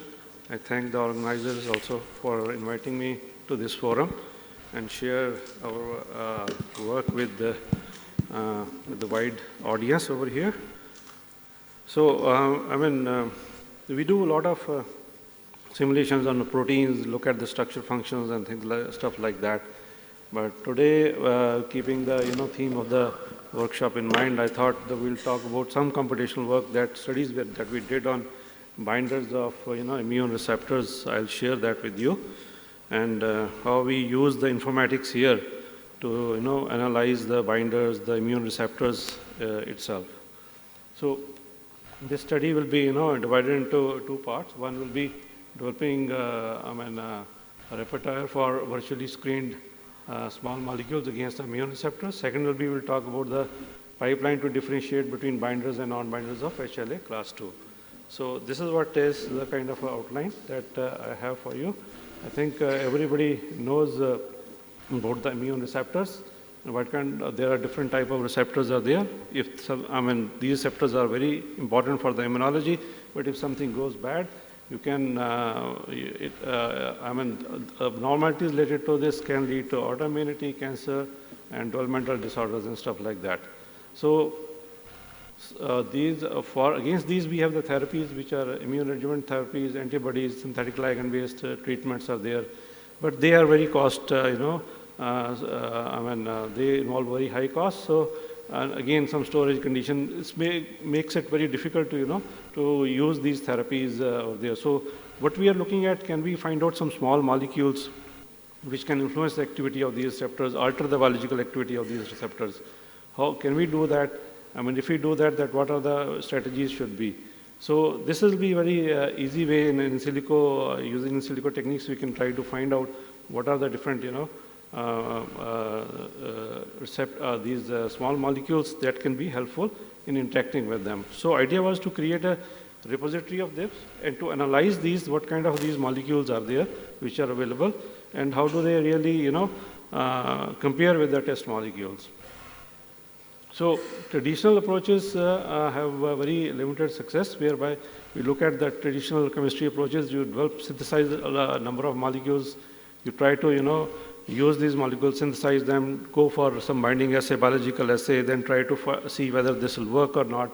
But on the other hand, we have this structure-based virtual screening methods, whereby if you have the structures available, you can simply carry out the molecular docking and see what kind of molecules are going to bind that. This is easy, fast, and quickly can give you some answers, and can give you a lot of information about these small molecules. And it is relatively very simple to have this. And once you have this, these kinds of repositories will be very helpful for any experimental biologist to take these molecules further for development in terms of synthesis, screening, and stuff like that.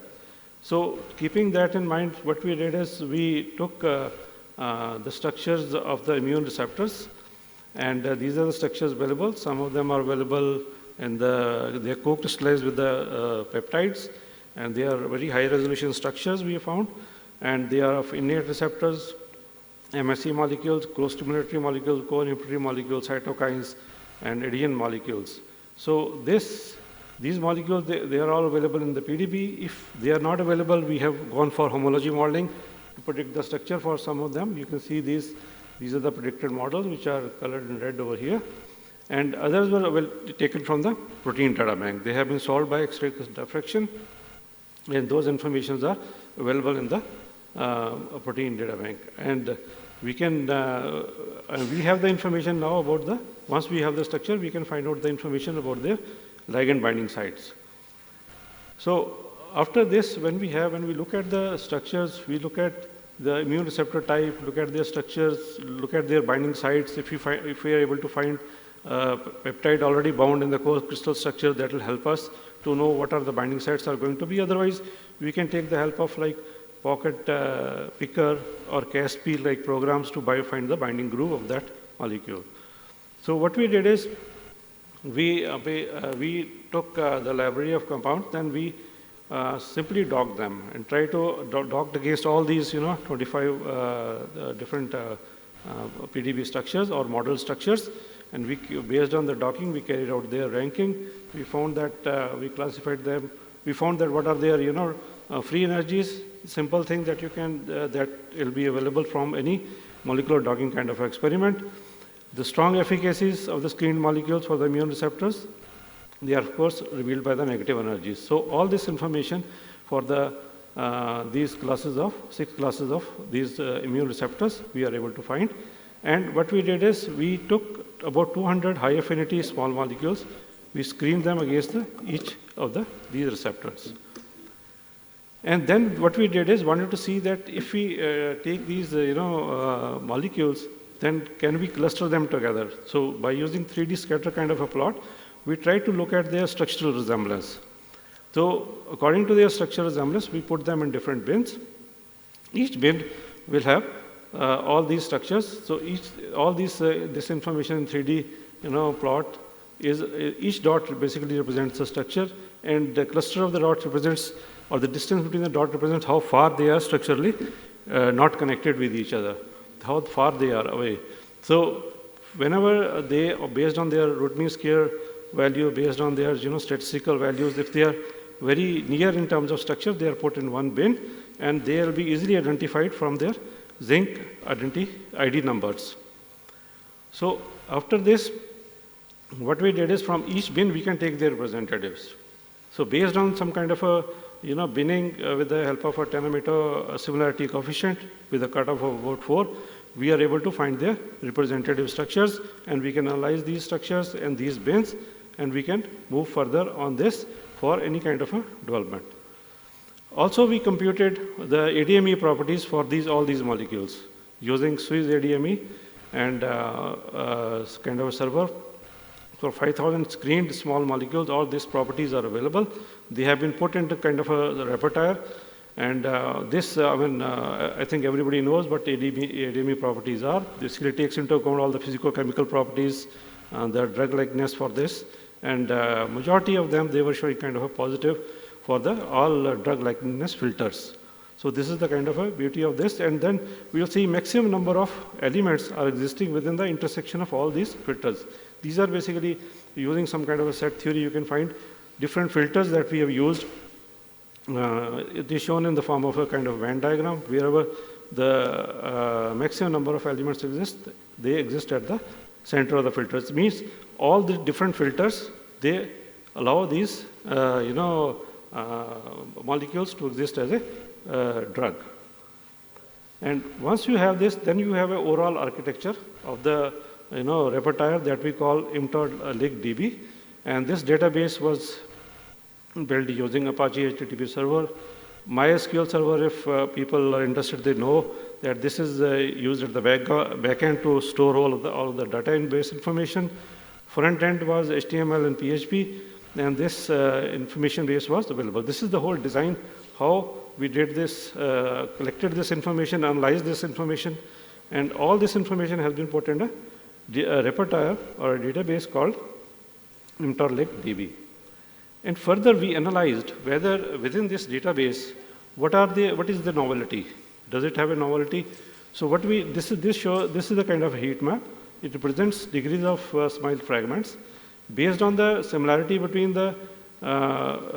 these prospective ligands which we have chosen and the experimentally tested molecules from the PubChem.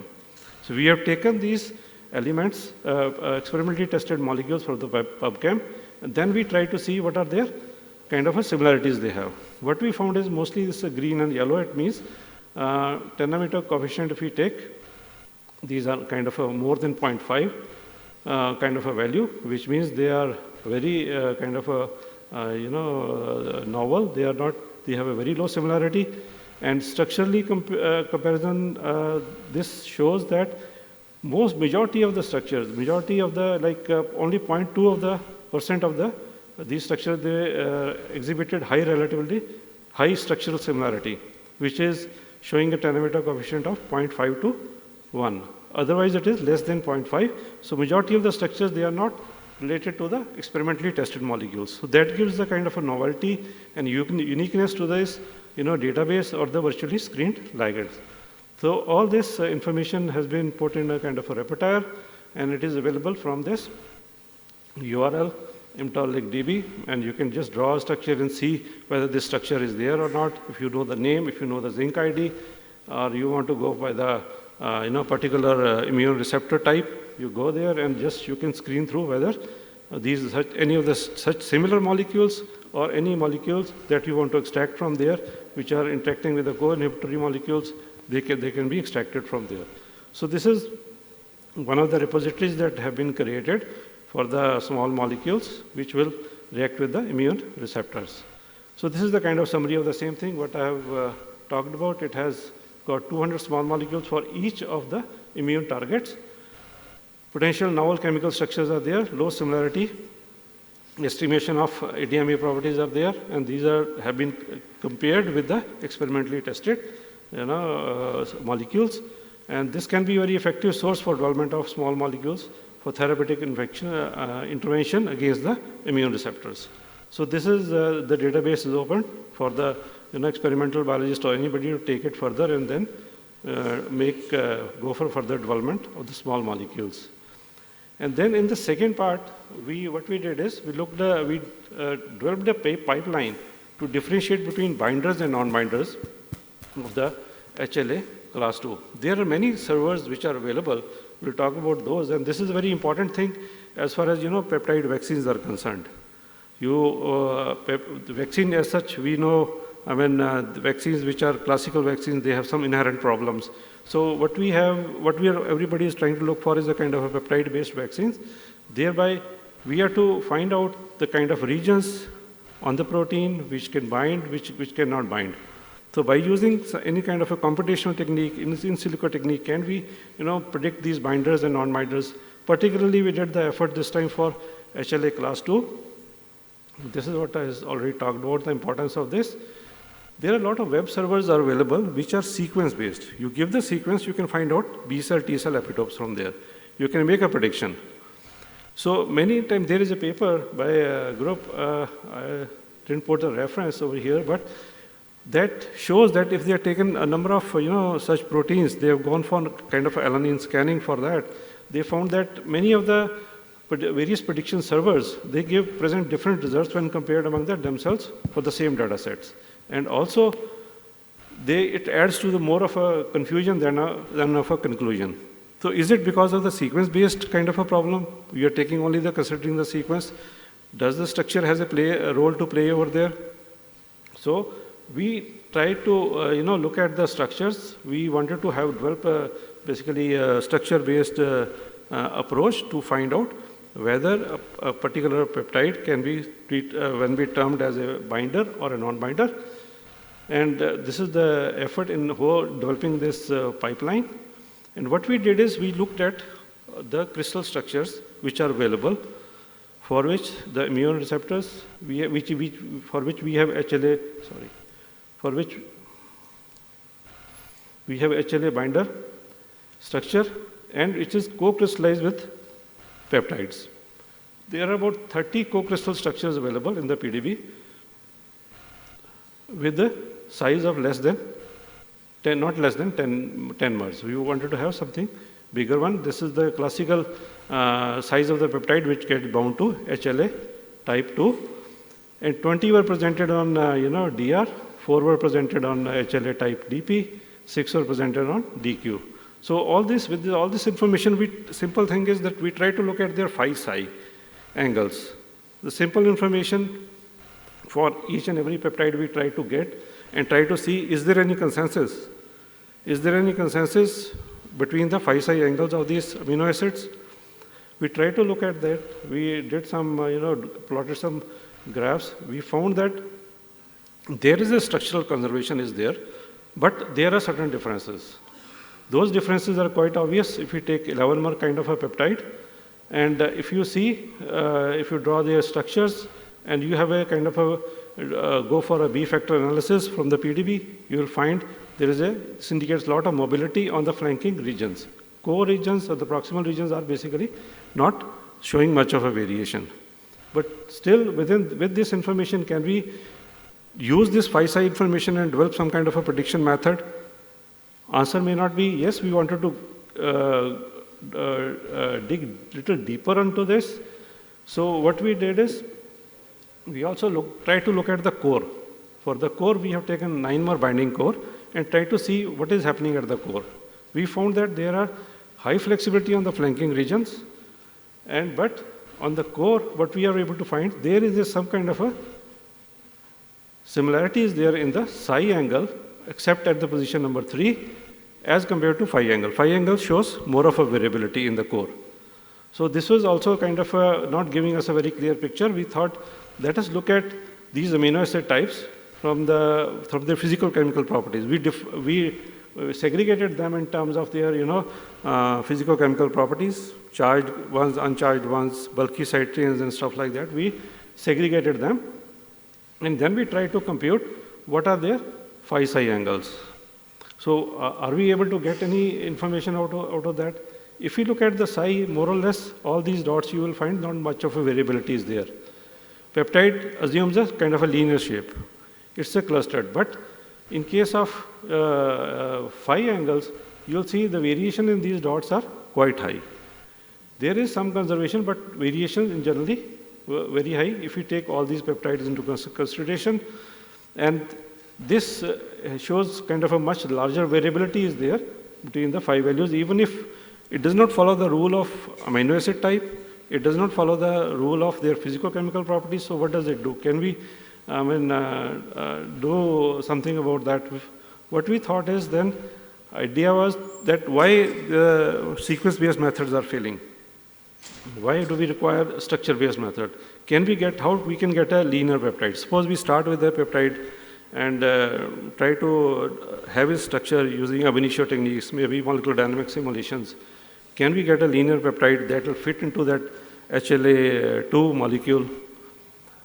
So we don't know answer to that. So what we did is, we analyzed the CLIP. CLIP is a invariant chain peptide, which any antigenic peptide has to compete with it to remove it, so that the antigenic epitope can fit onto that. So we try to see whether, by using docking only, if we compare the energies of the CLIP versus antigenic peptide epitopes, for which already the structure is there. Already they are co-crystals, we undock them and try to redock them. We try to see whether the redocking will be really effective in putting the case together, or what happens with respect to CLIP.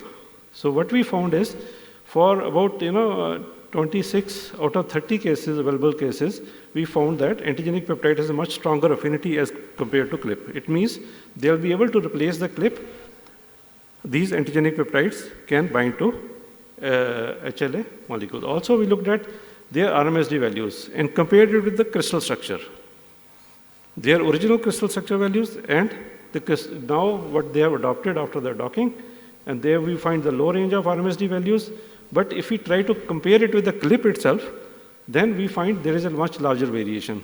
It can be maybe because of the HLA type allomorphs that we are going to use, but definitely this is statistically find there is if we do the RMSD comparison between the CLIP peptide and the redock it compared to the same peptide, then we find in the CLIP there is a much more variation as compared to the antigenic peptide itself. So what we are trying to establish is, can molecular docking be used here to do this kind of a experiment, or this kind of a finding out the binder and non-binder. So what we did is, we thought that if we have an antigenic peptide, how we can get the linear structure. Usually people, what they do is, they go to prediction programs like PepFold, which are kind of a, based on the sequence, based on some kind of a ab initio techniques, they try to find out give you the predicted structure of the peptide. So usually from the PepFold you get the structure of the peptide, but that structure, will that be okay structure for the MSC to bound? Because all this reaction of binding to MSC or HLA2, it occurs in the lysoendosomal compartment. Their pH is 4.5. Does the ab initio techniques take care of that? Usually, that answer to that is we don't have the answers, or answer is no, basically. There is no specific pH-based ab initio prediction. So what we did is use the MD simulations and try to do the look at the structure of these antigenic peptides, and at the pH 4.5 and compared with pH 7. We try to look at how the structural changes are happening and what is the change that is there. So what we find is there is a rise in net charge distribution at the acidic pH, and acidic pH, it also linearizes the peptide structure as compared to the structure that we get from ab initio fold, like from pep fold. So significant lessening of the structural deviation is there. It is more closer to the crystal structure. So ideal is we should be able to get the structure as close to the crystal structure as much possible. So by MD simulation, what we found is the structure is very close to the crystal structure. Not the pep fold one was not near to that. So in 26 out of 30, a cluster representative of the MD peptide, MD simulated peptide at this pH RMSD with the crystal structure of less than 5 Armstrong. So, but there are certain variations in that, but backbone fold remains the same. So, after that, what we did is we thought that we should also compare it with already known peptides, already experimentally determined peptides, like from the PRIDE database, we have taken the binders as well as the non-binders, and then try to check subjected to the same protocol of MD simulations. We did use the pep fold, we did the simulations at pH 7, we did the simulation at pH 4.5, then we try to look at what are the phi psi variations are there. Which one are they going to linearize it? Is it going to be close to the experimental value or not? So this is what we have found out by looking at the affinity scores, by doing molecular docking experiments. And what we are able to find is overall there is a low efficacy of non-binding test peptides. So we have taken these test peptides. I think red one are the kind of non-binders and blue one are the binders. So this peptide set was taken from the already known database,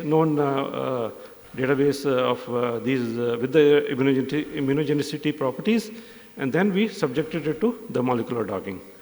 So this is what we found, that it is able to differentiate between binders and non-binders by using the molecular dynamics simulation and using this protocol what we followed.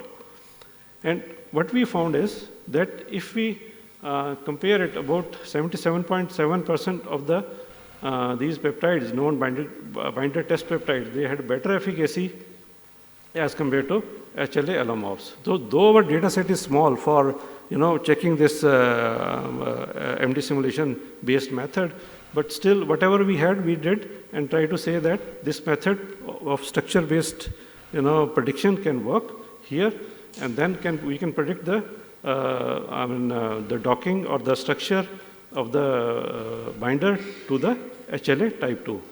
Also we did this experiment with the validated immunodominant SARS-CoV-2 CD4 epitopes that bind to HLA DRB1, and what we found is the peptides are linear and this stable efficacious binding has been observed.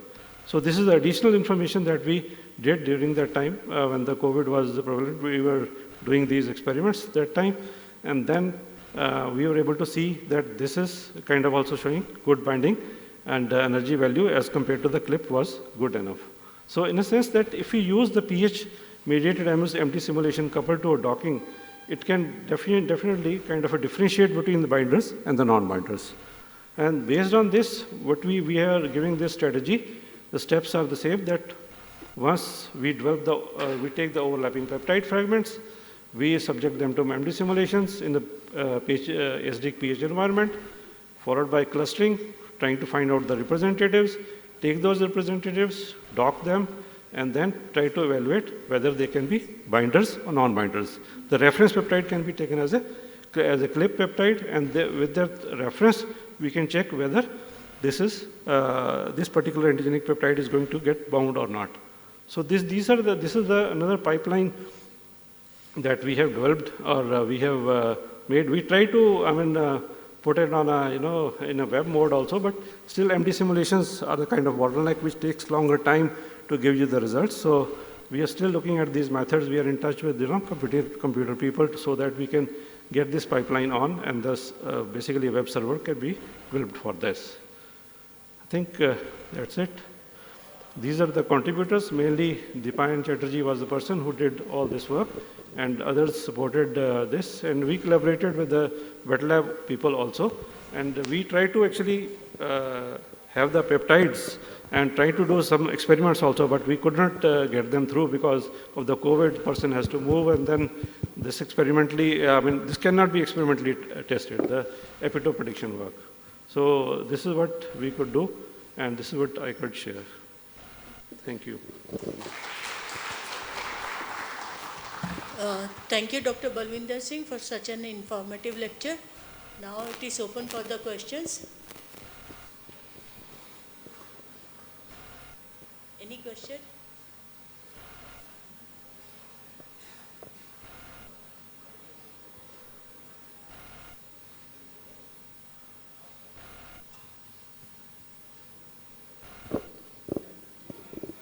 Yeah.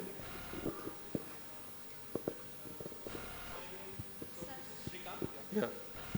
So my question is related to the recent breakthrough of having an AlphaFold tool as well as the database of more than 200 million protein structures. So in context to that, do you think these predicted structures are good enough for drug designing, or you need to be very subjective while selecting these targets?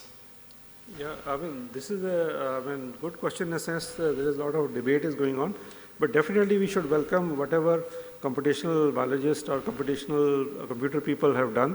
That's a wonderful job in a sense that we are able to advance our computations to that extent that we will be able to predict any protein structures that will be coming up. But still, I think we have also tried to compare in our lab that structure that we predicted few years back, were they same? We found that definitely they were same, and even in the active site, the side chains were quite good enough.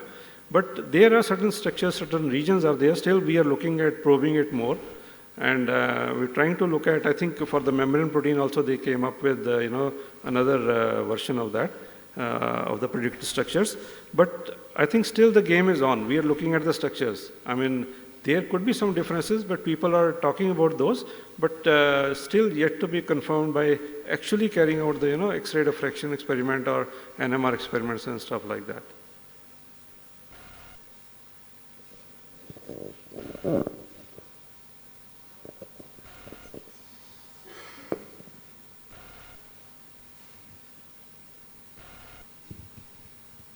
Thank you, sir, for the talk. I have just one question that for a classification into binders and non-binders, you have used a pH mediated MD. So at pH also have effect on protein structure. Yes. So how we can relate a binder and non-binder in different pH?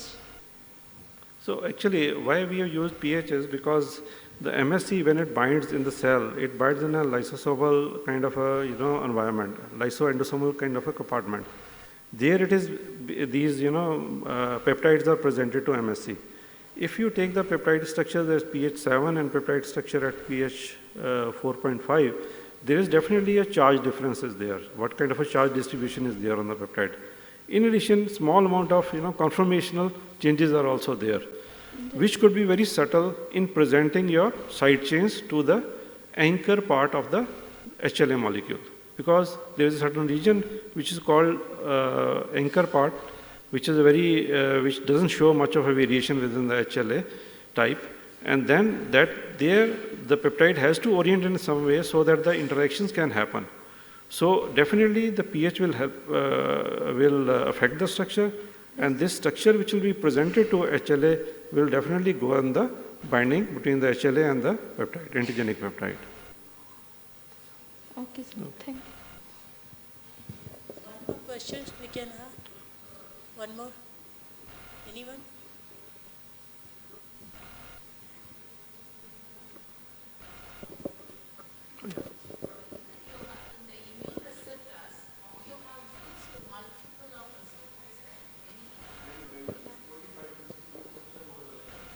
How many? Yeah, 25, yeah. But you have chosen them randomly because they are from different classes and you have different receptors, right? So what is the structural similarity or resemblance that, or you have the criteria which you use for talking?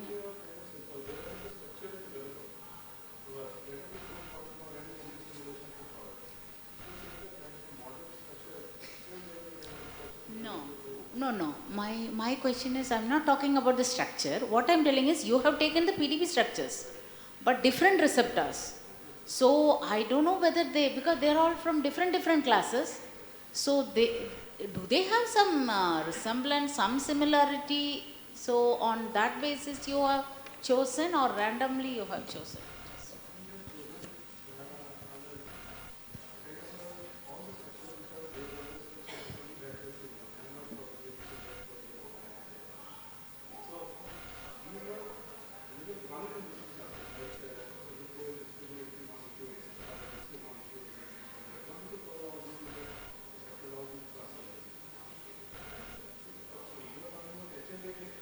First one.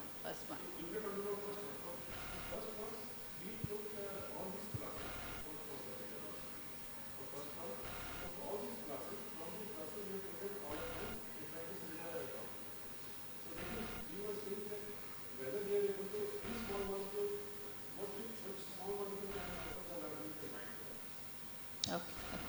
Thank you. Dr. Balwinder, one question. Have you tried to use the artificial intelligence for the binders and non-binders?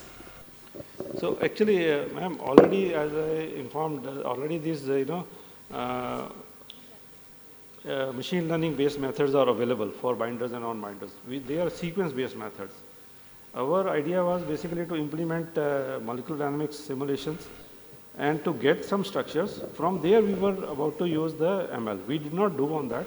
So we got, the project got stuck because of the reason person left and then COVID was there. Maybe with the 3D structure descriptors and the that pH levels can be that was the included idea. into the one of the descriptors? The idea was basically to look at the consensus of these 5 psi angles or something.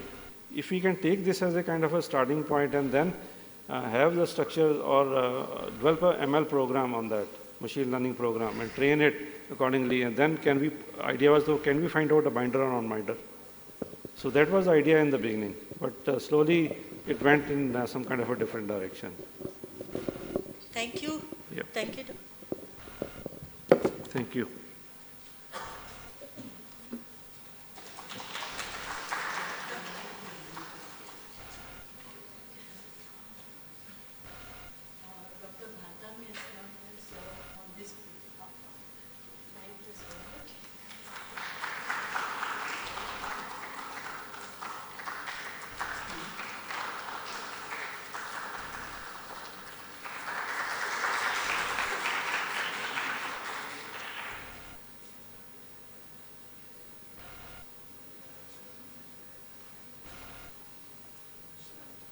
Shrikant Mantri, he is the scientist at National Agri-Food Biotechnology Institute, Chandigarh.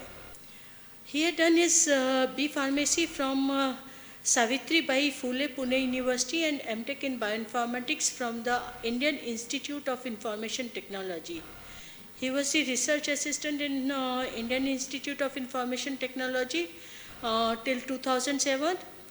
Then he is the scientist fellow in he was the scientist fellow in the National Botanical Research Institute from 2007 to 2010. He had done doctoral research in metagenome mining to discover novel natural products from University of Tübingen, Germany.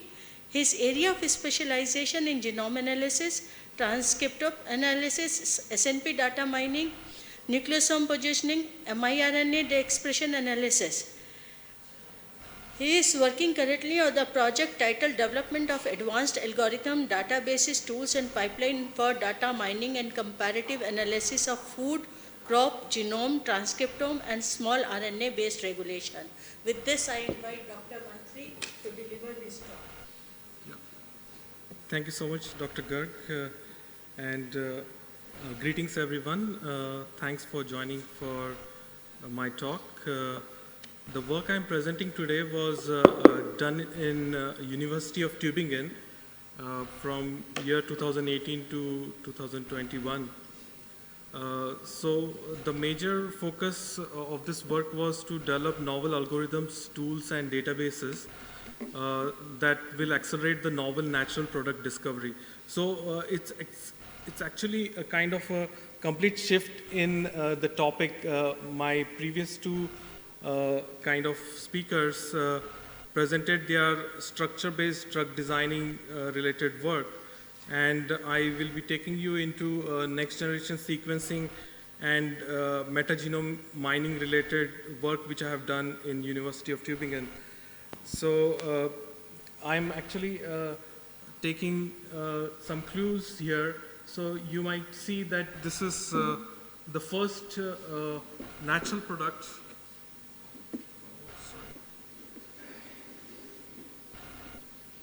Can you see the pointer? Sorry. Okay. Just check. Yeah, sorry. So you might know that the first discovery of penicillin by Alexander Fleming.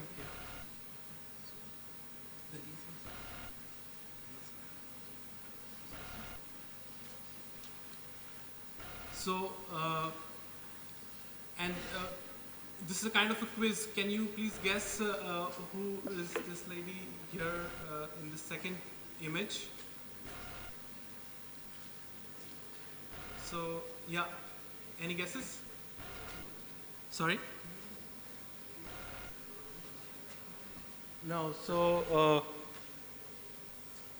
we all know Watson and Crick, but we forget, whom do we forget? Yeah, so she's actually looking through a microscope, and actually the analogy which I want to give here is about this particular machine. This is an Oxford nanopore sequencer which can actually generate almost a complete bacterial genome sequence. And it's kind of an analogy which I want to draw, that these next generation sequencers have kind of become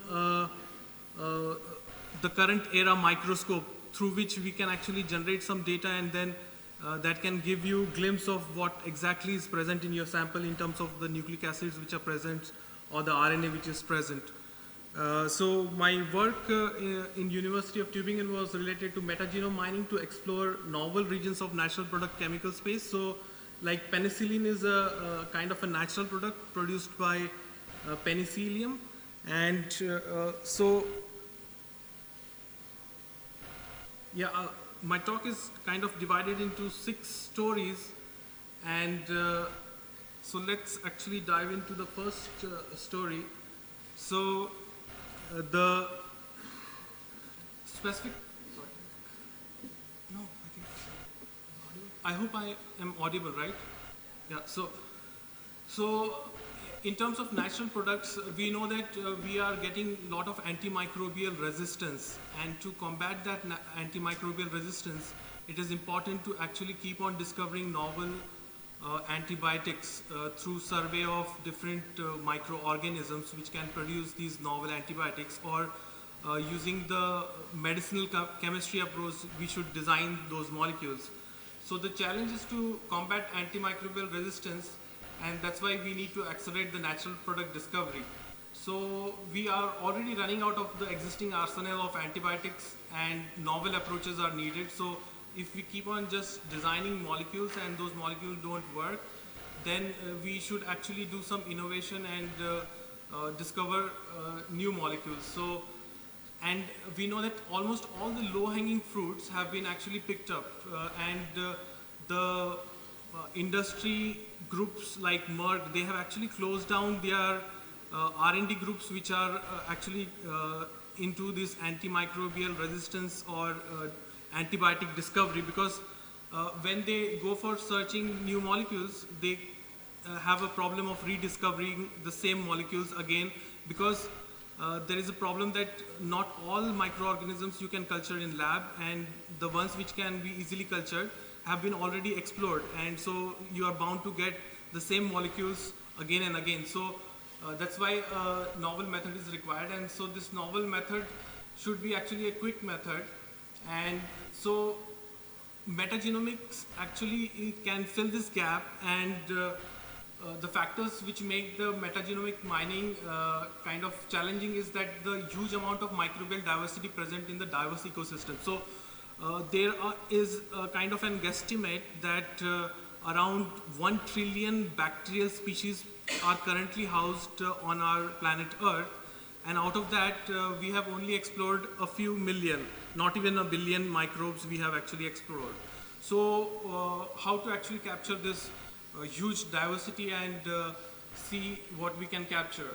And then if we were to sequence everything, then of course it would require a huge amount of budget, and of course for R&D the budgets are limited. And also although we can actually spend some money to get the sequences, but then there are no tools actually which can do accelerated analysis of such kind of data set to discover and uncover the biosynthetic potential. So the objectives which we took for this particular project was to develop a pipeline and then do a comparative metagenomic exploration of soil horizons of multiple sites to identify domain and BGC diversity patterns and correlations. And different explorations we wanted to do using these pipelines are like, can we explore human gut, lake sediments and other strain collections to identify patterns and generate new hypotheses? So let me give you a kind of a brief introduction to novel natural products and biosynthetic gene clusters. So you are all aware of these popular molecules. Erythromycin is a kind of a polyketide type of natural product, and cyclosporine, non-ribosomal peptide, is the class. Then microcin, gentamicin, these are popular examples of natural products or the secondary metabolites. And depicted here are the domains which are involved in biosynthesis of these particular natural products. So ketosynthase domain, adenyl transferase domain, condensation domain. So different kind of domains are involved in biosynthesis, and how these genes are actually clustered in the microorganisms. And so you can see here a particular case of erythromycin where different genes have been actually clustered. And so this is a kind of a hypothetical example of a compound called, say, phacomycin, where the biosynthesis happens in stepwise manner, and the molecule runs through specific domains, like in case of condensation domains and cyclization domain or thioesterase domain. And following all this reaction, eventually you get the natural product which actually shows some antimicrobial activity. So this is kind of an brief introduction to the biosynthesis of natural products. So what we did was we developed a pipeline to analyze the metagenomes, and specifically we are calling this pipeline as an easy pipeline to do metagenome mining. And so the first pipeline is helping us to do the microbial community profiling, and at the heart of this pipeline is KIND2, and we are actually using 16S amplicon datasets to explore the microbial community which we want to actually see the diversity of. And in terms of output, we are actually generating different OTU sequences, abundance and diversity. And the use case which this pipeline can be used for is compare microbial abundance. And the second pipeline is like using the shotgun metagenome data, and again at the heart of this pipeline is KIND2, BigMex and DOME2 BGC. And here you can do the profiling of biosynthetic domains like I showed you. ketosynthase domain or adenylation domain. So amplicons which have been designed to capture those regions can be actually analyzed using this. And then for shotgun metagenomic data sets, we have at the heart of the pipeline the famous tools called as Diamond, Megan, and BigMax. And the last pipeline is actually to profile the biosynthetic potential. So when we have detected all the biosynthetic gene clusters after the assembly of the metagenome, we would like to do the clustering and do some sort of pattern mining. So we are using for clustering BigCA. And so using all these pipelines, we have done the exploration of different data sets, which I am going to talk about now. So the first data set which I would like to talk about is the forest soil metagenome. So in this publication, which has come in AMP systems, we have actually talked about which sequencing method is better at capturing the microbial diversity and the biosynthetic potential. So is Illumina sequencing or Oxford nanopore sequencing better for capturing the microbial diversity? And then what part of the soil should be sampled? And can the patterns and correlations from such big data exploration guide the future natural product discovery service? So let me give you the brief about this sampling which we've done. So near to Tübingen, there is a Schönbuch forest, and in the Schönbuch forest, we identified 3 locations where the geoecology group from University of Tübingen does the sampling regularly. And so we chose to sample soils from the organic layer, A layer, and B layer. So this is according to the depth. And we did the sample twice in 2016 and 2019, and we used both amplicon sequencing and shotgun metagenome sequencing using both Illumina and Nanopore for doing this exploration. And these are some sampling day pictures. You can see it was a rainy day in May, and one of the sites was actually filled with water, and it was impossible to do the sampling. But then Dr. Harald was actually conducting his geomicrobiology practicals for the bachelor's undergrad students, and so they came to rescue, and he assigned them the duty to empty this pit, and we were able to actually do the sampling, and there were many frogs also in this particular pit. So we have followed this workflow to do the amplicon analysis as well as shotgun metagenomic analysis. So mainly for shotgun metagenomic analysis, it goes through the assembly of shotgun data sets, as well as if you have data from both Illumina and Nanopore, you can go for hybrid assemblies, and then eventually what we would be interested is in doing the taxonomic profiling of these samples and know what organisms are present in the sample, and also look at, after doing the assembly and annotation of biosynthetic gene clusters, we would like to do some diversity analysis of clusters.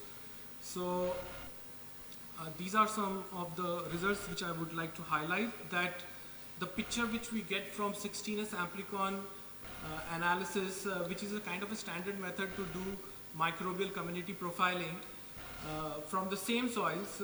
So these are the same soils for both the methods.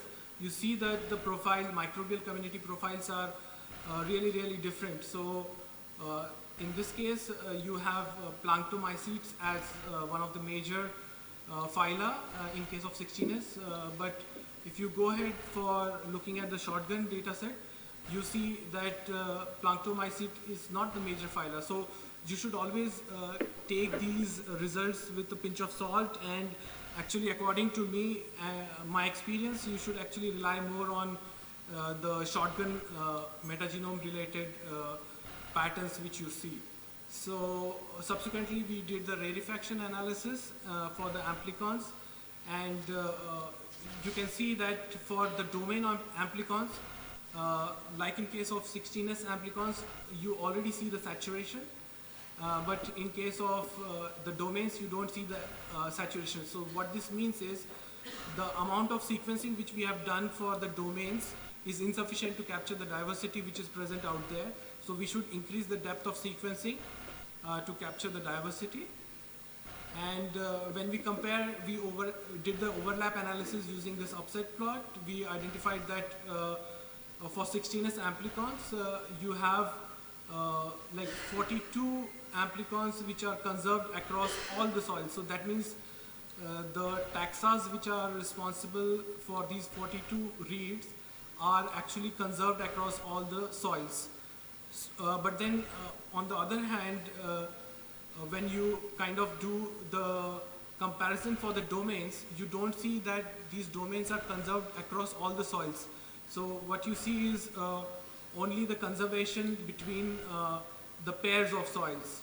So this was one of the striking patterns which came out of this study. And then we did the assembly of these metagenomes, and we were able to recover 1100 biosynthetic gene clusters. So the largest contig was more than 3.5 megabases, and and when we did the hybrid assembly of Illumina plus NanoPer, we could actually recover better contigs.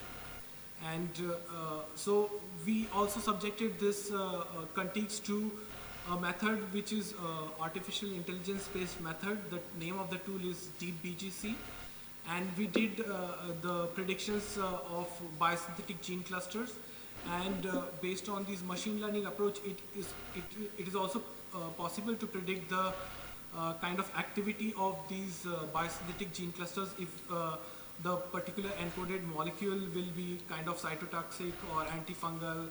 So such kind of predictions are possible, and these are the statistics which we got for the different soils. And I would now like to give you kind of the final recommendation out of this study, that this study helped in uncovering the biosynthetic potential of this forest soil. And we really think that both the methods are needed to explore the full microbial diversity, both the 16S amplicon based study and the shotgun metagenomic based study.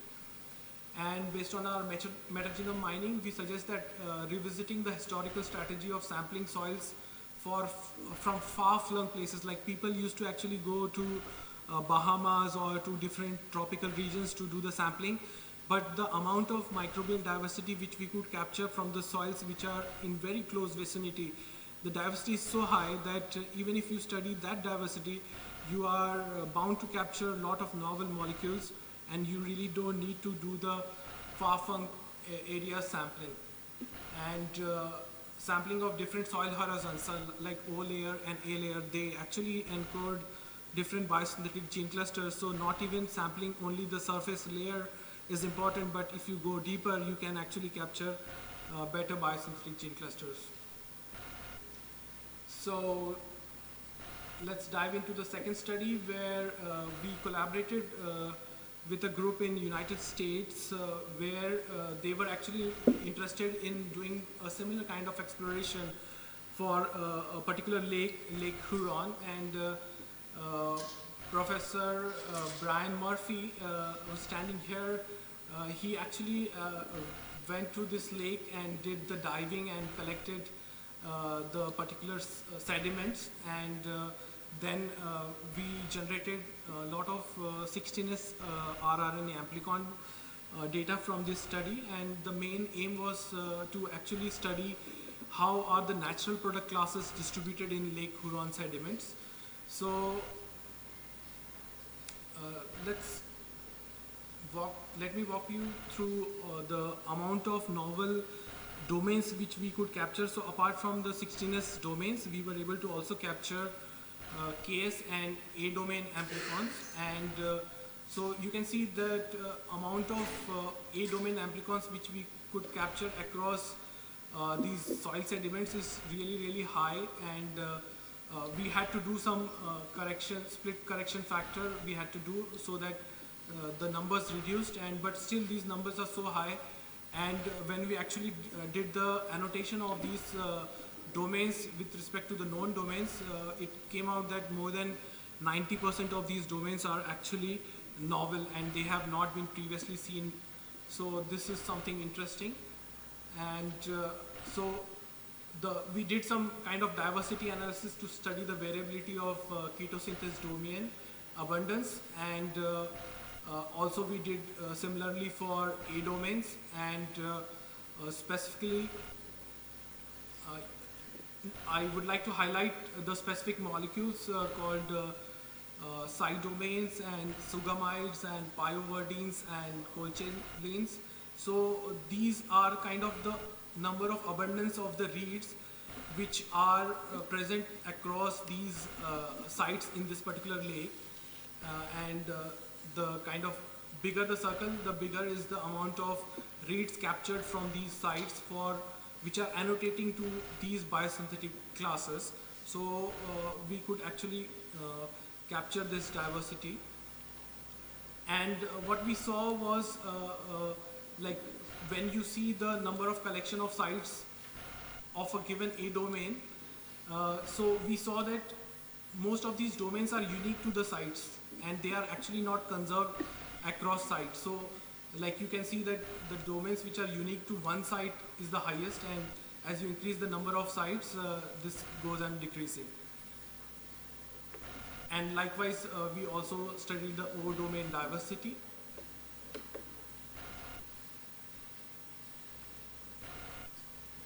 So the next ecosystem which we profiled was kind of human gut microbiome. So in Tübingen, there is a university clinic in which they had actually done the experiments of profiling the metagenomes, human gut metagenomes after the treatment of 2 antibiotics. So let me give you the details of the data set. So this particular clinical study of amplicon and selection of antimicrobial resistance in the intestine was actually done at that university. So 2 clinical cohorts from Tübingen and Cologne were actually sampled, and shotgun metagenomic data of 41 patients was sequenced, and sampling was done before and during and after the treatment of these 2 antibiotics, ciprofloxacin and cotrimazole. And the question which we wanted to answer was how the use of antibiotic affect the secondary metabolome of the human gut commensal bacteria, and we wanted to uncover the potential of bacterial secondary metabolites. And the method we used was to do the assembly of these metagenomes and do the annotation of biosynthetic gene clusters. And then we wanted to see the pattern, so we did the big scape clustering, and some plots I am going to show you. So we recovered a huge amount of clusters from these gut microbiomes, and if you focus on this particular table, that out of all these thousands of biosynthetic clusters which we were able to recover, only around 25 clusters were annotated to the known biosynthetic molecule which is out there. So we were able to discover a huge amount of novel biosynthetic gene clusters from these samples. And if you focus on these patterns, that for ciprofloxacin, when we profile the biosynthetic gene clusters across different stages, we saw a decreasing trend of biosynthetic gene clusters, while in case of cotrimazole, the trend was constant, so there was not much change. And specifically, I would like to highlight a pattern of sactipeptides. So in case of ciprofloxacin, you can see that the abundance of sactipeptide across different developmental stages, actually it goes on decreasing, but a similar pattern is not observed in cotrimazole. So these patterns are currently being validated, and then hopefully we'll actually have some biological significance associated to these patterns. And then subsequently, let me walk you through one of the interesting kind of stories at University of Tübingen. There is a kind of a very good collection of actinomycetes. So more than 2,000 actinomycetes have been collected by sampling throughout the world. So it is important. We know that actinomycetes are biosynthetically gifted. So when it is really kind of your luck that if you can identify one biosynthetic gene cluster from one bacteria, but then actinomycetes are so well biosynthetically gifted that more than 13 biosynthetic gene clusters are encoded in one single genome of actinomycetes. So it is important to study these microbes. So we use this particular technique of transposase enzyme-linked long-read sequencing. Like I mentioned that Tübingen has this unique 2000 actinomycetes strain collection, and what we did was we pooled 100 actinomycetes each in one particular pool, and then did a simultaneous DNA extraction, and then we used for sequencing, before sequencing we used this TELSeq library to generate the library for sequencing, and then we did the sequencing.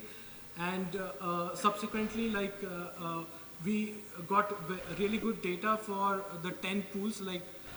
We pooled 1,000. So this was a pilot experiment for doing the sequencing for the 10 pools. And for each pool, we got more than 100 million reads of these TELSeq. And if you do direct sequencing of Illumina without using TELSeq, the amount of data which you will get and which you can assemble will always be not that better than as compared to TELSeq. So that's why, since the assemblies are better, we use this technology. And I would like to highlight here that for a particular sample, we even were able to recover more than 4 megabases of contig. So the more is the length of the contig, the better are the chances of detecting the biosynthetic gene cluster. So we were lucky to get so long length contigs from this data.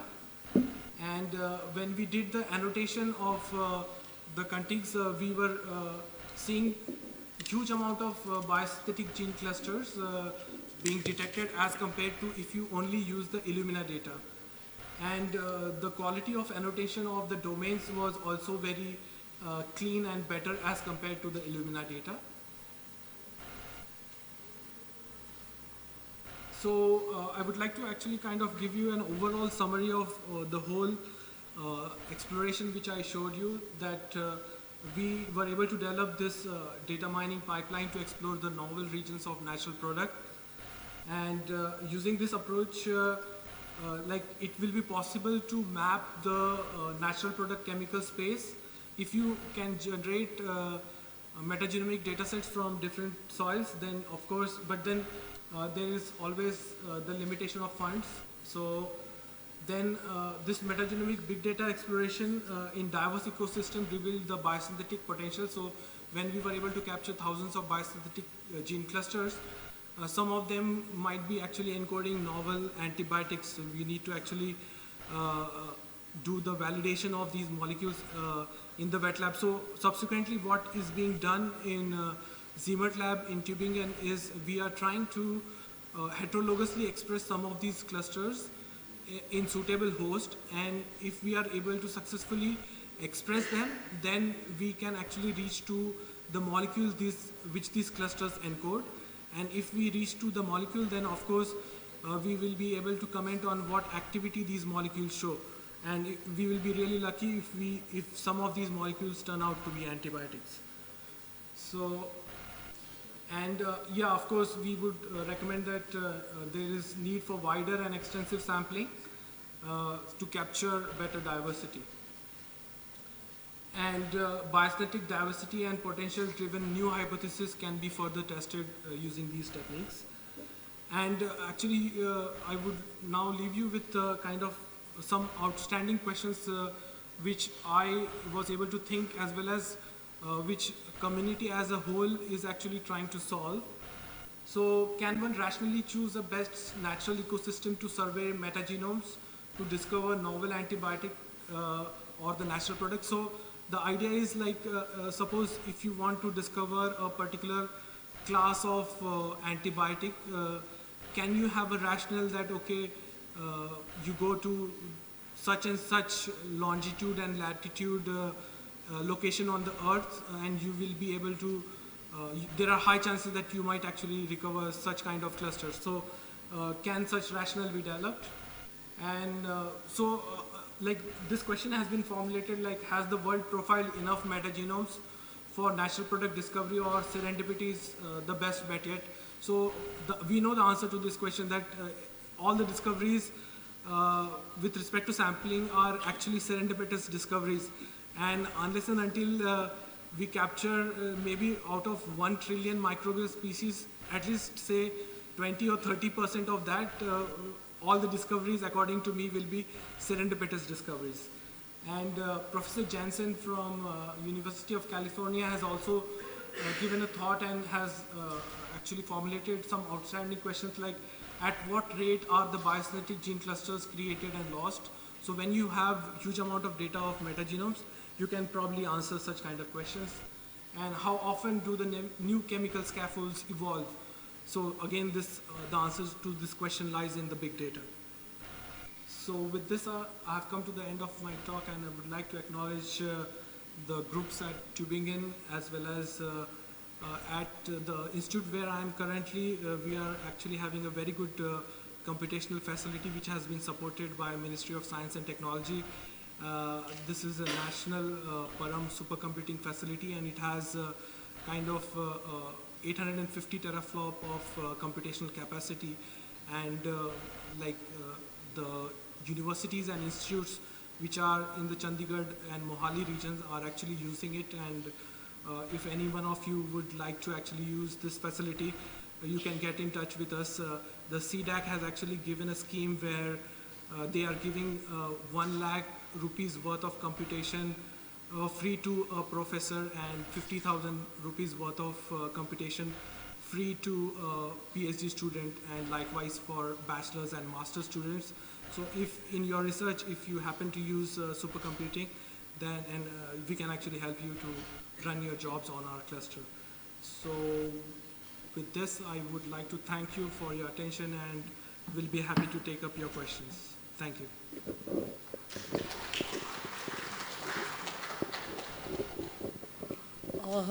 Thank you, Dr. Mantri, for such an excellent talk. Now it is open for the questions.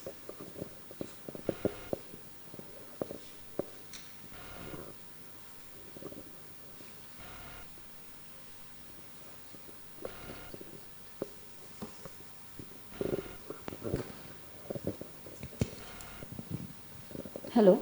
Yeah. Sir, good evening, sir. Nice to hear your talk. So myself, Tulasi from NIPER, Hyderabad. So I'm working with the fecal microbiota genomic samples. Right. So as you have explained the difference with 16 sequencing with the amplicon as well. So my question is will it be sufficient to establish the primary data if you're going with the primary metagenomic analysis? As in bacteria, we look for only targeted like V3, V4 regions. So is it fine, we have to establish both, or is it one will be primary enough? Yeah, because the diversity which is present in gut samples is less as compared to what is present out there in soils. So in that case, 16S would be sufficient.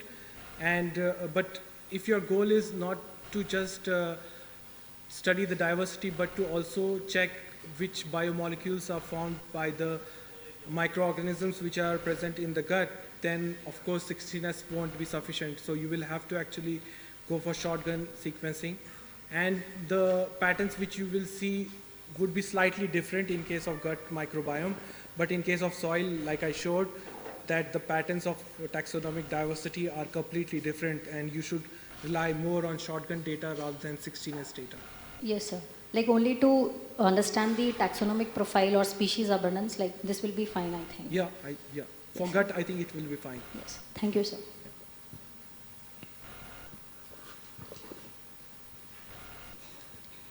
Anyone else?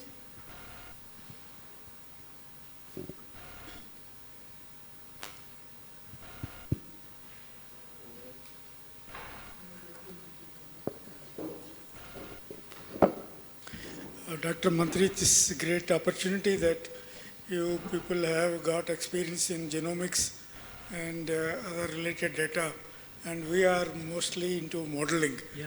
And we are just neighbors. Yeah, of course. So our exchange of views will be of great value.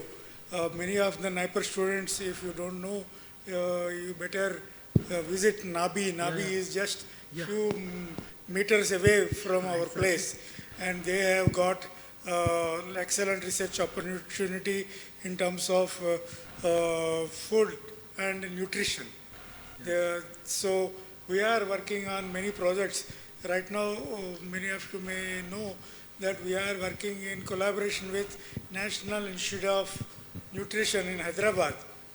Why to go that far, Hyderabad? Why not here? Yeah, So only thing that when we started, Dr. Mantri was not in town. Yeah. He went for Germany, so we needed help from Hyderabad. So we are working on nutrition also. So when we work on drugs and nutrients, certainly there is a lot of learning to be done from the agrobiochemical perspective. And his lecture today has thrown opportunities to us and helped us in realizing what can be done. And they have established excellent facilities. I was part of it initially when they were establishing in the committees and others. So nice talking. Thank you for giving very nice lecture. In continuation to what Dr. Bhatam said, we would also like to have the data, like the access. Can we have the access to the data to use for some modeling or something else? Something like the collaboration. That will be like a good collaboration we can have. Yeah. The data you are generating, lots of data, and if we can use it for the modeling work, maybe someday. So I think in case of metagenomes, we haven't generated a lot of shotgun metagenomic data set. We have some plans, but in public domain there is tremendous amount of data. So, and we actually are kind of developing pipelines so that we can harness the power of the computing facility which we have to crunch all that big data which is available in public domain, so that we can have databases of, say, biosynthetic gene clusters or databases of genomes of all the microbiomes. So such projects we have initiated after I came back, and those are actually now in pipeline.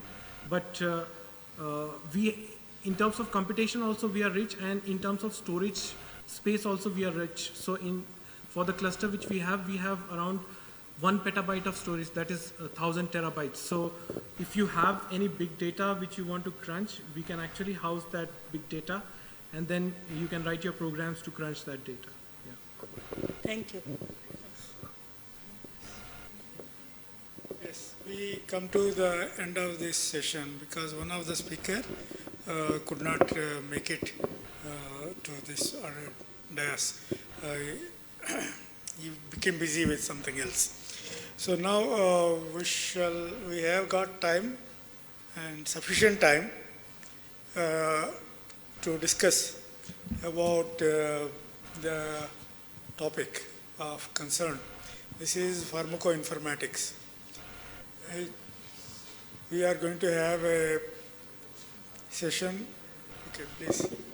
So, Dr. Mantri.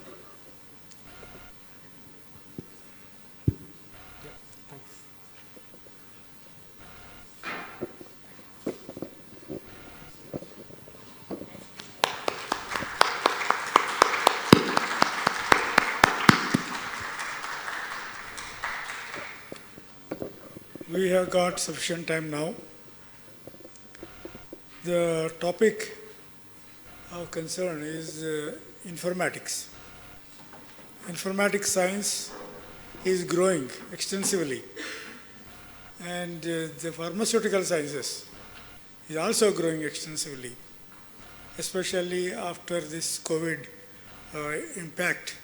The importance of the pharmaceutical scientist for the world and his services have been realized by many administrative officers and the government.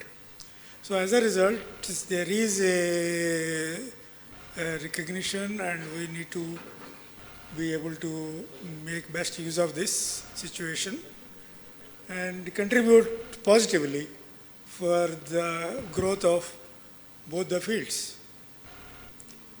Now, are they separate fields? Are they integrated? Yes, somewhere in 2002, long time ago, exactly 20 years ago, we conducted a small conference called Pharma Informatics. At that time, we thought informatics and pharmaceutical sciences. But then it was discussed, pharma is not any sustainable word across any science, all scientific community. Pharmacon means drug. And pharmacon-informatics, that's how pharmaco-informatics it became. And later on, our Board of Governors decided that we should encourage this topic in 2002. That was good news. We felt very happy that our institute is taking leadership in the field of integrating informatics and pharmaceutical sciences. That is what all we are going to discuss. Before that, I invite a few panelists. Professor Wade, please. Professor Sophia.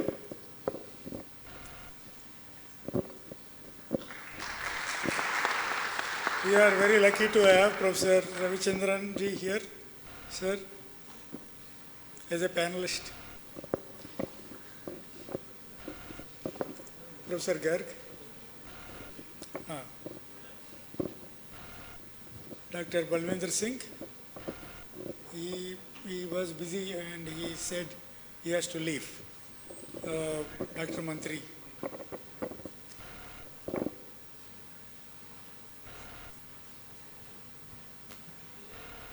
Please take seats.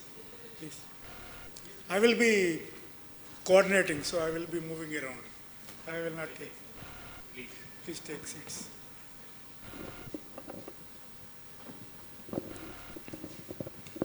We have one guest from NIPER Guwahati, Dr. Dikshit.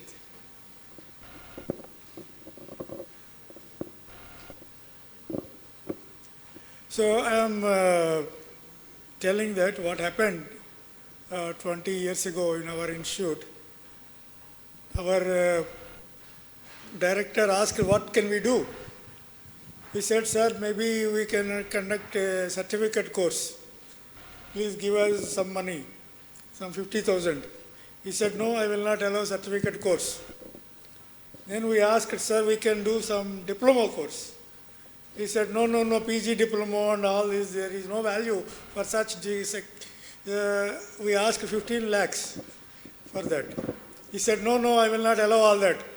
I will only give you 1 crore rupees if you want to do something big. If small thing, don't do small things. Do big things.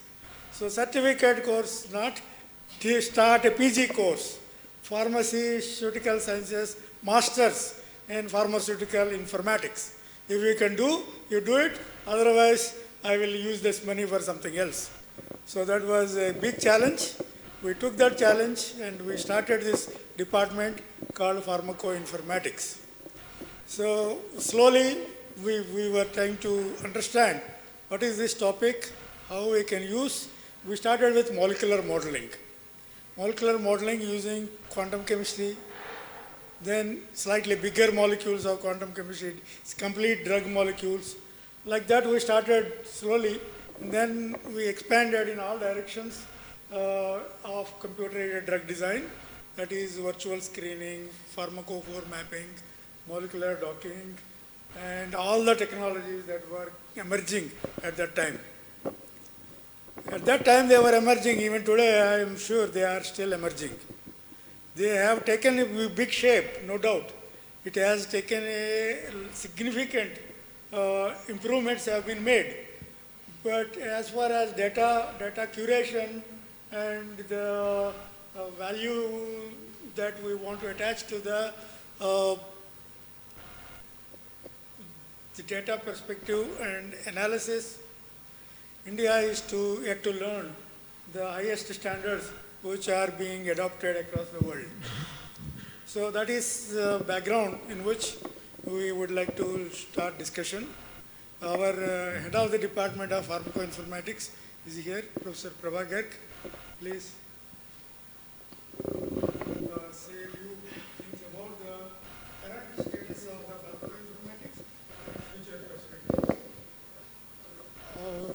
regarding the pharmacoinformatics, whatever anybody says, but you have to believe in yourself. This field is the coming field, the data science, the informatics, analysis, computer-aided design. Even if you see number of scientists who are not from the computer science, like the chemistry or the physics or the biology, they are recruiting the more of the computer scientists in their labs for the more of the analysis of the data. So have faith in you, believe in yourself, you can do number of things with the analysis of the data by doing any one of the approach, not only the one approach, the artificial intelligence or the computer-aided drug design. If you know the number of techniques, you can just make the combination of this, whatever you need to extract the information or the data, try to apply that. And I'm sure tomorrow is the, for the pharmacoinformatics more than any other department for the drug discovery. Balvinder Singh has joined. Please come to the dais. Okay.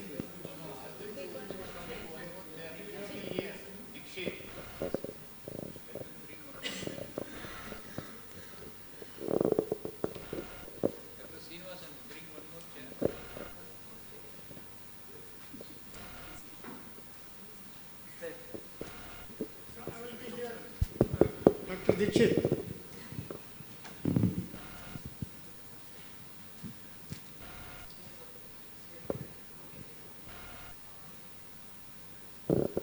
I will be communicating between the students and the panelists, so please continue. Professor Balvinder Singh has to leave quickly, so comments on the future course of this field of computer-aided methods integrated with pharmaceutical sciences. Yeah, thank you, Dr. Bhartam. Actually, I mean, the field is kind of a wide open. The informatics, data science is coming up like anything. AI is playing a role, I think, in every part of our life. Now, further, the big boom which has come up in terms of data, as Dr. Mantri was saying, that we have a lot of genomics data in our hand. Though this data is available in public also, and data is also being generated in our labs. Though we are talking about, microbiome data, though we are talking about any metagenomics in this coming from, soil samples, gut samples and things like that. So a lot of data is being generated. The thing is that we should be ready to, have the tools like this data, and I'm sure will lead to many more things. And definitely, it has been years since the last antibiotic came. We definitely require antimicrobial research, or the AMR antimicrobial resistance is coming up like anything. So we definitely need more data analytical techniques to address the problems in the genomics, and then try to look at the metabolites secreted by these microorganisms, and coming from metagenomic approaches, from any other approaches, whereby how these can be exploited in terms of used as an antibiotic, used as for any kind of health or other fields for that matter. So future is kind of a wide open, and definitely AI will have a great role to play in the coming days, and so is I think the informatics and pharmacoinformatics, because new drugs will come, these secondary metabolites are being secreted. We have to look at their functions, mechanisms, and look at their variety of properties that they can hold. So like this, I mean, this field will have wide ramifications in other areas: health, agriculture, and water, soil, everywhere, for that matter. Okay, thank you.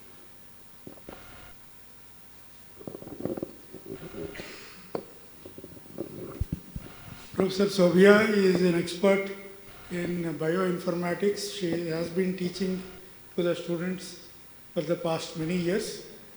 She is bridging the gap between the knowledge that we have in biosciences versus the informatics science. So she will give comments. Yeah. Good evening, everyone. So I work in the area of proteins and the structure-based drug design. So I can just give you some information. So the first thing what I want to say is, so we are all called as in silicoids.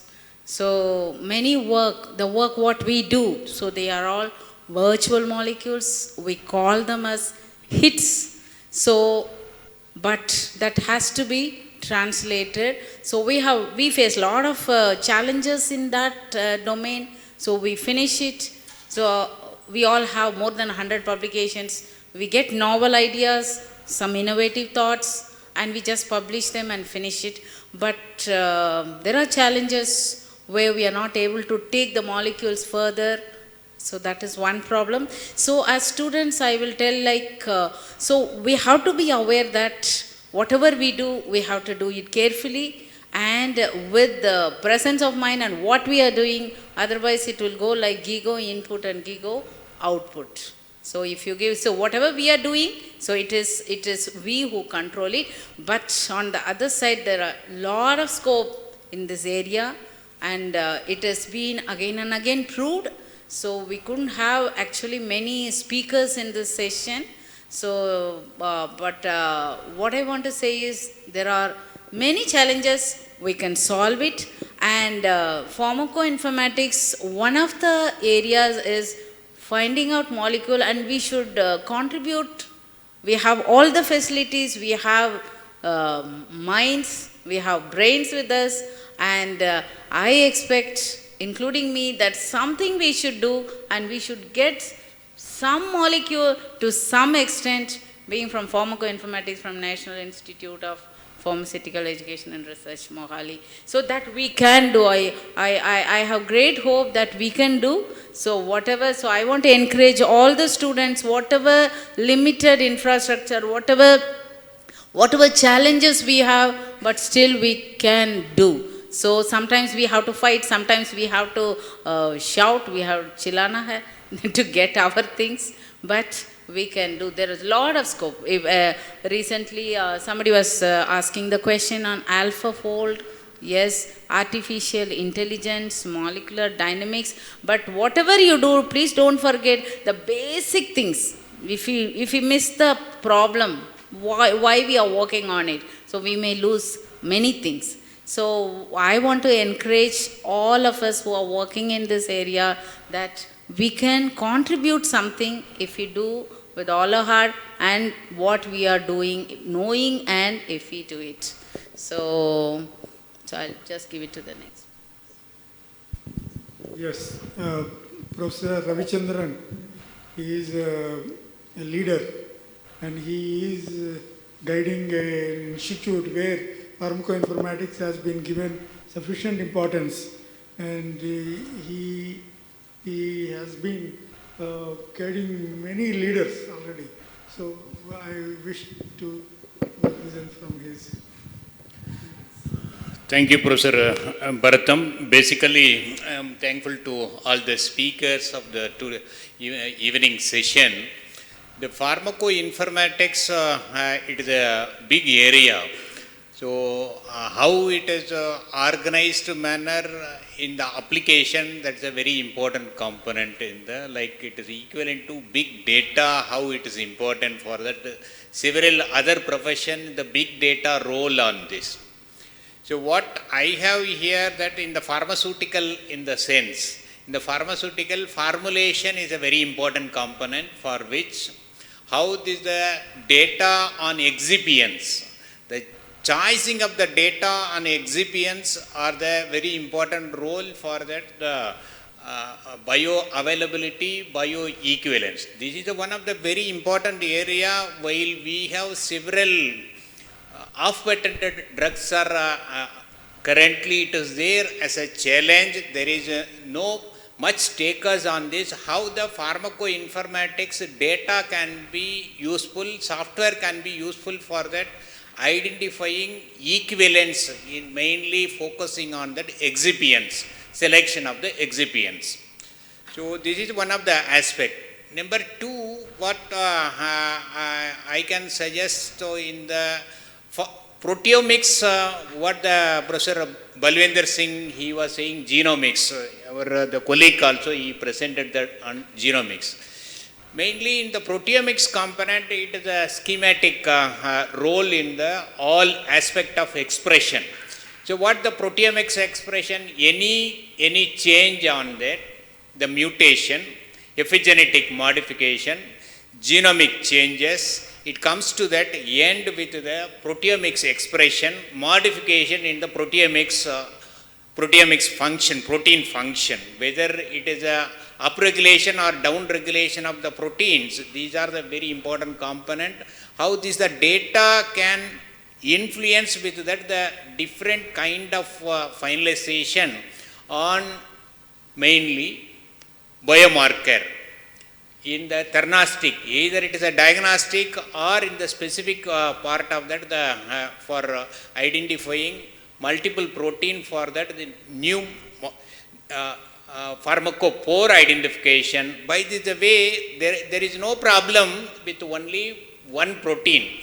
There are more than one protein. It is how you can confirm that you have to get the data of single problem. What are the different protein is expressed with the different proteins, how that the existing drugs works on that. And another component is that epigenetic modification. The pharmaceutical on epigenetic modification is a preventive measure. The preventive measure is the very important for that any healthcare management.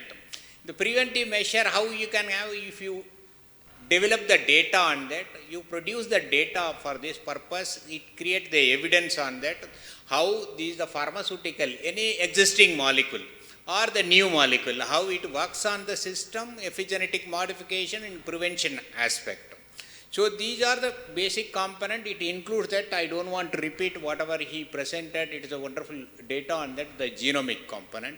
It is a very important for that, any basic aspect of genome to that the protein expression. These are the logically, the component need to be integrated and presented well. So for which design is very important. For the Professor Bardam, what he is doing, he is trying to pull that, though I am not the person with that the informatics aspect, we conduct the course program, I don't say that no on that, so, but still, the conceptual wise, how this can be strengthened.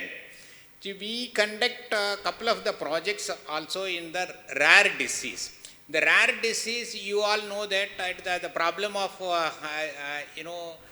genetical disorders, it comes into that the rare disease. There are several thousand. There is as per the record currently 7,600 plus rare diseases are there, but there is no expertise on this. There is no diagnosis for this purpose. But how this available data, it suits with this kind of the problem. This is one of the important aspects. While we go for several challenges and demand on that. What the several challenges? Pharmacoinformatics, how we can involve on the bacterial resistance. Antimicrobial resistance is a major challenge in everywhere. It is not only bacterial resistance. Now it has emerged with the viral resistance, fungal resistance, cancer resistance, entire things it get resisted. So how this the data will be useful for that the selection of that the material, it's a AI-based drug selection, prescription. These are the components are very, very important. Now it is already the AI-based molecular selection, how it is useful for that rationalization of the drug design. The same manner, the problems are identified. The clinician now they are using for that the selection of drugs for the problem based on that individual. So before the patient goes to that the clinician, so they'll have some data on that what the kind of the drugs acceptability or the resistance or sensitivity, these all together with the choice of the material, more than for one problem, more than that the 10 drugs are available. There are very rare on that, only one drug it is available on that. So these the data are very important. The complexity of the data can be rationalized by using of that the pharmacoinformatics skill, for which there is a need of attention on keeping evidence-based data that gives that the impact and value for that, the activity and the course program who is handling on this. With this, I end here. Professor Wade, we already introduced, but I would like to tell more. She has been working in the field of computational sciences, computational biology for many, many years, more than 30 years, close to 40 years. So she can give much more insight. Thank you. So I think I would like to comment on 2 points about emerging trends as regards what you call pharmacoinformatics or computational science as related to molecules. So one is that really in many areas, but let's say drug discovery is an obvious one, with the advances in handling large amounts of data and advances in robotics, we're really moving to a situation where the discovery process is computation driven. So you will see that by new companies being founded, drug discovery companies, that only have people and computers, and then, you know, you do lots of processing of data, you do lots of screening, and then you outsource the chemical synthesis, you outsource the experimental assays, and the whole range of things that need to be done. And that can all be basically coordinated via the computational work and becomes possible if the experiments are sufficiently automated with robots and so on doing those experiments. So you have labs now that don't have hardware, a few people and many robots in them. Of course, you know, for every project you come across, you find there are things now that still are really tricky. It's really tricky to set up a suitable assay. You really need an expert on that particular enzyme, protein, whatever. But nevertheless, this is the direction things are going. And, you know, if you look at molecular biology labs these days, people spend more time, you know, much more time in front of the computer than doing any experiments. And it's also clear that this is really becoming more and more driven by the computational work. And that is in part, of course, because of the improvements in the ability to handle large amounts of data, the improvements in the algorithms, and the improvements in the computational resources available. So this was really one point. But the other point, which I want to link to that, is also related to what we know from more like the simulation processes. And so I think now with these advances in AI that everyone is talking about, it's really important to synergize that with what we know from all of this, let's say, physics and chemistry-based approaches to studying molecules. So what we have just recently set up in Heidelberg is an initiative which we call Simplex, which combines the efforts of scientists in 3 different research institutes in Heidelberg and Karlsruhe towards combining machine learning and multi-scale simulation approaches to look at how we can actually bridge scales in dealing with problems about biomolecules and molecular materials. And the real point here is to pool expertise that we have about doing quantum mechanics, doing classical mechanics, doing coarse graining, all of these sort of approaches on the simulation side, together with many of the newer sort of algorithms that are coming out from the machine learners. There's a lot of activity all over the world now in terms of developing new force fields that are machine-learned force fields with the idea that based on doing many, we have to be able to do many quantum mechanical calculations and then processing that with machine learning. We can come up with potentials that we can apply you know, to larger systems than we could do the quantum mechanics for, that are more accurate and that also are computationally efficient. So this is one example of how to combine these things. And it's very important that this type of machine learning really has, it doesn't lose, let's say, the knowledge we've gained from all this physics and chemistry to ensure, as pointed out before, that we don't just have garbage in, garbage out, but really that we put all of this together and this new possibilities. And I think there are going to be lots and lots of developments in that direction. We've heard about AlphaFold 2, and that's also another clear example. AlphaFold 2 uses deep learning, but it also uses a well-founded knowledge of what we know about the determinants of protein structure, and some clever use of that in order to encode that properly so that these structures can be predicted well.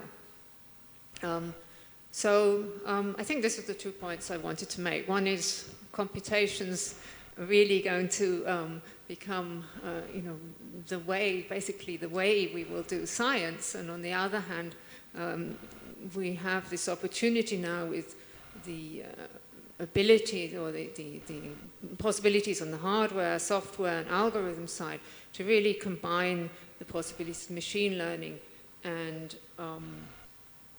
molecular simulation techniques. And this is really different from, let's say, the previous waves when we know that artificial intelligence has had hype phases and then quiet phases and hype and quiet and so on. But it seems, the current wave is really probably here to stay. There's for sure a lot of hype as well, and one has to be careful to take care of that. But it's really, the pace of change is going to be fast.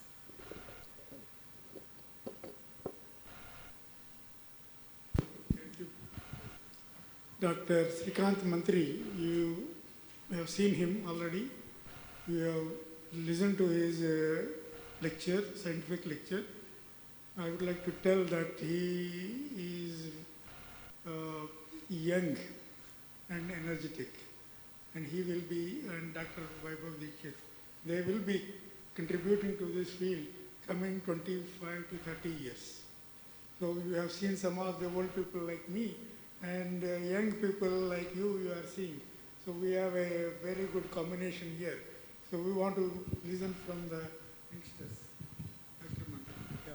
Thank you so much, Professor Bhartam. First and foremost, let me actually congratulate you all for actually choosing this so exciting field of pharmacoinformatics to study and to use in your research. So every single exploration for doing any kind of discovery or invention will always have an informatics component. So many congratulations to you all. So I want to make actually 3 points here. The first point is we listened to an outstanding talk by Professor Balram in the inaugural session where actually he showcased not directly bioinformatics or computational biology work, but most of it was actually multiple sequence alignment, evolutionary, phylogenetic analysis, and related informatics work. So the point I'm trying to make here is, during his retirement, without any external funding, he is actually just using his mind and ideas to do very outstanding discoveries. So funding might not be really that important, but just the ideas probably are more important in this area of research.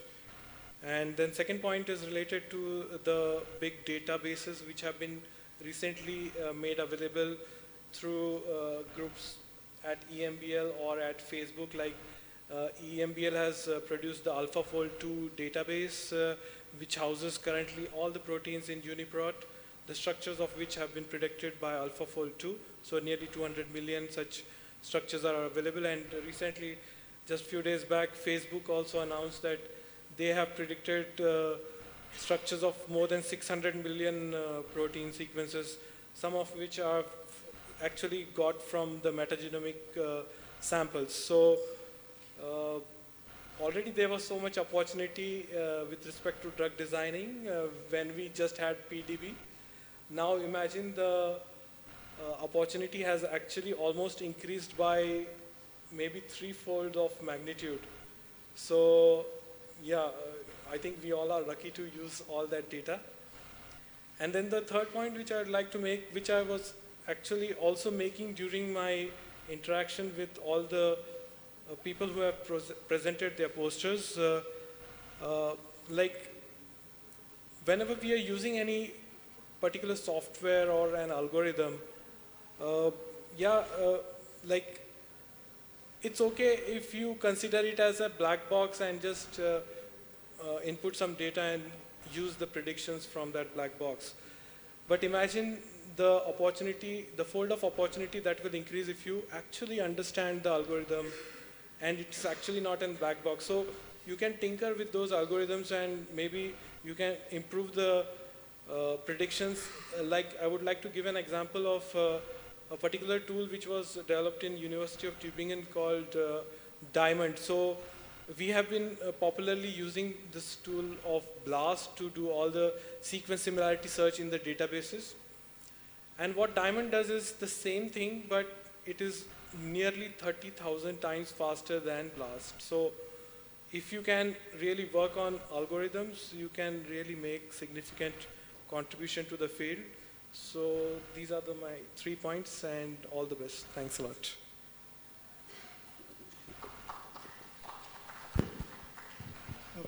Dr. Dikshit knows a lot about our own institute. He studied here for masters as well as for PhD. He has seen how the informatics department has taken shape on NIPER Mohali campus. Now he is contributing for the similar aspect in his own institute, where informatics, I think it is just about emerging in his place at NIPER Guwahati. So I would like to hear from him. Yeah, that is quite a tough one. After this kind of a panel has given their opinions, not much left for me to say.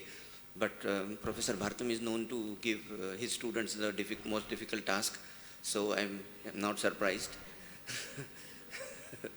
So I would, so I'm trying to gather my thought in one place, that what is left behind, but not much, so everything has already been said. But just one thing I would like to add is that, as my friend sitting here has mentioned about the new algorithms, so the world is moving very fast. If you get a good idea some Monday morning and you keep waiting that I will try to fix it over the weekend, then it is already done. Somebody is already working on it. So therefore you need to, from the student perspective only, I would like to say that you need to gear up, because the rest of the world is moving very fast, and all the artificial intelligence, programming, algorithms. So there are two sides to this coin. One is at the fundamental levels of depth understanding about quantum mechanics, classical mechanics, drug discovery principles that the big pharma company uses, how do they optimize leads, and what is the role toxicology plays there. So that is one aspect of the science, but then there is another aspect of the technology of learning, programming, trying to develop tools, because all the big pharma companies are developing their own tools. And yes, they do collaborate with companies like Discovery Studio, Schrodinger and all, but they have in-house large expertise in people who can have a strong background in mathematics, physics and chemistry, and then apply it to these things.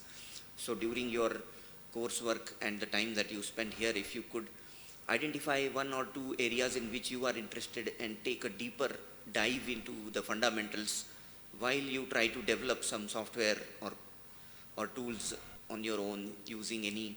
So there could be a balance, try to find a balance between them, because soon you graduate, you are faced with the, even for the PhD positions, there is a lot of competition. And so you need to very early demonstrate what sort of skills you have and what you will bring on the table that will help the group which you are so eager to join. And on the research side, maybe I am myself not a very big expert, but I see emerging in addition to the AI, it's right at the peak now, as I would interpret. So what's coming in the future? Maybe it's the quantum computing that's the future holds, where the future lies, coupled with AI. So many big pharma are already interested in what Google, IBM are doing in the area of quantum computing. They are not yet ready to jump in that. But some chemoinformatics like applications have already started to emerge. I can't remember the journal where it is published, but the quantum algorithm for finding similarity between molecules is already out there. And so if anybody is interested in quantum,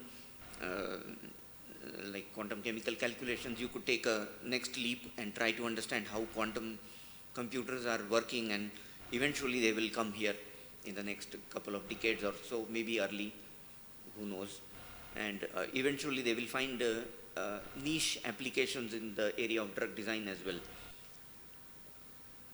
So those are the thoughts that are coming to my mind. Thank you very much for giving me this opportunity.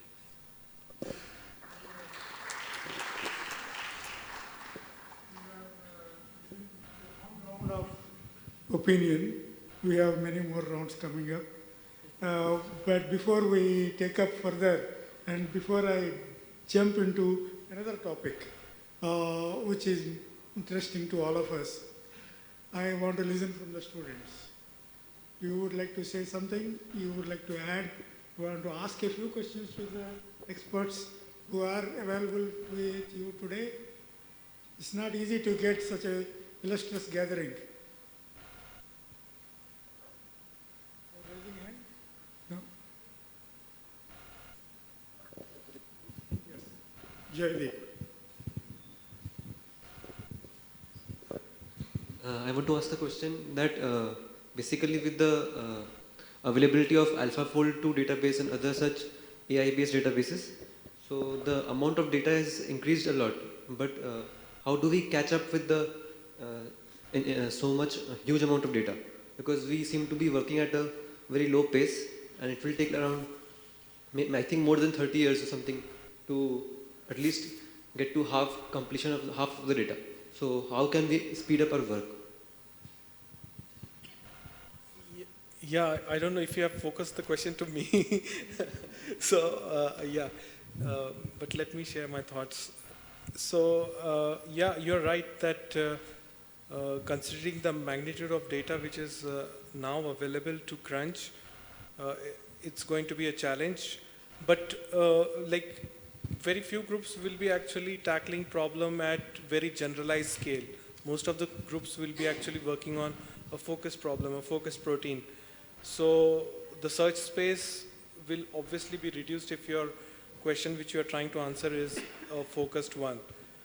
But otherwise, yes, for generalized kind of analysis, you will need to have some innovative algorithms which can probably do a lot of first-hand screening at a very raw level, and then you will have to write programs which can actually fine-tune the further screening. So, of course, such tools and algorithms are currently not available, and let me tell you that it's really, really difficult now to even keep pace with the amount of literature which is coming for structural bioinformatics on day-to-day basis. It's really difficult. So, yeah, there is an information overload, but then we'll have to actually figure out how we are going to actually tackle that, and maybe if you focus on a particular project, then already a lot of noise you can actually filter it out. That's what my thought is. Yes. Can I add just a comment on that point? Please. Yeah, so, I mean, as regards AlphaFold 2, I think, I've taught protein modeling courses for a while, and the very first thing I do before we ever start is say, okay, if you want to make a model, what is the question you want to answer when you make a model? So if you're making a model by hand, a homology model or something like that, you've got this answer in place. Now with these AlphaFold 2 models, they're just out there, right? They're not answering a specific question. So I think a lot of use is going to be somebody, you know, looking for their favorite protein and finding there's a structure, an alpha-fold structure. They didn't have that before. And now they can just use it like that. And I have this now almost, you know, every other day. Some biologists, you know, has just used AlphaFold 2 and they've made some prediction. And then they come to me and say, are we doing the right thing with it? And unfortunately, usually there's a problem. Like the one I had last week was somebody just taken a structure and then had started computing, you know, docking a peptide to the structure and computing electrostatic potential and so on. And then I had a look at it and I realized, you know, this protein binds metal ions. Of course, the metal ions are completely missing from the AlphaFold structure. And so all the calculation was meaningless. So, of course, now there are algorithms, and people have published them, that will put metal ions into AlphaFold 2 predictions.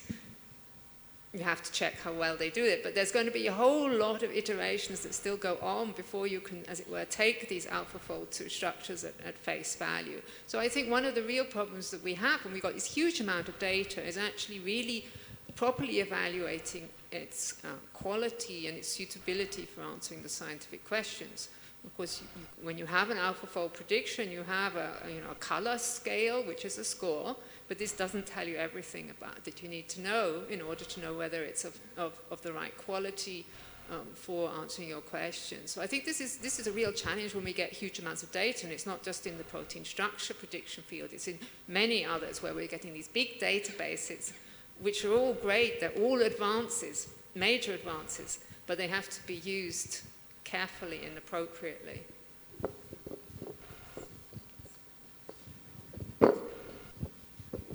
So what that means is that even if the data is large, you can try to answer every single question with it potentially. The need for the expertise and the expert people is not going away. Just like you have, there are now algorithms which can predict the most favored pathway for synthesizing any molecule, but they are not replacing organic chemists anytime soon, as I can understand, because you would, they can't predict every single detail about the reaction conditions, the temperatures and all, but when you say that the modelers are always trying to break those barriers, but something or the other still remains that the model cannot predict, and you need the expert domain knowledge. So it's, from the student point of view, you want to develop that domain knowledge in a particular area, so that even if some experimental person has access to AlphaFold 2, as Madam just rightly highlighted, they don't know what to do with it, or they are not confident, and they might be falling into pitfalls which you as an expert will identify for them.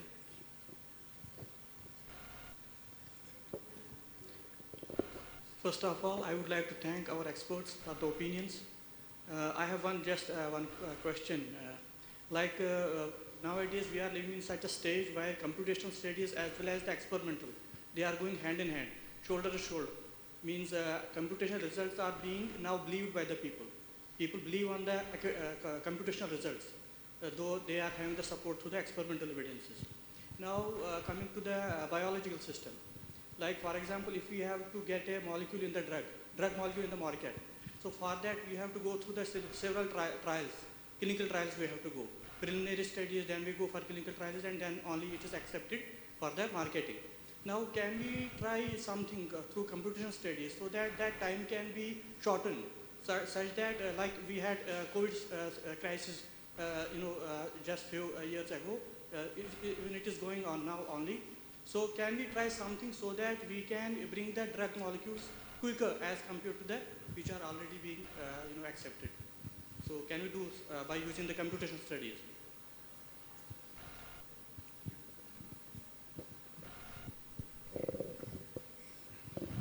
The whole field of computational study, computer-aided drug design was only with that aim it was started and developed, but there are constraints. For example, if you take the toxicity prediction and all, So there is no much data available in the literature, first of all, when you take toxicity. So suppose we are building a QSCR model. If you want to build predicting the inhibitory activity, so for a particular target, you may have so much of data available, IC50 values. So based on them, you can build a robust model. So you can rely on. But if you take, for example, toxicity and all, so the data itself, pharma companies, they don't release it. They don't publish it like us. So we don't have. So people, you have some tools also available, online servers and all. But if you don't know how much data they used at the background and what model, how much, did they use 10 molecule or 10 data or 15 or 1000? So it makes a difference. So there is one constraint in that line. So after finding out the activity or the efficacy, when you go ahead in the process of drug discovery, we have this problem. So that, pardon? Yeah, artificial, yeah, I'll give.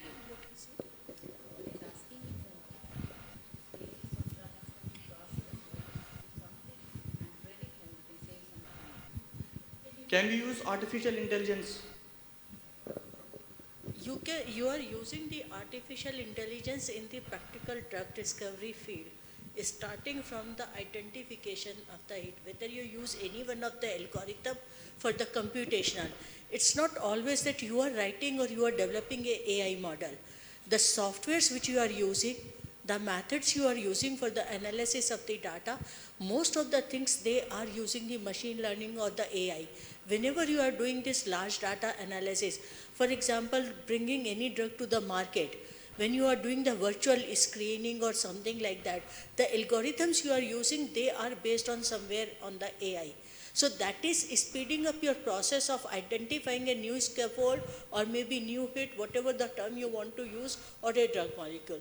But there are some of the requirements by the FDA or whatever the like the authorities. You have to pass those phases. Clinical trials you can't avoid.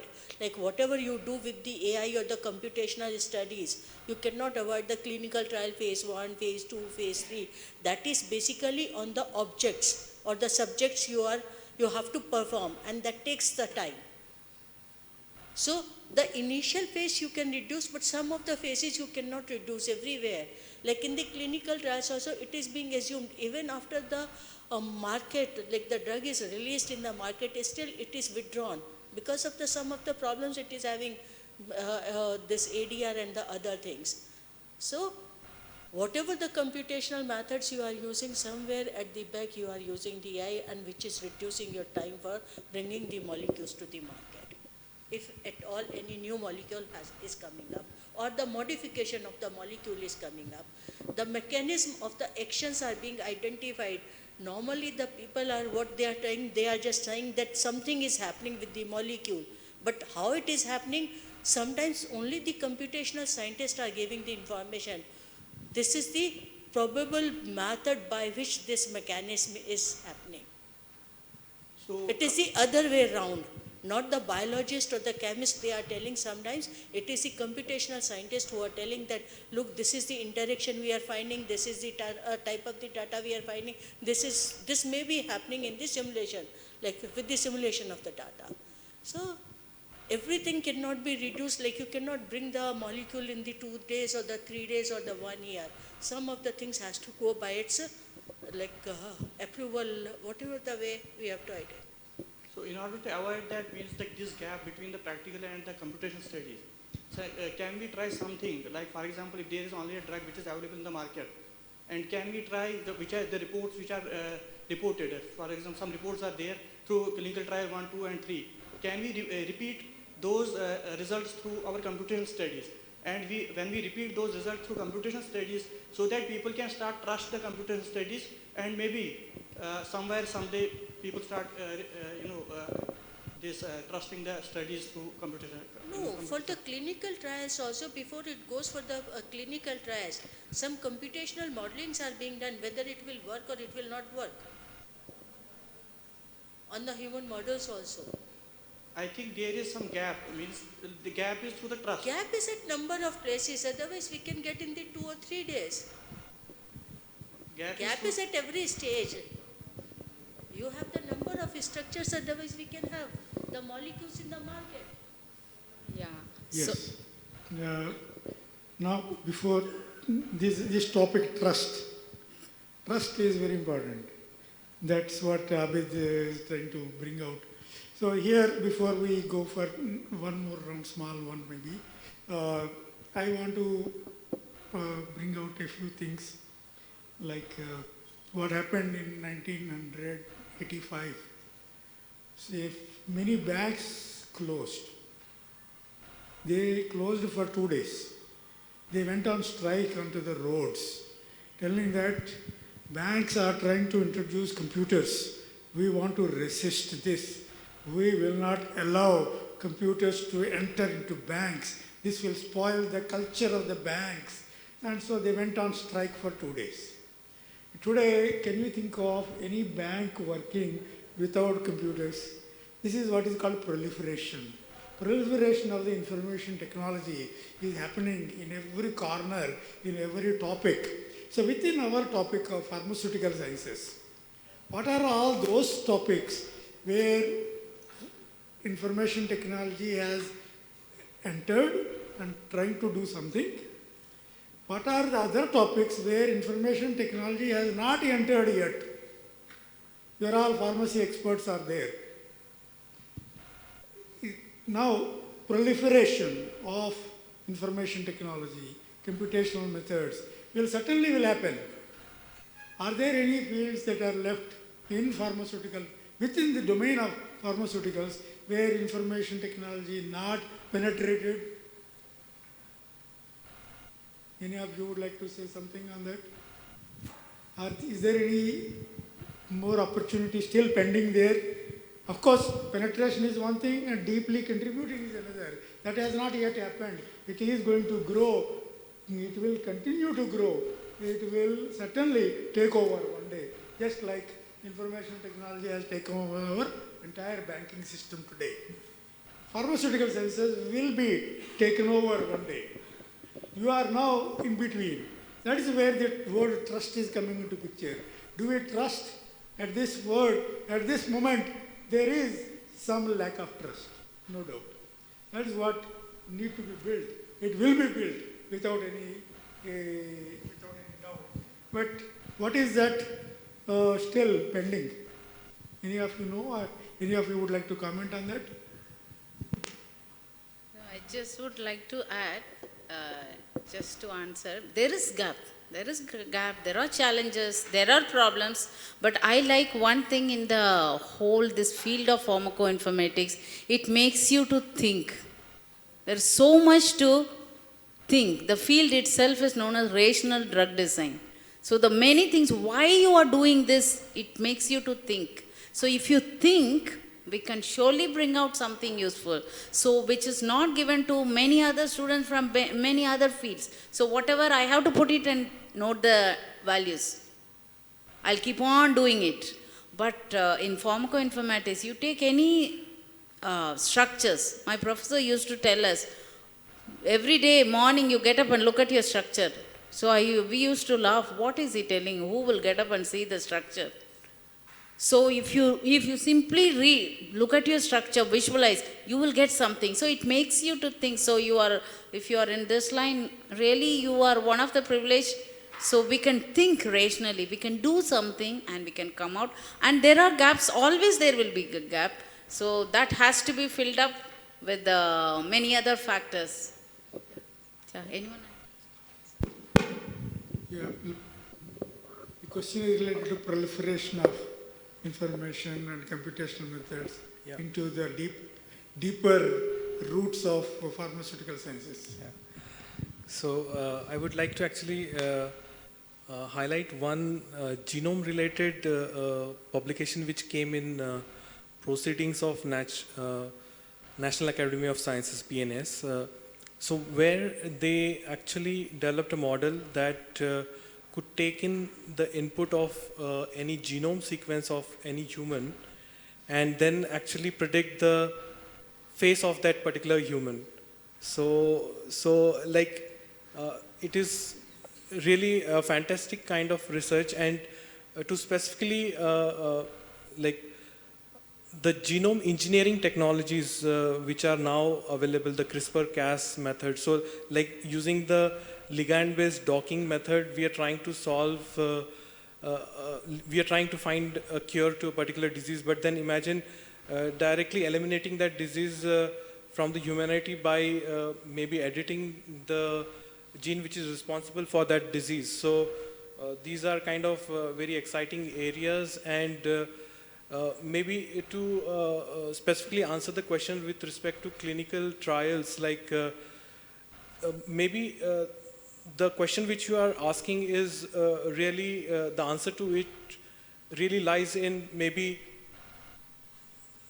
5 or 10 decades in future. So like the amount of computation required to simulate the complete human organism will be tremendous. Like we are currently simulating only few molecules, but if you want to simulate trillions of molecules together and then use that model to test if your drug is going to work or not. So of course this will be possible, but it's far, far ahead, probably maybe 50 years ahead, maybe, or maybe sooner than that. So yeah.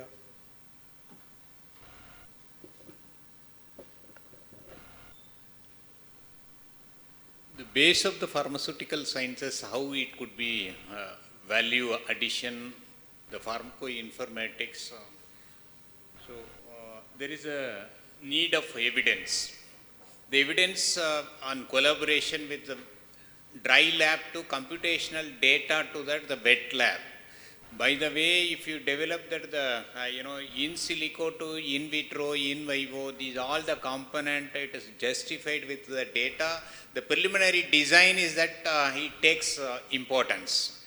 So for a sake of what I can say that the butyrate, the microbiome, butyrate, the role in that apolipoprotein, and butyrate with liver, butyrate with cognition. So if you have that the clarity of the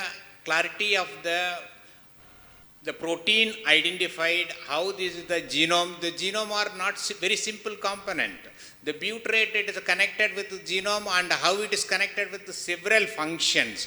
How you could able to make that the data evidence based. Then naturally there would be a the basic design of that the computational aspect, the assessment, data rationalization. It would be a great chance of acceptance. These all that the pharmaceutical sciences, how the biological based it goes into depth, that makes very sensible and rational. A student would like to add. Dr. Vaibhav, you want to add something?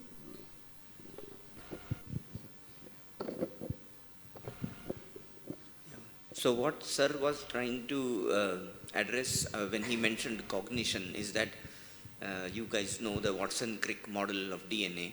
So after their work on the DNA structure, Watson went on to figure out the codons, how protein sequences, nucleotide sequences is converted into protein sequence.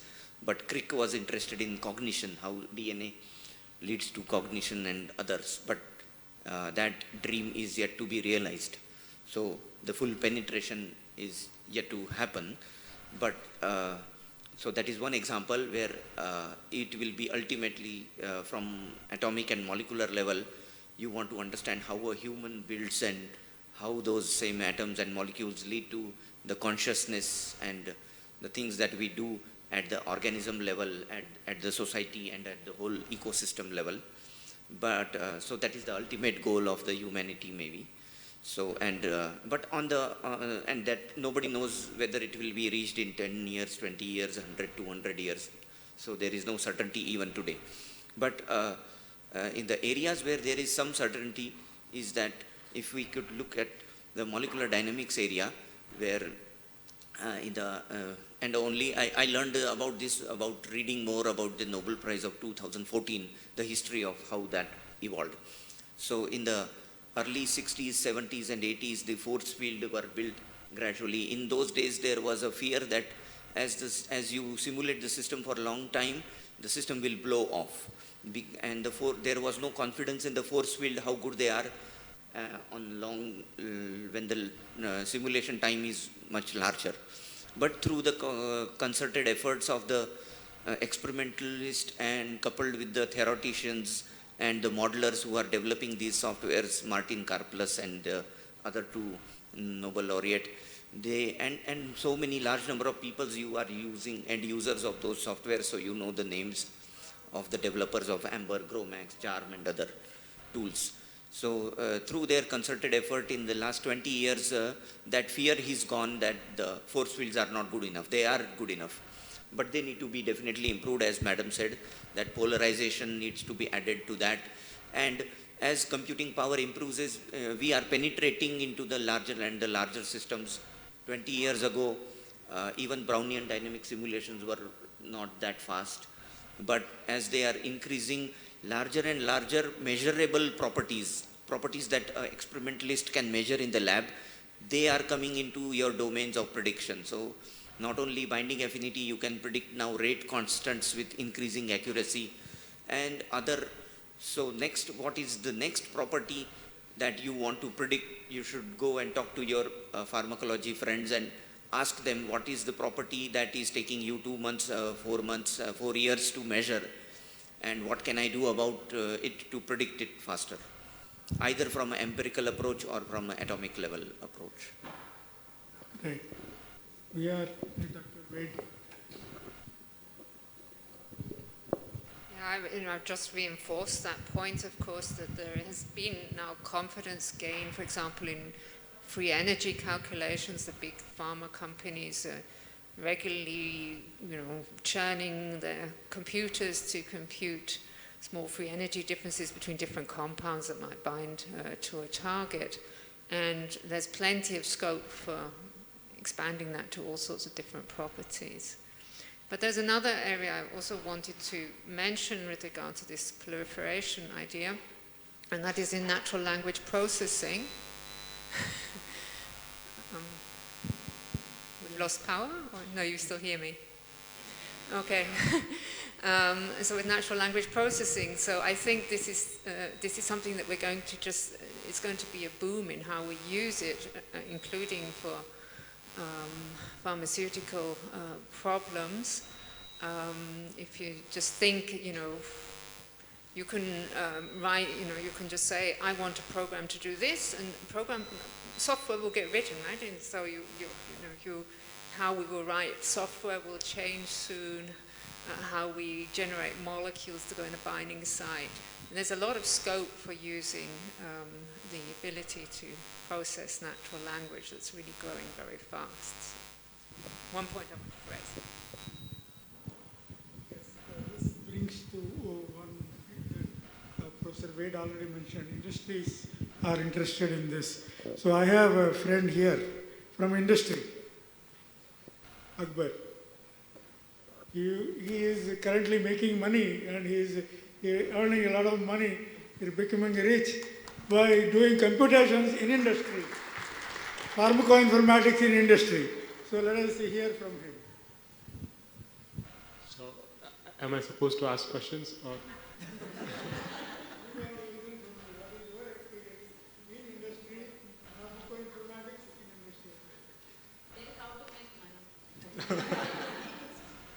So, yeah, I would say there are a lot of questions that still need answering.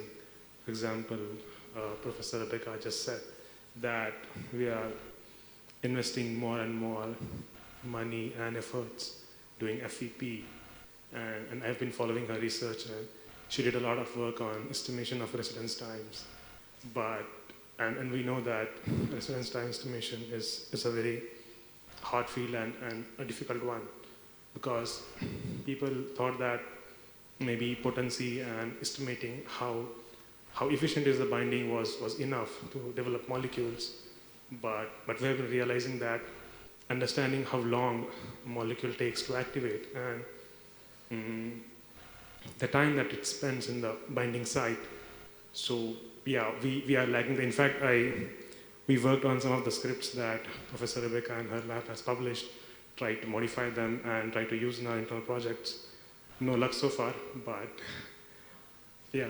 So yeah, there's a lot to explore. And on the question that I think Abid asked about toxicity predictions, and so we have a lot of things going on like organ on chip, human on chip methods where we could minimize the use of animals or use of a lot of things in. So yeah, there's a lot that is going on and there's a lot that can be done. And industry is more into output oriented than academics. Here you could do more exploratory research, but to wrap up, there's a lot that we depend on in academics. A lot of basic research comes from academics and people give their lives to do research, and that's where the money comes from. We do not develop a lot of things from our own. We rely on academics to do the fundamental, to do the groundwork for us, and then we try to build up that and try to develop around it. That's most of today's money making. So I think we are coming out. Organizer is sitting there, telling that why don't you wrap up? But already 2 hands raised. I would like to give opportunity to those. So I was trying to continue the thing like in silico work.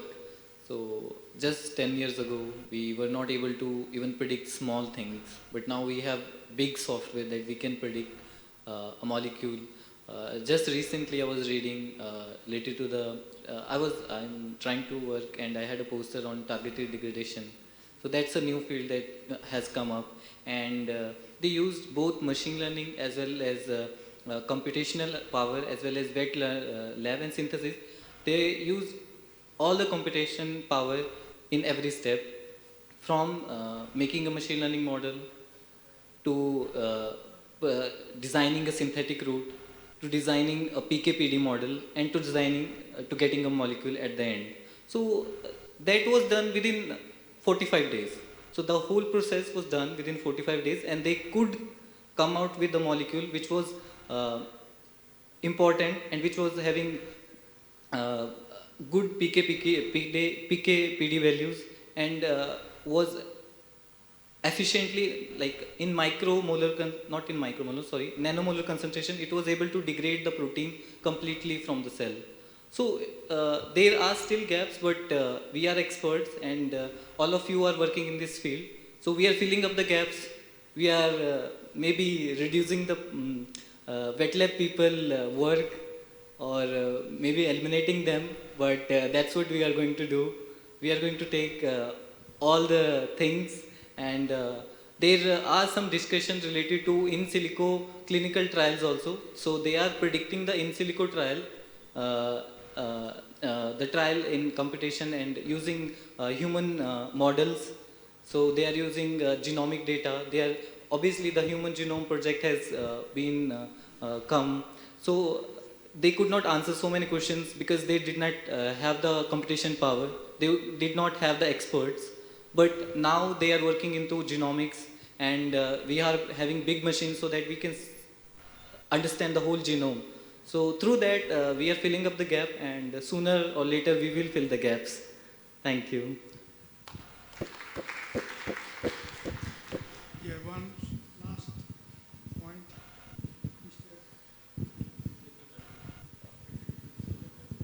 Warning well has been drunk already. Okay. First of all, my sincere thanks to all the panelists for sharing your opinion. Before I ask my question, I would like to push back on what my colleague has said. I don't think as computational chemists we will ever be able to replace an organic chemist. As Dr. Dixit said, a software can predict the best way to get to a particular product, but the reaction conditions, the temperature, the catalyst, the pressure, etc., there will always be a place for a person with domain knowledge. That is what I feel. Coming to my question, What I wanted to ask is, in an era of increasing computational complexity, whether the field is simulations or whether the field is machine learning, it seems that we are moving towards models that are increasing in complexity. These are referred to as black box models, in which we don't know what is happening inside the model, but we may get an accurate prediction. What I wanted was the opinion of the panelists on whether you think simple models with a well-defined mechanistic interpretation still have a place in computational chemistry.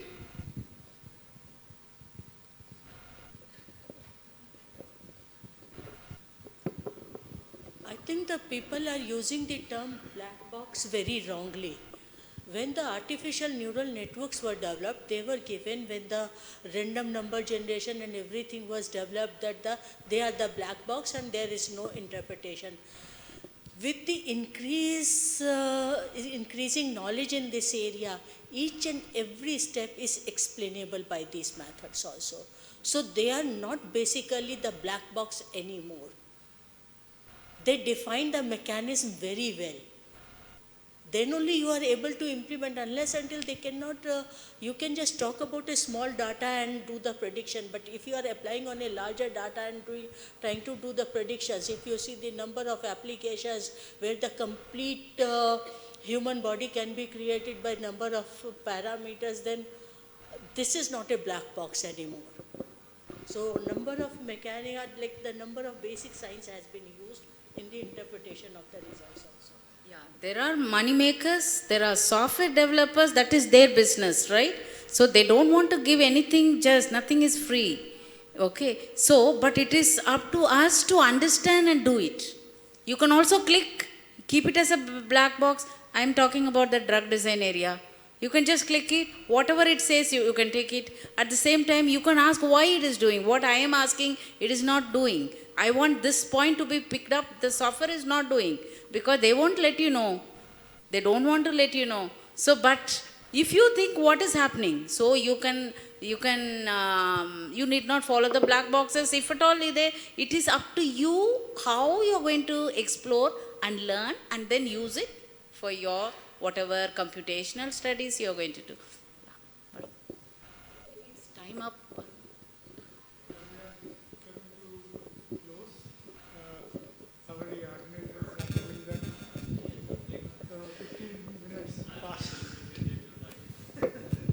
Well, any last point?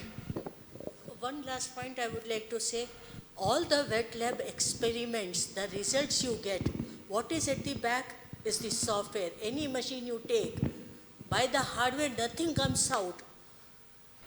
The software, data, everything is working at the back of that. So even if the wet lab people, they say, we are doing the wet lab, you are at the back of that. They can't do without you.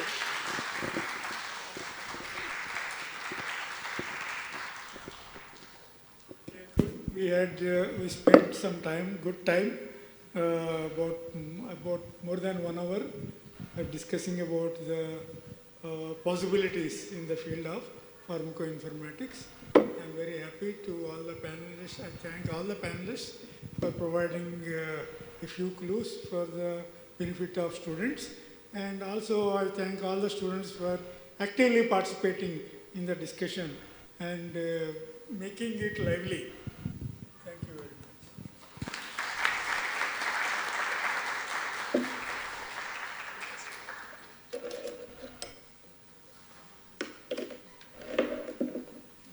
Please stay back. Please stay back for the group photo.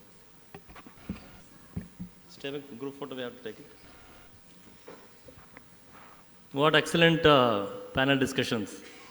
Good applause for all the panelists.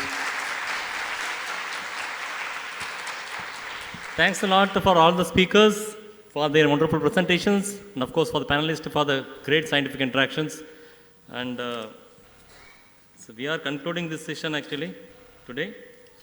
And since we have already felicitated the speakers, it is our moral duty to felicitate our chairperson for the excellent chairing of this session, actually wonderful. And I request Professor Vichandra, Director, Kolkata, to give a small token of appreciation to our chairpersons.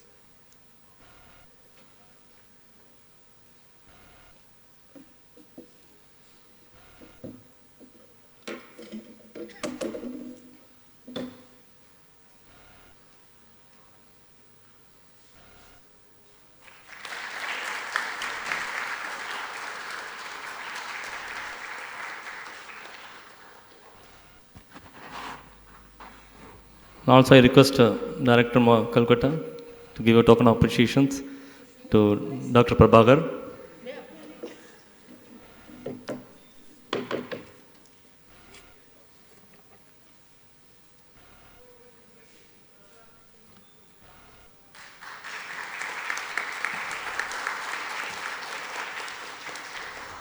And I also request all the panelists to join for a group photo.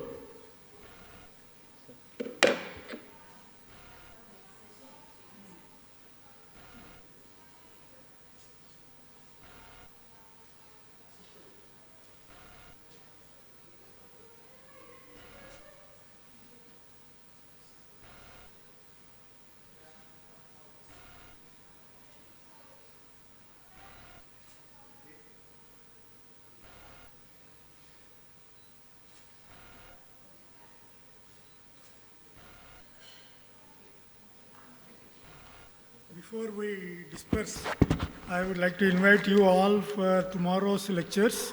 Also, in fact, two speakers whom we invited for this session, they told that we are not able to come for 11th of November, but we will certainly come for 12th of November. They are reaching us, and probably they are on their way to come here. Dr. Narahari Sastri from NIST Jorhat and Dr. Debashisha Mohanty from NII. They will be delivering lectures on topics very similar to the discussion that happened today.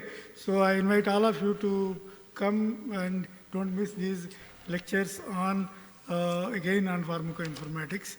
But that is kept under pharmacogenomics subheading. Don't miss them. Okay, before tomorrow program, you are all requested to join for the today's culture program by 6 o'clock, followed by dinner. Hope you will have a great fun. Okay, thank you. And also I have already made a small announcement and I am repeating again.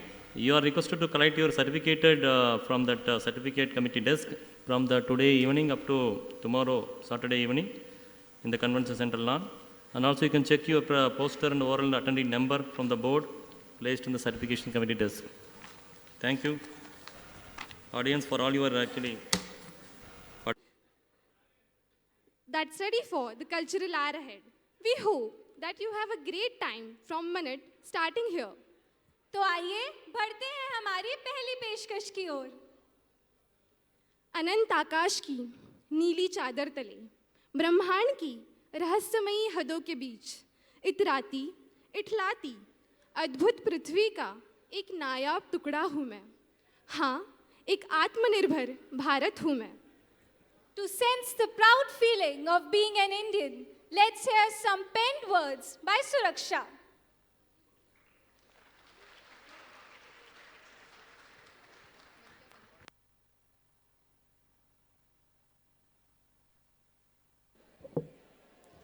So the title of my poem is Atmanirbhar Bharat. And it's basically about how Indian pharma sector was able to fight back against the COVID pandemic and was able to rise above all. ऐसा ही समय आया कुछ, पूरी सृष्टि को पलटना पड़ा रुख। हर राष्ट्र और क्षेत्र मजबूर और गुम, देश विदेश में छाई बेबसी की धुंध। पूर्व से रशिया और चीन ने लगाई दहाड़, वहीं पश्चिम से अमेरिका और कनाडा का हुआ बुरा हाल। मगर भारत ने ऊंची आवाज से बोला, नहीं बनेंगे परिस्थिति का शिकार, चलो करो आत्मनिर्भरता पर विश्वास। समय है ये क्रांति का, आशा और उम्मीद का, पूरब हो या पश्चिम, हर दिशा में हो भारत का बोलबाला।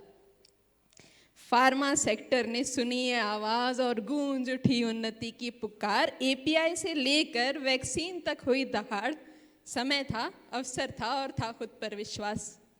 ऐसे ही सतरंगी रंगों से करा फार्मा इंडिया ने परिष्कार। फिर हुआ आगमन योजना मैत्री का, इंसानियत और दोस्ती का। अपने देश का बच्चा बच्चा हुआ टीकाकरण से आगा, मगर आगा हुआ वो 98 देशों का बच्चा भी। ऐसा ही है अपना भारत, ऐसी ही अपनी दिलदारी। मगर ख़त्म नहीं हुई ये कहानी, ये तो थी फार्मा क्रांति की निशानी, ये ही थी मेरे आत्मनिर्भर भारत की कहानी। हम नहीं रुकेंगे अब, ना थमेंगे ना झुकेंगे अब, पूरे विश्व में अव्वल बनेंगे, अब हर क्षेत्र में सफल बनेंगे अब।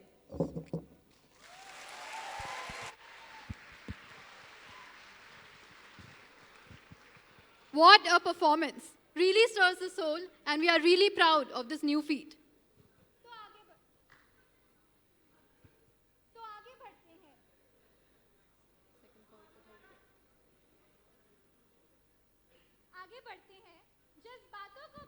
यार माइक ऑन कर दे उसका भाई श्रवण श्रवण So now, let's welcome MIMAC performers portraying the essence of modern India through Mahatma's lens. Please give them a big round of applause. श्रवण ओ श्रवण सुनता ही नहीं है यार Shravan Shravan check check check green light जल रही है।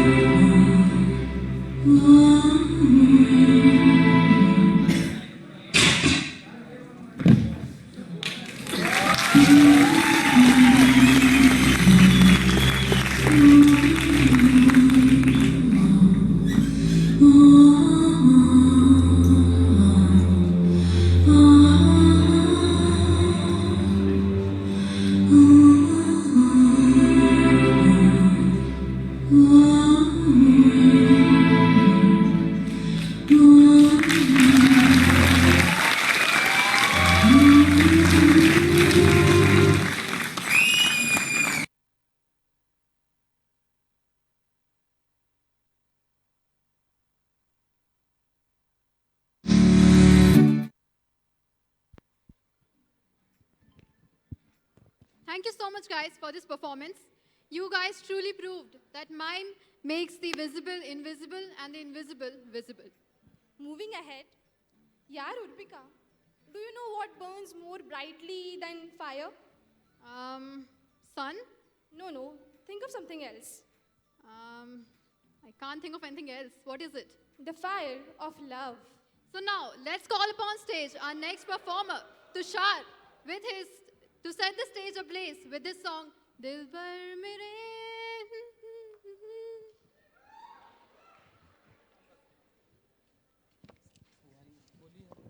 Check.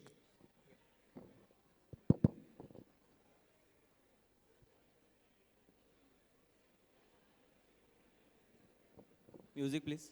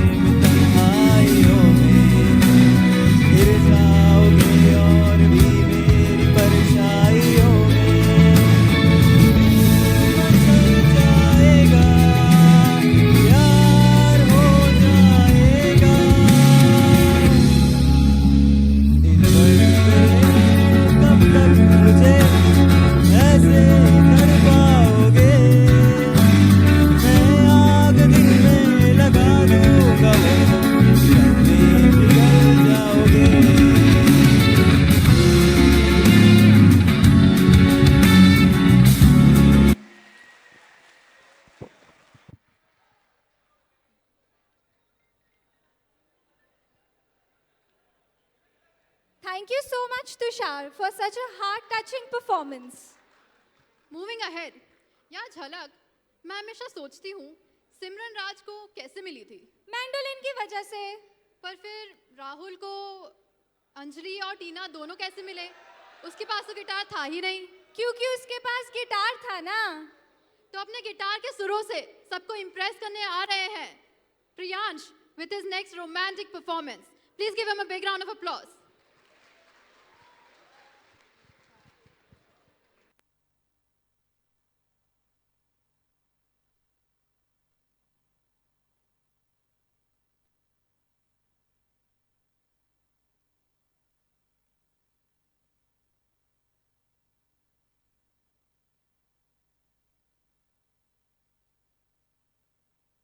हेलो हेलो हेलो हाँ guitar का sound आ रहा है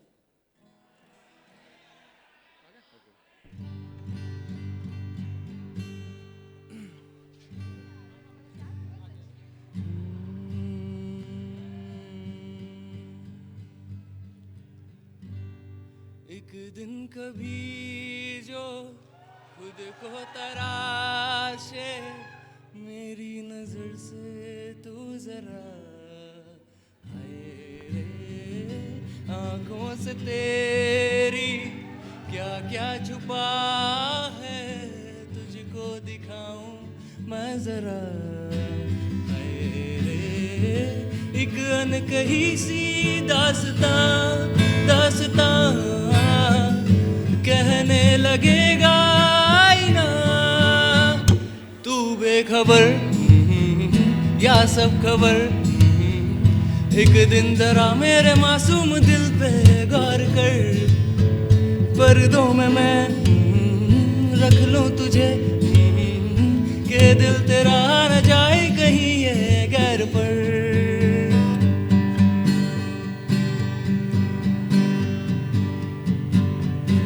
कैसे बताए तुम्हें और किस तरह ये, कितना तुम्हें हम चाहते हैं। साया भी तेरा दिखे तो पास जाके, उसमें सिमट हम जाते हैं। आशियाना मेरा साथ तेरे है ना, ढूंढती तेरी गली मुझको घर मिला। वो दाना मेरा हाथ तेरे है ना, ढूंढते तेरा खुदा मुझको घर मिला। तू जो मिला तो हो गया मैं काबिल, तू जो मिला तो हो गया सब हासिल। हाँ, मुश्किल सही आसा हुई मंजिल, क्योंकि तू धड़कन मैं दिल।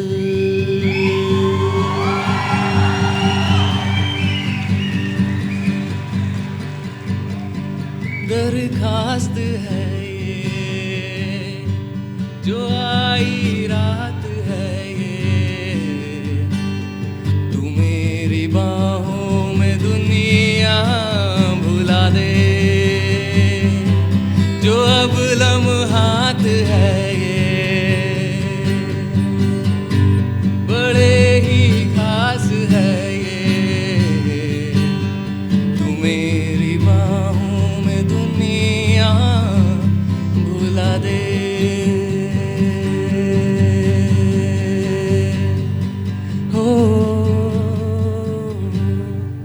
That's all. Thank you.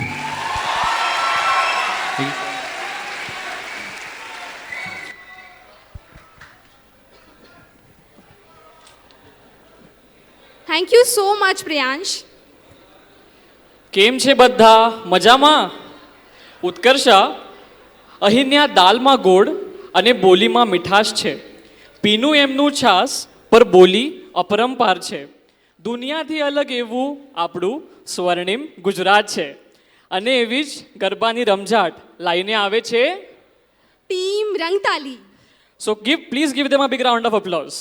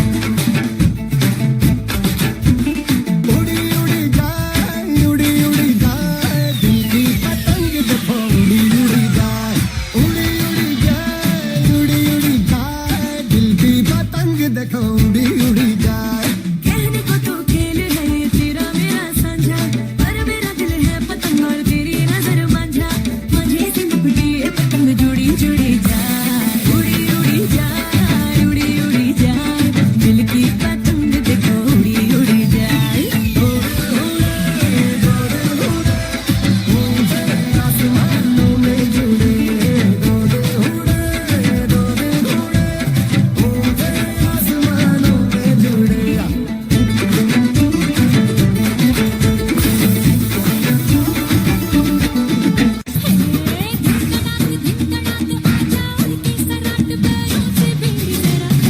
नगार संग ढोल बाजे ढोल बाजे हाय धम धम नगार संग ढोल बाजे ढोल बाजे हाय धम नगार संग ढोल बाजे ढोल बाजे हाय धम नगार संग ढोल बाजे ढोल बाजे हाय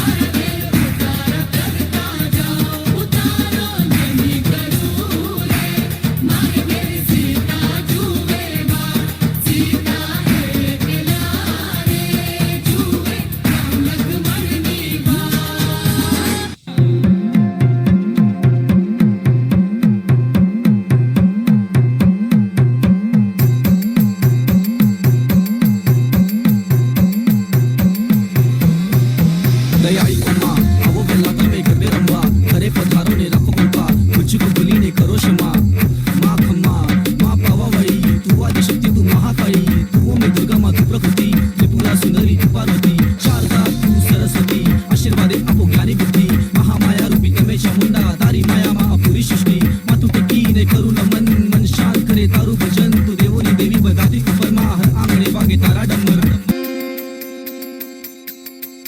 हे रमवाया वो माड़ी रमवाया वो आज मत मेलड़ी रमवाया वो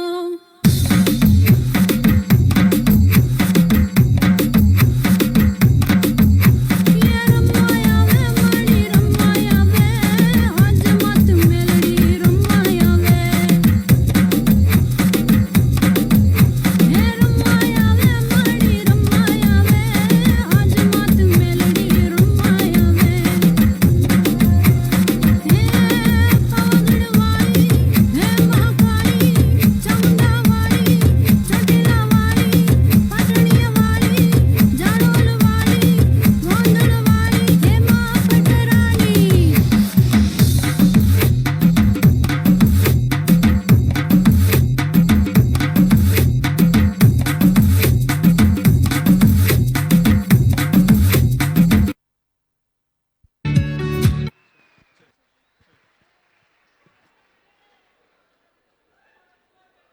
You have great charisma, guys.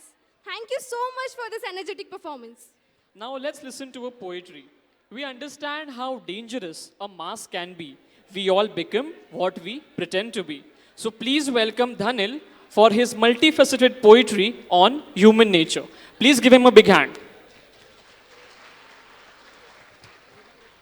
Check. Check, check.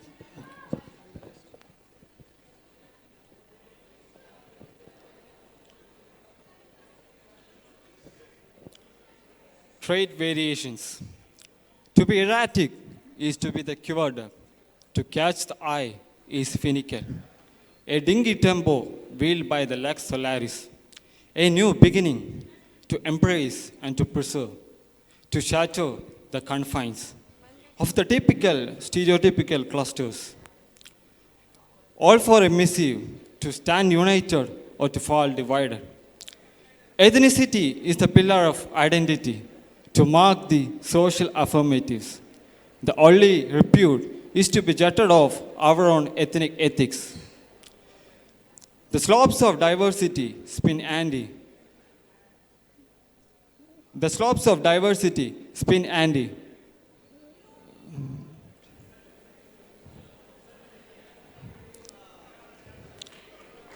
A minute before you advance, self-realization, culture.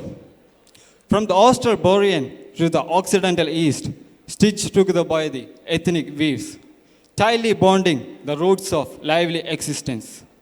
Refinement and polish, not acquired but inherited, to curl up the unending culturalist, to restructure the inherited fortune. Taj Mahal in the India or the Amazon forest in the States, Chinese wall or the Leaning Tower of Pisa. Prime is the acceptance or the transmittance. After all, that's what we hardly do. Thank you.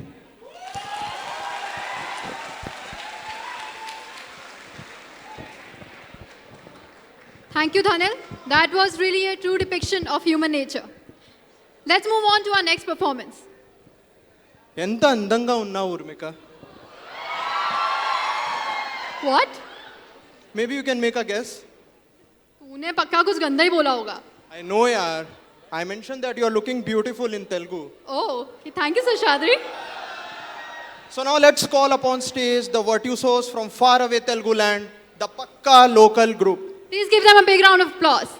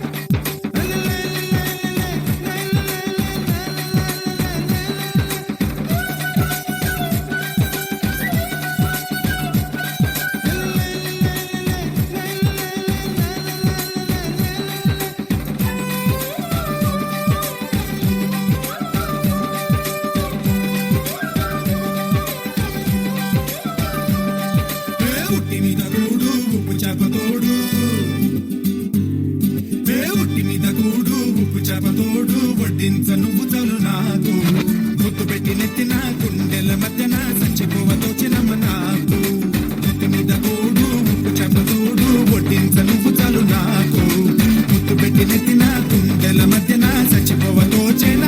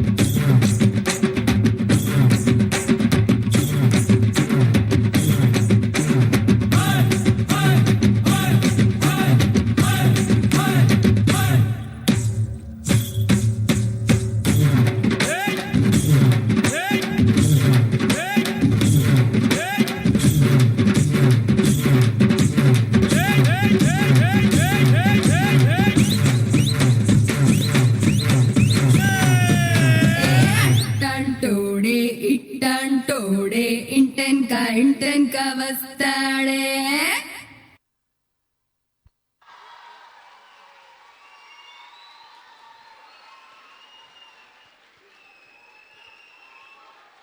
Pakka local group, man. What an energy. Come on. Thank you so much for spreading the infectious energy into the air and those meticulously articulated moves. Moving on.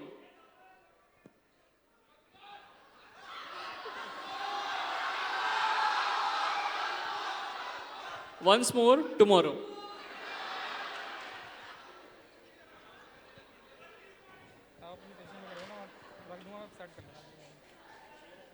खुदा ने जब माँ को बनाया तो उसने उससे मोहब्बत चाहा, लेकिन वो भी माँ ले गई। खुदा ने फिर बनाया हिफाजत, वो भी माँ ले गई। खुदा ने फिर बनाया बरकत, वो भी माँ ले गई। देखते ही देखते उसकी आंखों के सामने कोई और परवरदिगार हो गया। वो बहुत मायूस हुआ, बहुत पछताया। माँ को बनाकर खुदा खुद बेरोजगार हो गया। तो आइए सुनते हैं उसी दिल की पुकार अन्नू कुमारी से, जो लेके आ रही है हमारी अगली पेशकश साहस माँ के लफ्जों में। Please give her a big hand.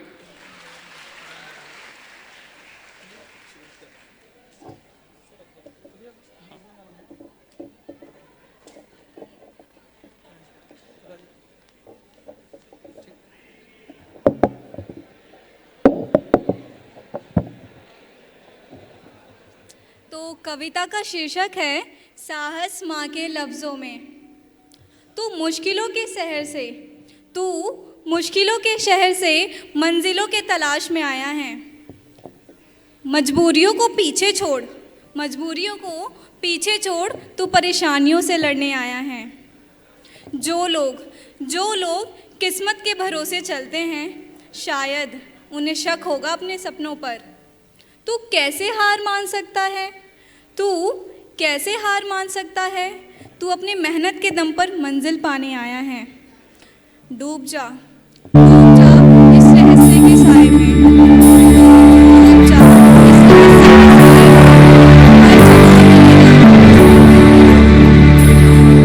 बिना कीमत चुकाए इस संसार में कुछ भी नहीं मिलता। बिना कीमत चुकाए इस संसार में कुछ भी नहीं मिलता। रातों से जीतनी पड़ेगी, जब तुझे फिर सूर्य बनकर भी तू ही चमकेगा।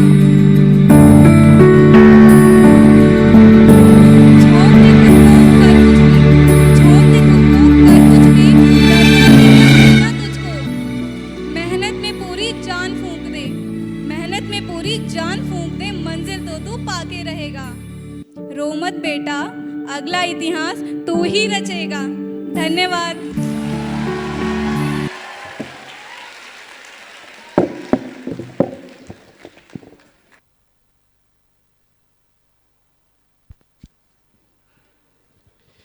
सच में यार शिशाद्री, अनु की पोयम सुन के ऐसा भी लगता है कि खुदा भी माँ के बिना अधूरा ही है। यार धवल, तुझे क्या लगता है प्यार में दिमाग की हालत क्या हो जाती होगी? यार मुझे पूछ रहा है, प्यार में दिमाग की हालत ना कुछ मैशअप सॉन्ग जैसी हो जाती है। यार मैं समझ नहीं पा रहा हूँ। यार कोई तो होगा नाइपर में जो मेरी इस हालत को बयां करेगा। So let's welcome a duo performance by Chirag on vocals and उनको गिटार पे साथ देंगे Tanmay. Please give them a big huge round of applause.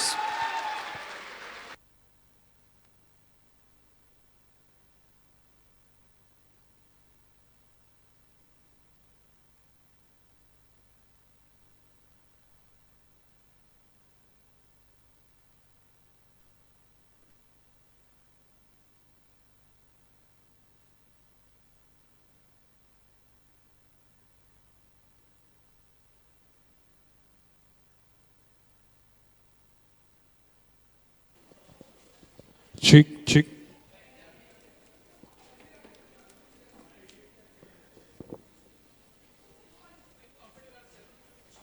उससे नहीं होगा, बात नहीं।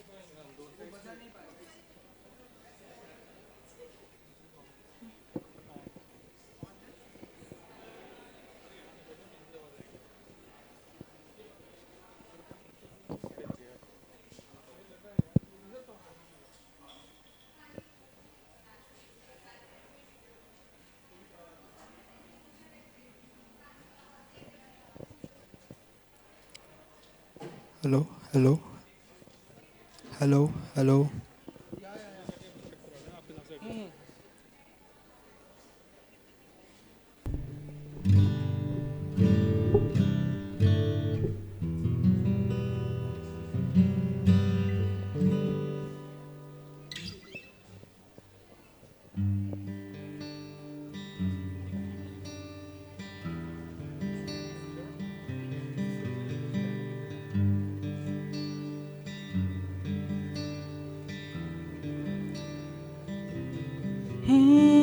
वैसे तो मन मेरा पहले भी रातों में अक्सर ही चाहत के हाँ सपने संजोता था।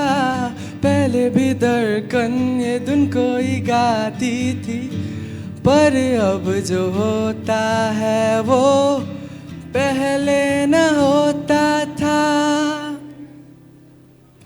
तेरा होने लगा हूँ, खोने लगा हूँ, जब से मिला हूँ।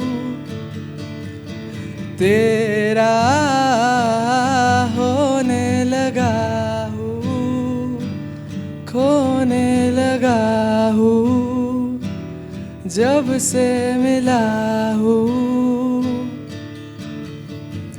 निगाहों में देखो मेरी जौहर बस गया,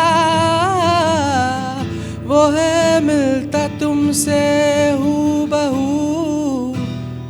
वो जाने तेरी आंखें थी या बातें थी वजह, हुए तुम जो दिल की आरज़ू।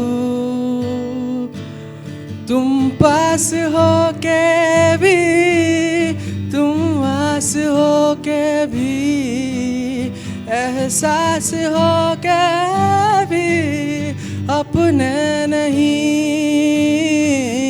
ऐसे है हमको गिले तुमसे न जाने क्यों मीलों के है फासले, तुमसे न जाने क्यों।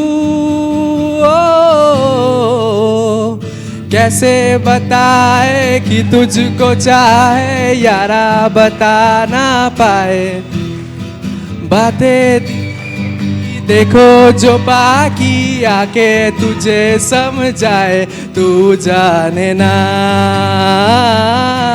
तू जाने ना, sing along। तू जाने ना, तू जाने ना, once more। तू जाने ना, तू तू जाने ना, छू तो लिया है ये जिस्म तूने, रूह भी चूम ले, अल्फाज भीगे भीगे क्यों है मेरे, हाँ यूं चूर हो के मजबूर हो के कतरा कतरा कहे, एहसास भीगे भीगे क्यों है मेरे, दो बेखबर भीगे बदन, हो बेसबर भीगे बदन, ले रहे रात भर अंगड़ाइया, बेइंतहा बेइंतहा यूं प्यार कर बेइंतहा, देखा करूं सारी उम्र तेरे निशान बेइंतहा, कोई कसर ना रहे, मेरी खबर ना रहे, छू ले मुझे इस कदर बेइंतहा।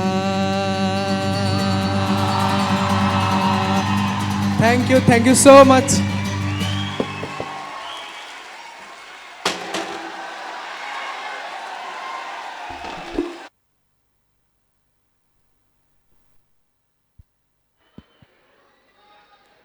वाह यार, क्या टैलेंट है, मैं तो फैन हो गई।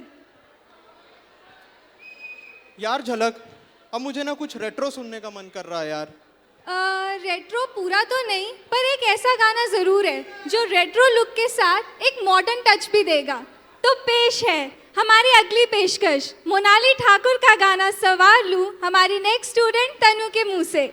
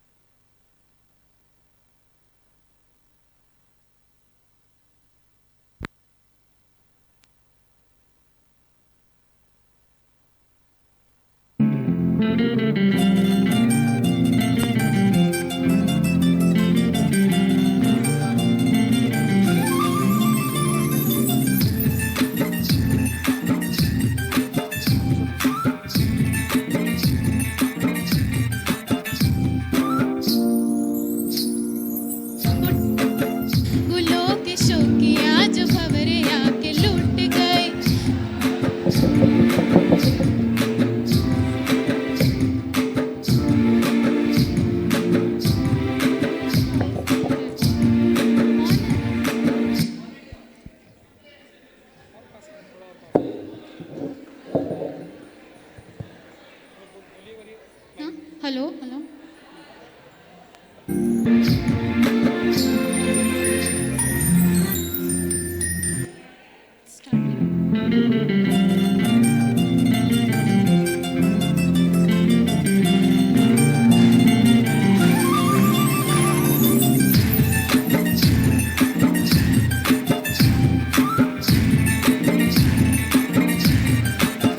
हवा के झोंके आज मौसम से रूठ गए,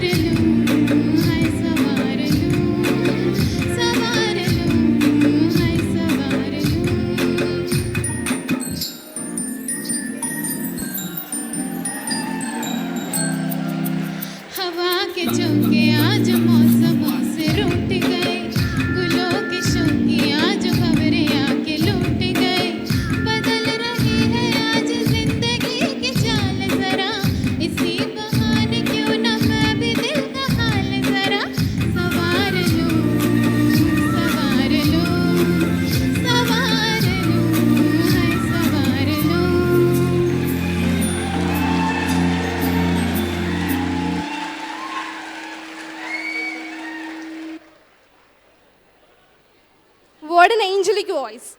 Thank you so much, Tanu, for this performance. Utkarsha, let's talk about Maharashtra. महाराष्ट्रात मला आठवतोय मुंबईचा वडापाव, पुणेची मिसल, नागपूरचा तर्री पोहा. अरे बोलू द्या. नाशिकचे द्राक्ष, रायगडाची श्रीमंती, छत्रपती शिवाजी महाराजांचा श्रीमंत वारसा, अटके पार झेंडा रोवणाऱ्या शूर सरदारांची भूमी महाराष्ट्र. महाराष्ट्राचे गीत आणि लोककला सादर करण्यासाठी येत आहेत Maratha group. Please give them a big hand.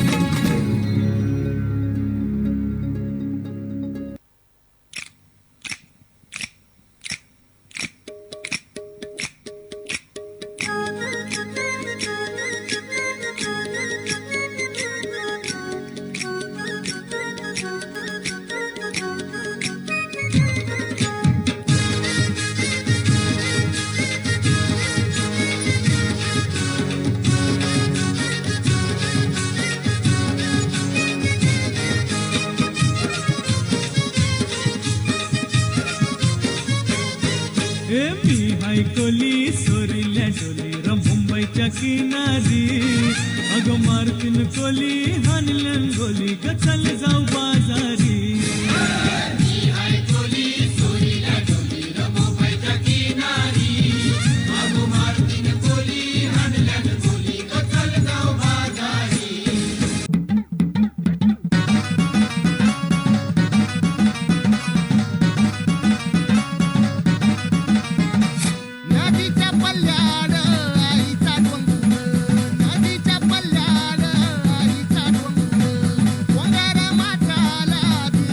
मंदिर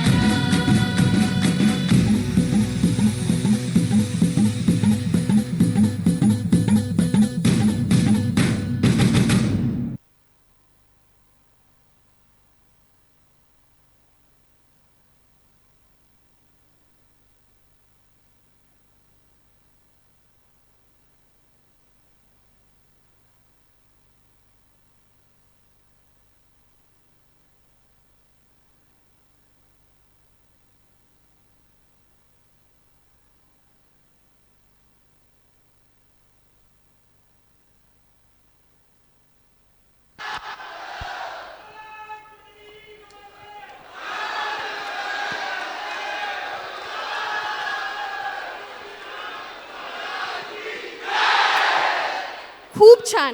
खरंच महाराष्ट्राची आठवण आणून दिली. खरंच खरंच. You know, Utkarsha, some songs cause tachycardia, some songs cause bradycardia, and then there are some songs which make your heart flutter. So, here is our next performance by Rishikesh and Varshika on the song Dhadak.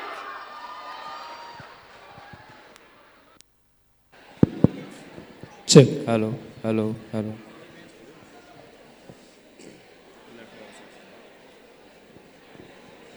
Hello, hello, Hello. hello. Hello, hello.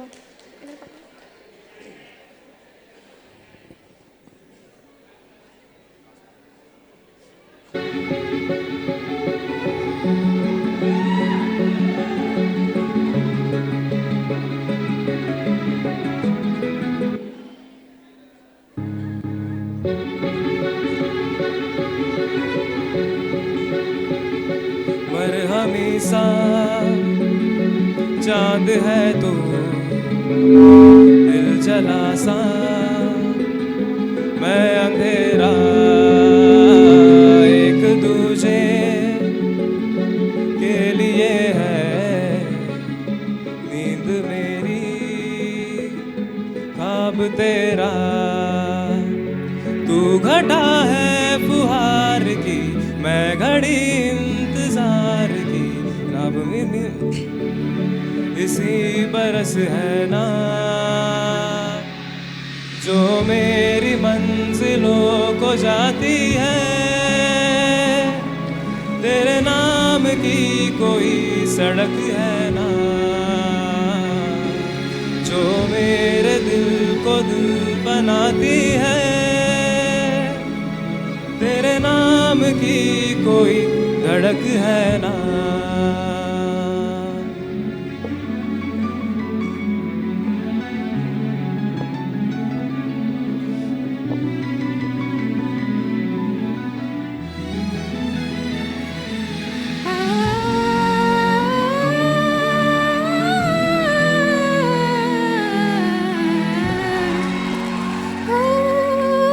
कोई बांधनी जोड़ा ओढ़ के बाबुल की गली आओ छोड़ के तेरे लिए लाऊंगी पिया 16 साल के सावन जोड़ के प्यार से थामना डोर बारीक है सात जन्मों की पहली तारीख है.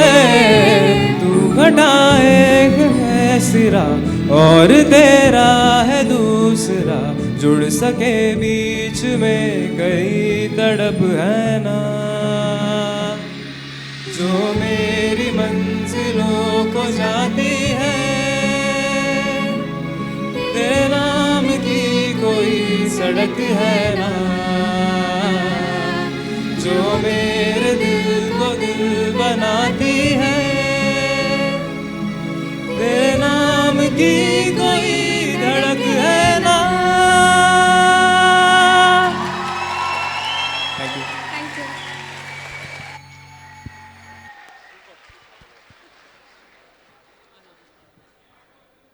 दिल से धड़कन तक, दर्द से मरहम तक, ये आवाजें हमें ले गई रूह की गहराइयों तक.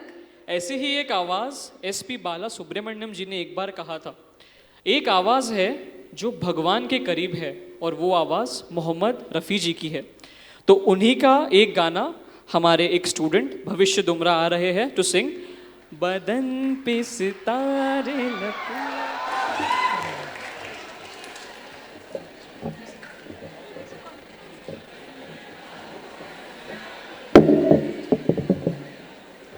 Hello, hello.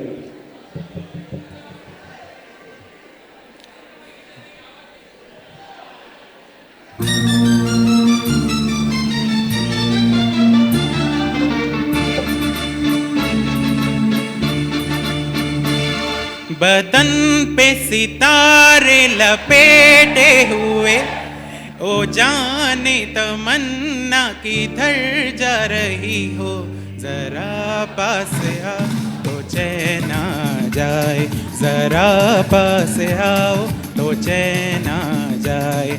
गगन पे सितारे लपेटे हुए, ओ जाने तमन्ना किधर जा रही हो, जरा पास आओ तो चैन आ जाए, जरा पास आओ तो चैन आ जाए। Singing along guys.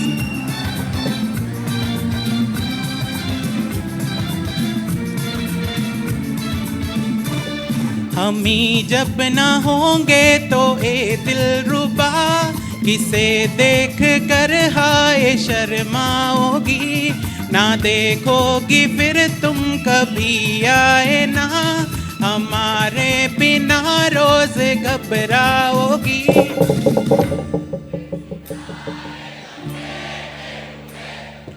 जाने तमन्ना किधर जा रही हो, जरा पास आओ तो चैन आ जाए, जरा पास आओ तो चैन आ जाए।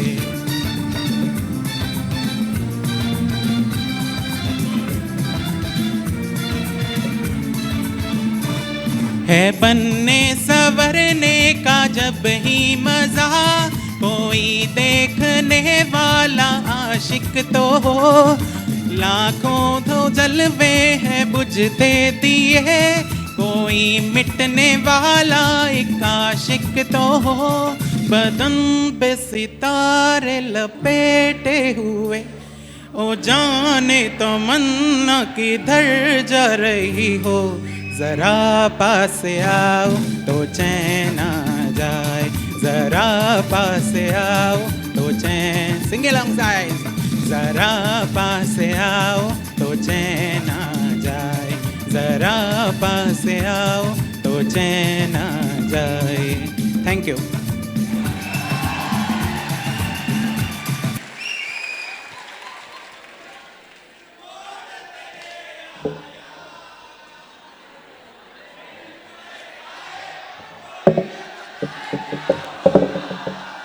Thank you, Bhavishya, for this magnetic performance.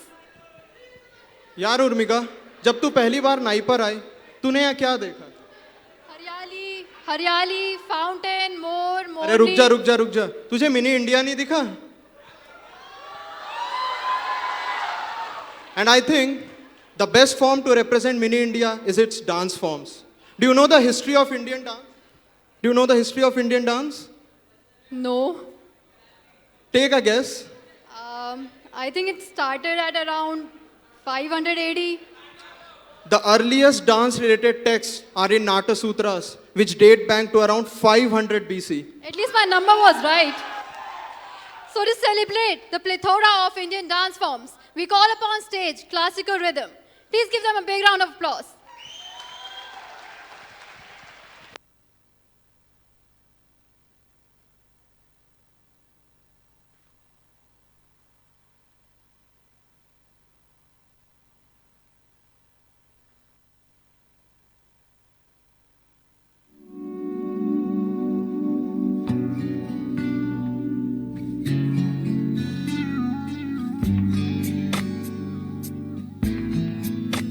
ओरे पी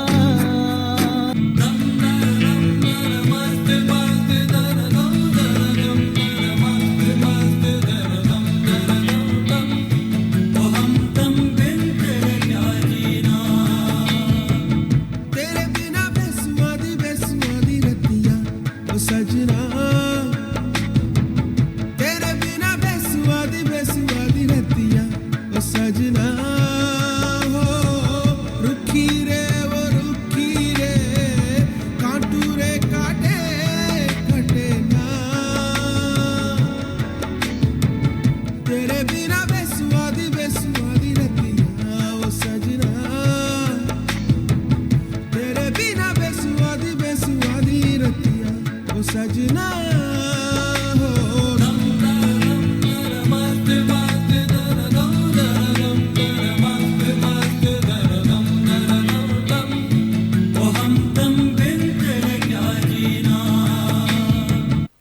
जिया जले जा चले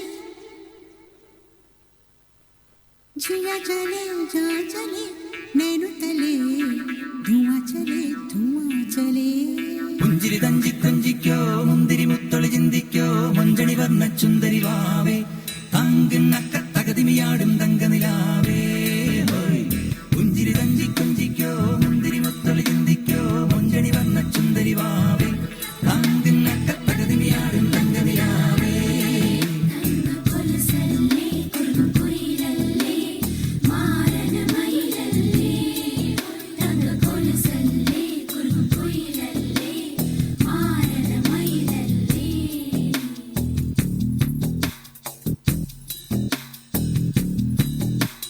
जिया जले जा चले नैनु तले धुआं चले रात भर धुआं चले जानू ना सकेरी जिया जले जा चले नैनु तले धुआं चले रात भर धुआं चले जानू ना सकेरी जिया जले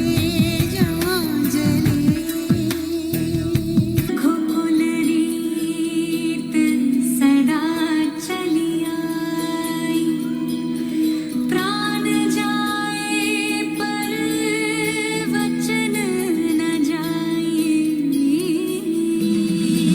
तदिया नदी तेरे ताना तेरे नूम तदिया नदी तेरे ताना तेरे नूम तदिया नदी रघुवर तेरी राह निहारे रघुवर तेरी राह निहारे सातों जन्म से सिया घर मोरे परदेसिया आओ पधारो पिया घर मोरे परदेसिया आओ पधारो पिया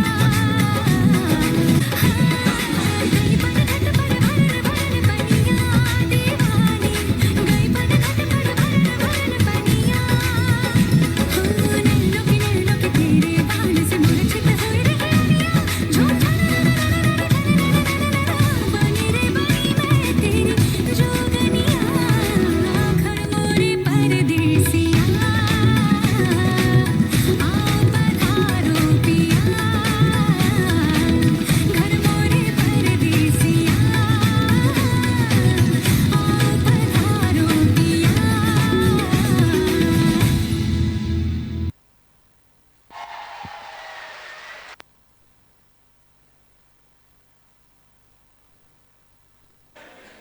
check